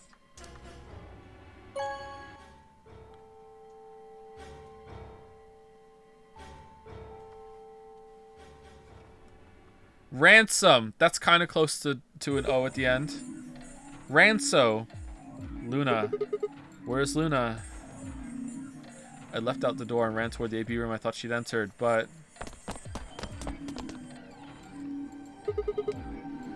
So is anyone actually pissed about aluminum foil, or are people meme? I'm fucking livid. That's so dumb. That's so fucking stupid.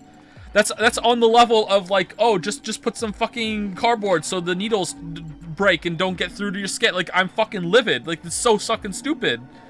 Unbelievably stupid. She's gone. Where'd she go?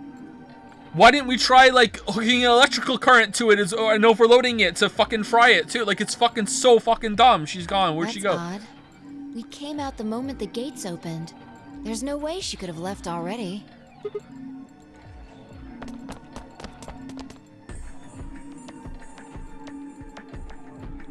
There it was. No, she didn't take it. Doesn't make sense. Why would she show up just when we're about to vote? There was no reason for her to come here if she was just going to default.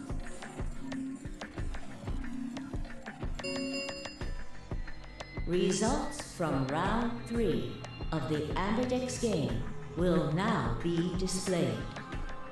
Please direct your attention to the results screen. Right, the results. Yeah, let's go have a look. You're in a life or death situation. Why would you be thinking properly? Okay, so that absolves all characters in the game from ever making any rational or irrational decisions. All right, what a story. I don't give a shit then. We're going to be up to 10. We can't go through. We have more than 9. We have to have 9. Doesn't work. Points have been assigned or subtracted accordingly. Please check your bracelet to see your updated bracelet points. Since Luna didn't vote, she got set to ally automatically. Get fucked, Luna! And the other 6 got penalized. Here are some more AB game rules for you. What accent 5 was of them are that? dead already, and Quark's bracelet is off. That means all those penalties are meaningless. Yeah. We still don't know why Luna showed up, though. There's no reason to come here just to abstain. I can only guess at her reasons, but I'm sure it was part of some plan. A plan for what? Who knows? Some So evil what do we do robot now? plan. Whatever Luna's scheming, we still managed to get 9 BP. Do you want to leave? Yep. No, we can't. We still don't know if Quark is safe. No way am I leaving before we find him. I agree. I hoped you'd say that. So, are you going to stay? Of course. And then we turn and she's like, peace out. Let's get moving.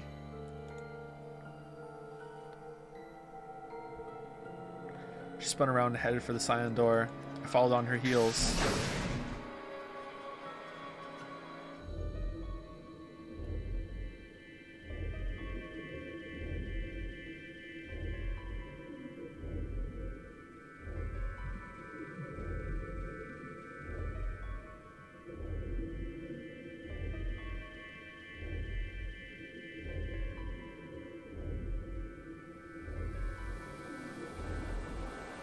Still smoking?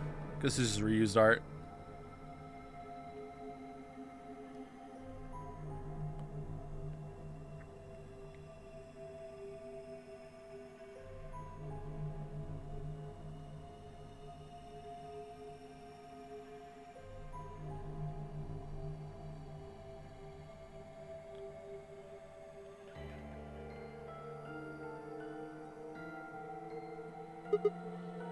Shit.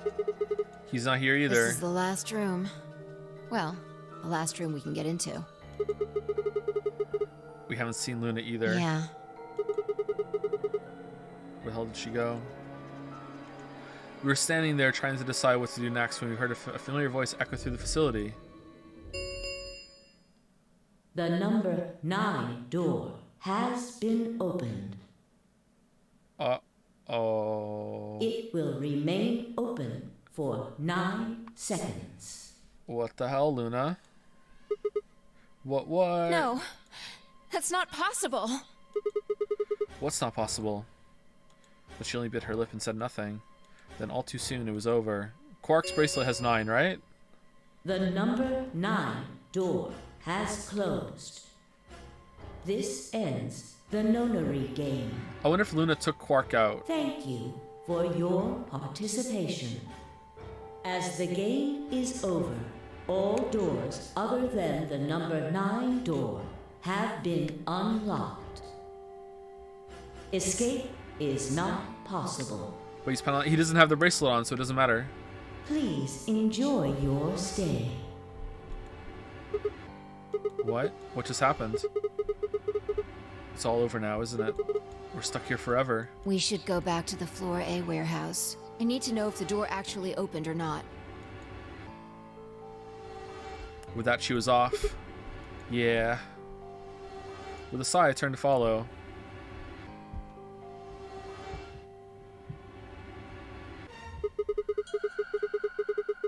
We can't just look at the door and tell if it was opened or not. True. True. But the projection should tell us. What? There's a projection?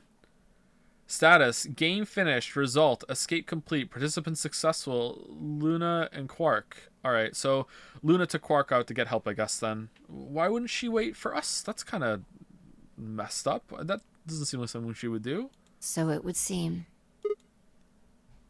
Why? How? Almost as if on cue, the screen flickered. My god. Wait, does this happen every time and we've just never seen it? Alright. The bunny's back. And Zero Jr. appeared. Well, well, well! Long time no Zero! Remember your old pal Zero? You. I'm guessing somebody's hoping for an explanation about what the diddly-o just happened. Because we're such great friends, I decided to make an exception and descend from on high to give you the 4-1 run. Aren't you happy? So what's this explanation you've got? Well, let's start with little Quark. He was given an anesthetic that put him to sleep. While he was out, Luna carried him through to the other side of the number 9 door. But how did she open the door? With Quark's bracelet, you silly bunny. It was still in the infirmary. Remember?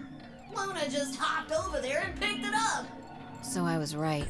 Quark had 9 BP when the second round ended. If only we had been taking the bracelets with us. Yep. But didn't he get penalized after the 3rd round? Yes, he did.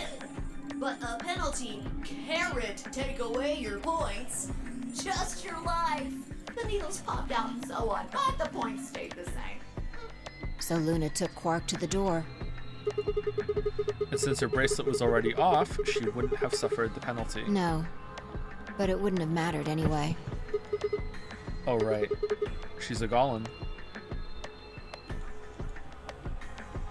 All right, I think my tale is through. Okay, well, I've got some questions for you, buddy. No, fuck you. Bye.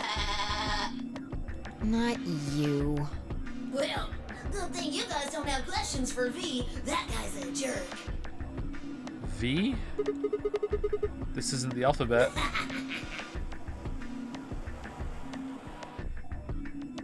I don't get it. Okay. You must be feeling pretty good if you're able to joke around like that. I mean, 6 people just died here. It's not really a big deal. That's just how you humans are, after all. True. So, as long as you make it, nothing else matters. Am I right? No, you're wrong. Don't screw with us. It's cool. It's cool. I know you gotta act tough. I mean, you chose betray. That means you don't trust Luna, right? Figures. She's a golem. She might even be a murderer. That's why you were planning to leave her here and bone out, wasn't it? You see? It's all about you. Haven't you thought about how sad you've made Luna? Well, looks like my time here's just about all used up. Wait, I still have questions No, for her. I won't wait. I don't like waiting. I'm not a I waiter. waited once, and some half-witted reptile got the better of me because of it.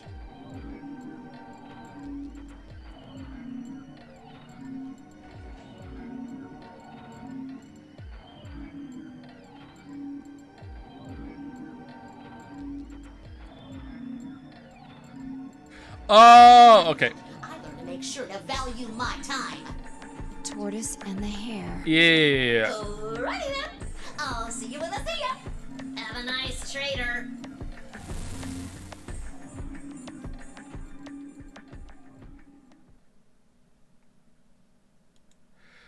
For a few long moments, Fi and I just stared at the spot on the wall where Zero had disappeared. Where had Quark been? Who had given him an anesthetic, and why? We had no idea who killed everyone, and Zero Senior's identity, as well as the purpose of the Nonary game, remained a mystery. As for our futures, what are we supposed to do now?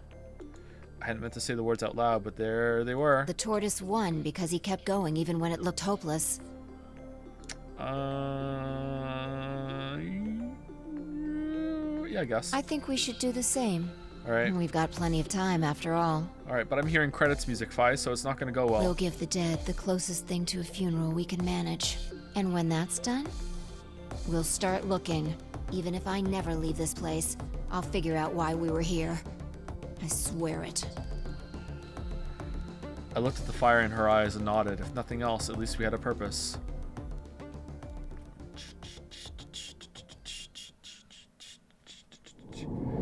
Game over. Do do do do do do do do do.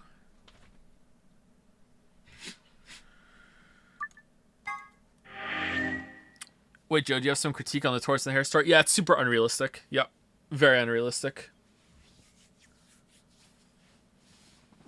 Tortoises don't even have hair. Alright, so it looks like we are going down the bombs. There's going to be something else over here. I really thought this would extend, but no. Alright, so assuming there is no big increase, I think we can get done tomorrow. I thought we'd be done today, actually, but there were 2 increases here, 1 here and 1 here.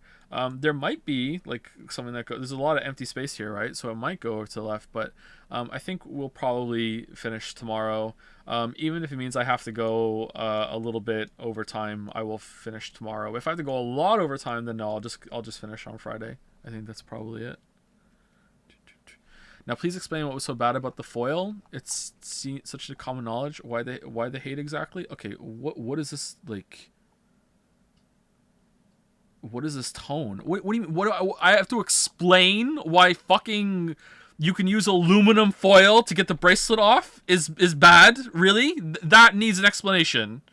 I need to explain. Okay, here's just two right off the top of my head. One, it's just fucking dumb. Like, just purely subjectively, it's fucking stupid that they can just wrap foil around and that just breaks it and it's just like it comes off, okay?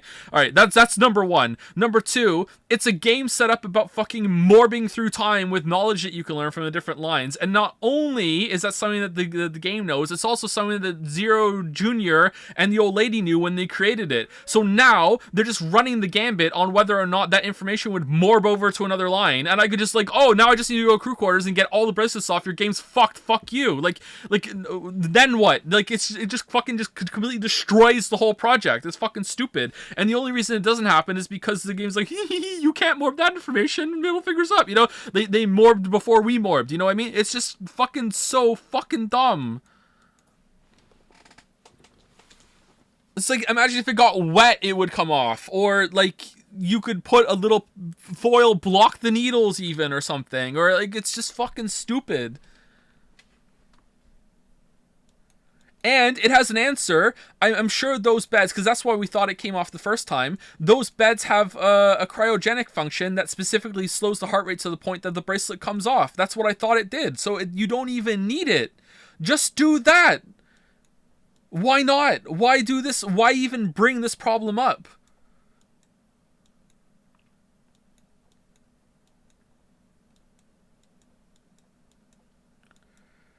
Freeze function was disabled. Okay, first of all, I don't remember saying that on the first one, that it was disabled on the first one. Second of all, it did work on the plant. And thirdly, wave your hand, magic mumbo jumbo, now it's working again after the fucking escape room is fixed. It was just there for the puzzle, now it works again. Like this is such an easy fix. Other than, oh no, we wrote in our story that the machine only worked once. What are we gonna do? And Larry puts up his hand. Why don't we make it work again after? No. Aluminum foil. We need aluminum foil. That's what we need. Oh, what the fuck? Seems like a nitpick to me. Alright, first time chatter. Alright, cool. I can't believe the shit that weebs will just go along with. I don't understand it, man. I don't get it. Oh, man. I don't understand. So that's why I get so irate sometimes, because I say shit and I'm like, oh, okay, everyone seems to be okay with that. Fine, okay, cool. Sometimes they're out there. I'm like, all right. And then sometimes I say shit that is just so obviously fucked up to me. Just so I'm like, no one is clearly gonna have any problems with this whatsoever. And you look at chat and there's just like multiple one guy army. It's just like, no, it's perfectly reasonable that, you know, if you stub your toe in the correct position on the wall, that breaks down the wall and you can get through the wall at that point, and then your bracelet falls out. You don't understand. The toe stubbing ending is perfection. It's poetry in motion. You don't fucking get it. Like, it's so odd what people will go to bat for. Foil's not as bad as you say it is. Your arguments are basically, I don't like it. What do you mean? I just explained how it breaks the structure of the game. For something that's stupid. What?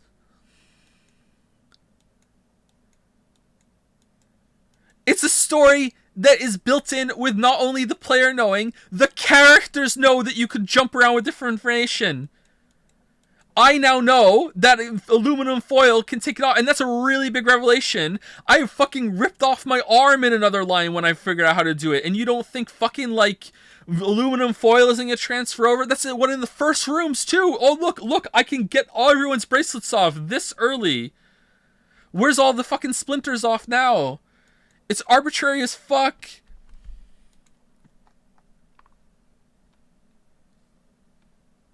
Isn't chat allowed to be dumb as well? Chat is allowed to be dumb as well. I'm allowed to be dumb. We're all allowed to be dumb, of course. Are we not allowed to bait this? I don't think this is bait. If it's bait, well done. You really got me. You really, really got me. Okay? If you think it's bait, I don't think this is bait. That guy has been asking for a long time in chat, and I've been sitting here hoping that he was getting annoyed that I was ignoring him. Not really. I was actually just playing the game. But yeah, I don't think this is bait. I really don't. Just like I don't think the disagreements about how the fuck did Dio get back into the box and not see the body being moved. That wasn't bait either. That's just people wanting to defend something dumb in the story and not realizing that they're fucked no matter what. At least with the hostage situation shit, there's a little bit of room for discussion there. I don't think so. Like, I think that considering that we're in a nonary game, that no, there's a clear answer here, but at least there is some room for debate there. But here, no, not at all. Like, zero room for debate. It's just fucking stupid. Like, there's no answer that is a good resolution to Dio getting back in that box and not realizing what happened, or hearing the body being moved, or realizing that something's wrong with the why is the puzzle not open, or anything. There's no answer there, because we've seen all the information now, and I don't see any answer whatsoever to, like, oh, the aluminum foil. That's a good fucking chestnut. Like, I really don't.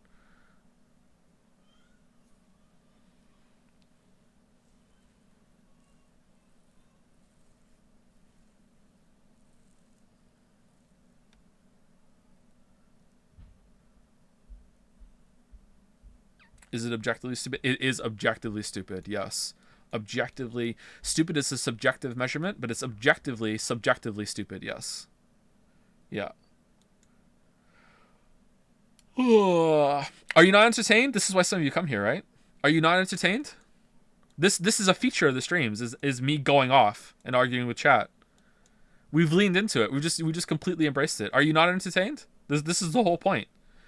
Anyway, so tomorrow we're going to do this. 1, 2, 3, 4, 5, 6. I'm going to guess at least one of these is an escape room. Maybe even 2 of them. How many escape rooms have we done? There were 16 of them, right? 1, 2, 3, 4, 5, 6, 7, 8, 9, 10, 11, 12. And then, oh shit, where were they? 13, 14. So there's 2 escape rooms down here. Okay, so that is 2 bad puzzles that could stump me and stun lock me for like an hour each. So hopefully the rest of it is only 2 hours long. So 1 hour for each escape room, and then 1 hour for like these 2, and 1 hour for these 2. Hopefully.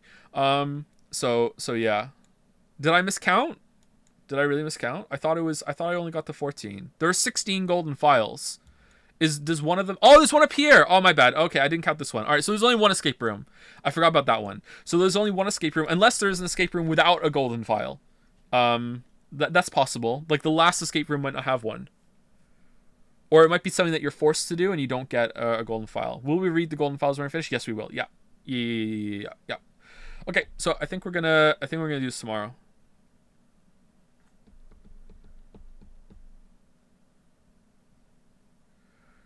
Are we gonna play Zero Time Dilemma? Yes. Not only am I gonna play it, I'm contractually obligated to, and we're also playing Al the Simonium Files, but I don't know when. Current probable order is that we are going to go on break after tomorrow, and I will stream again some point in July. I'll do a couple streams before we start Zero Time Dilemma in July. That's the plan. The plans can change, though. I might stream Hypnospace Outlaw again before the next one, just to break things up a little bit, and also, to get another game off the voted list. And then after that, the voted list goes Half-Life 1 and 2, Deadly Premonition, Gravity Rush, 13 Sentinels. Oh my god. Metal Gear Solid 1 through 5, Rabby Ribby, Dujana, and then Alice Himiko Files. So, as far as I understand it, most of these games are very short, but 13 Sentinels is really long, and Metal Gear Solid 1 through 5, I've played 1 and 4 already, so it's not going to be too bad, but 5 is pretty long, right? Is 13 Sentinels long? I'm guessing yes, because it's a weeb game. Yeah. And then there's another Alice Himiko Files coming out after that, isn't that? Was that coming out soon? By the time we're done the list, will that be out? I like streaming these games because they're very entertaining to riff off of. And, it's something I would never, ever play on my own time, so. I'm actually really grateful to chat for making me play this. This game is very interesting. the way that they play with the branching format, but it becomes part of it too. That's like, oh, you think it's just this? Like, no, you actually jump back here, over here, and it changes, and it's very, very interesting. I'm actually pretty grateful about this game. It's pretty good. I saved it, right?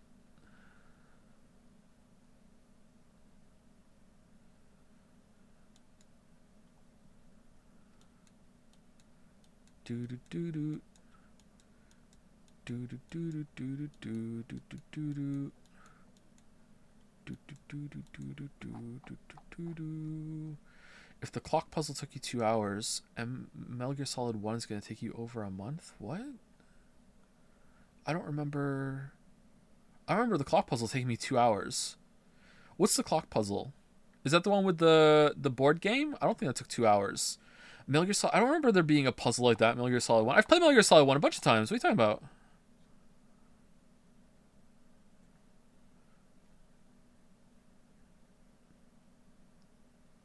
I'm pretty sure I could beat Metal Gear Solid 1 still in, like, a stream. Skipping all the dialogue, of course. Like, I played Metal Gear Solid 1 a lot when I was a kid. Like, a lot. I got all the endings. Like, I just played it again for fun. I loved that game when I was growing up. Like, I love that game. Metal Gear Solid 2, I played even more. I tried to beat it on European Extreme when I was a teenager, and I got all the way to last boss, and I don't think I did it. I don't think I killed last boss in European Extreme. I was stuck on Vamp and the jet for just so long. Like, we're talking weeks. It took me so long to kill Vamp in the jet on European Extreme. The last fight against all of the oh, that's spoilers, but you know, the last fight, the penultimate fight, the last fight, you know who it is, but the penultimate fight, that took me a long time to do as well on European Extreme. I wonder if I would be better at that now, or if it is really that hard.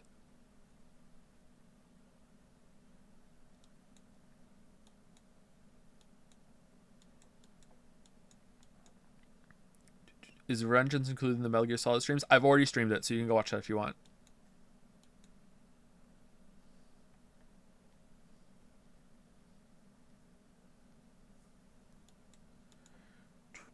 I don't know how I'm playing those games. Are some of them on Steam?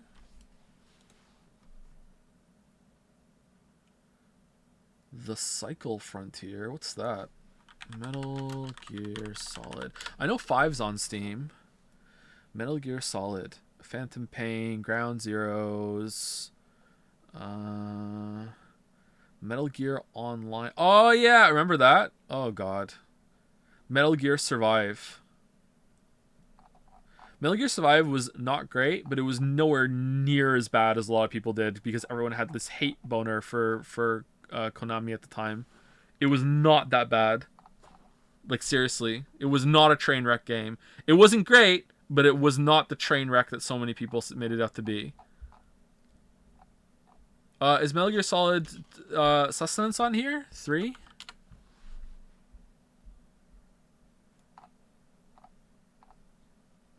Like, you don't understand. It wasn't that people were saying, you know, this game's pretty bad. It was like, this game is the worst game to ever come out. It's below Hello Neighbor. This, you know, killed my dog and fucked my wife, and I'm not into that. You know, like, it was like really like, oh my god, the criticism that game got was just completely undeserved because of what was going on at the time with Kojima and Konami. You know, like,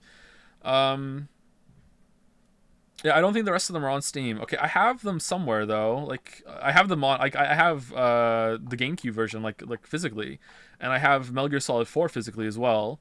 I don't think I have. No, I have 3. I don't think I have 2 and 2. I don't think I have 2.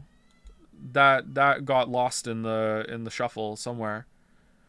I'll find a way to do it though. I don't know which is the best format to play it. I would be interested actually in playing the PS1 original and then doing a Twin Snakes run. So people can see the difference between them, because it's actually pretty fucking startling. I prefer the original, to be honest. I think that the flashiness, like the Twin Snake one, looks cool and everything, but I prefer the more grounded. I know that's an insane thing to say when it comes to Metal Gear Solid. The grounded tone of the first one, the original, rather than Twin Snakes. Yeah, I have Twin Snakes. Yeah, on the GameCube, I have it. Yeah, like the GameCube version really sells it that Solid Snake is this like badass fucking like fighter, in a way that the original just doesn't. In the original, he just feels like a really like normal kind of fighter, and you don't really understand how good of a soldier he really is. And then Twin Snakes is like, here's Solid Snake at his peak, and this is the way that maybe we originally wanted to show it, but we just didn't have the technology. Like the shit he does in Twin Snakes is insane. And makes him more on par with a lot of the other bosses from the games that came out after that, you know? But I don't know if that's intentional, what they always wanted to do. I prefer the original, I think. But yeah, anyway, that's it for me. I am going to go. I'm going to go pee again. And then I am going to get prepared for tomorrow. Mentally, emotionally, maybe even physically. Spiritually, for sure. This is like fucking hell. There are so many questions still unanswered. Holy shit. Oh, anyway, see you later. Have a good one. Thanks for watching. Thank you to anyone who gave any bits or subs. Thank you. See you later.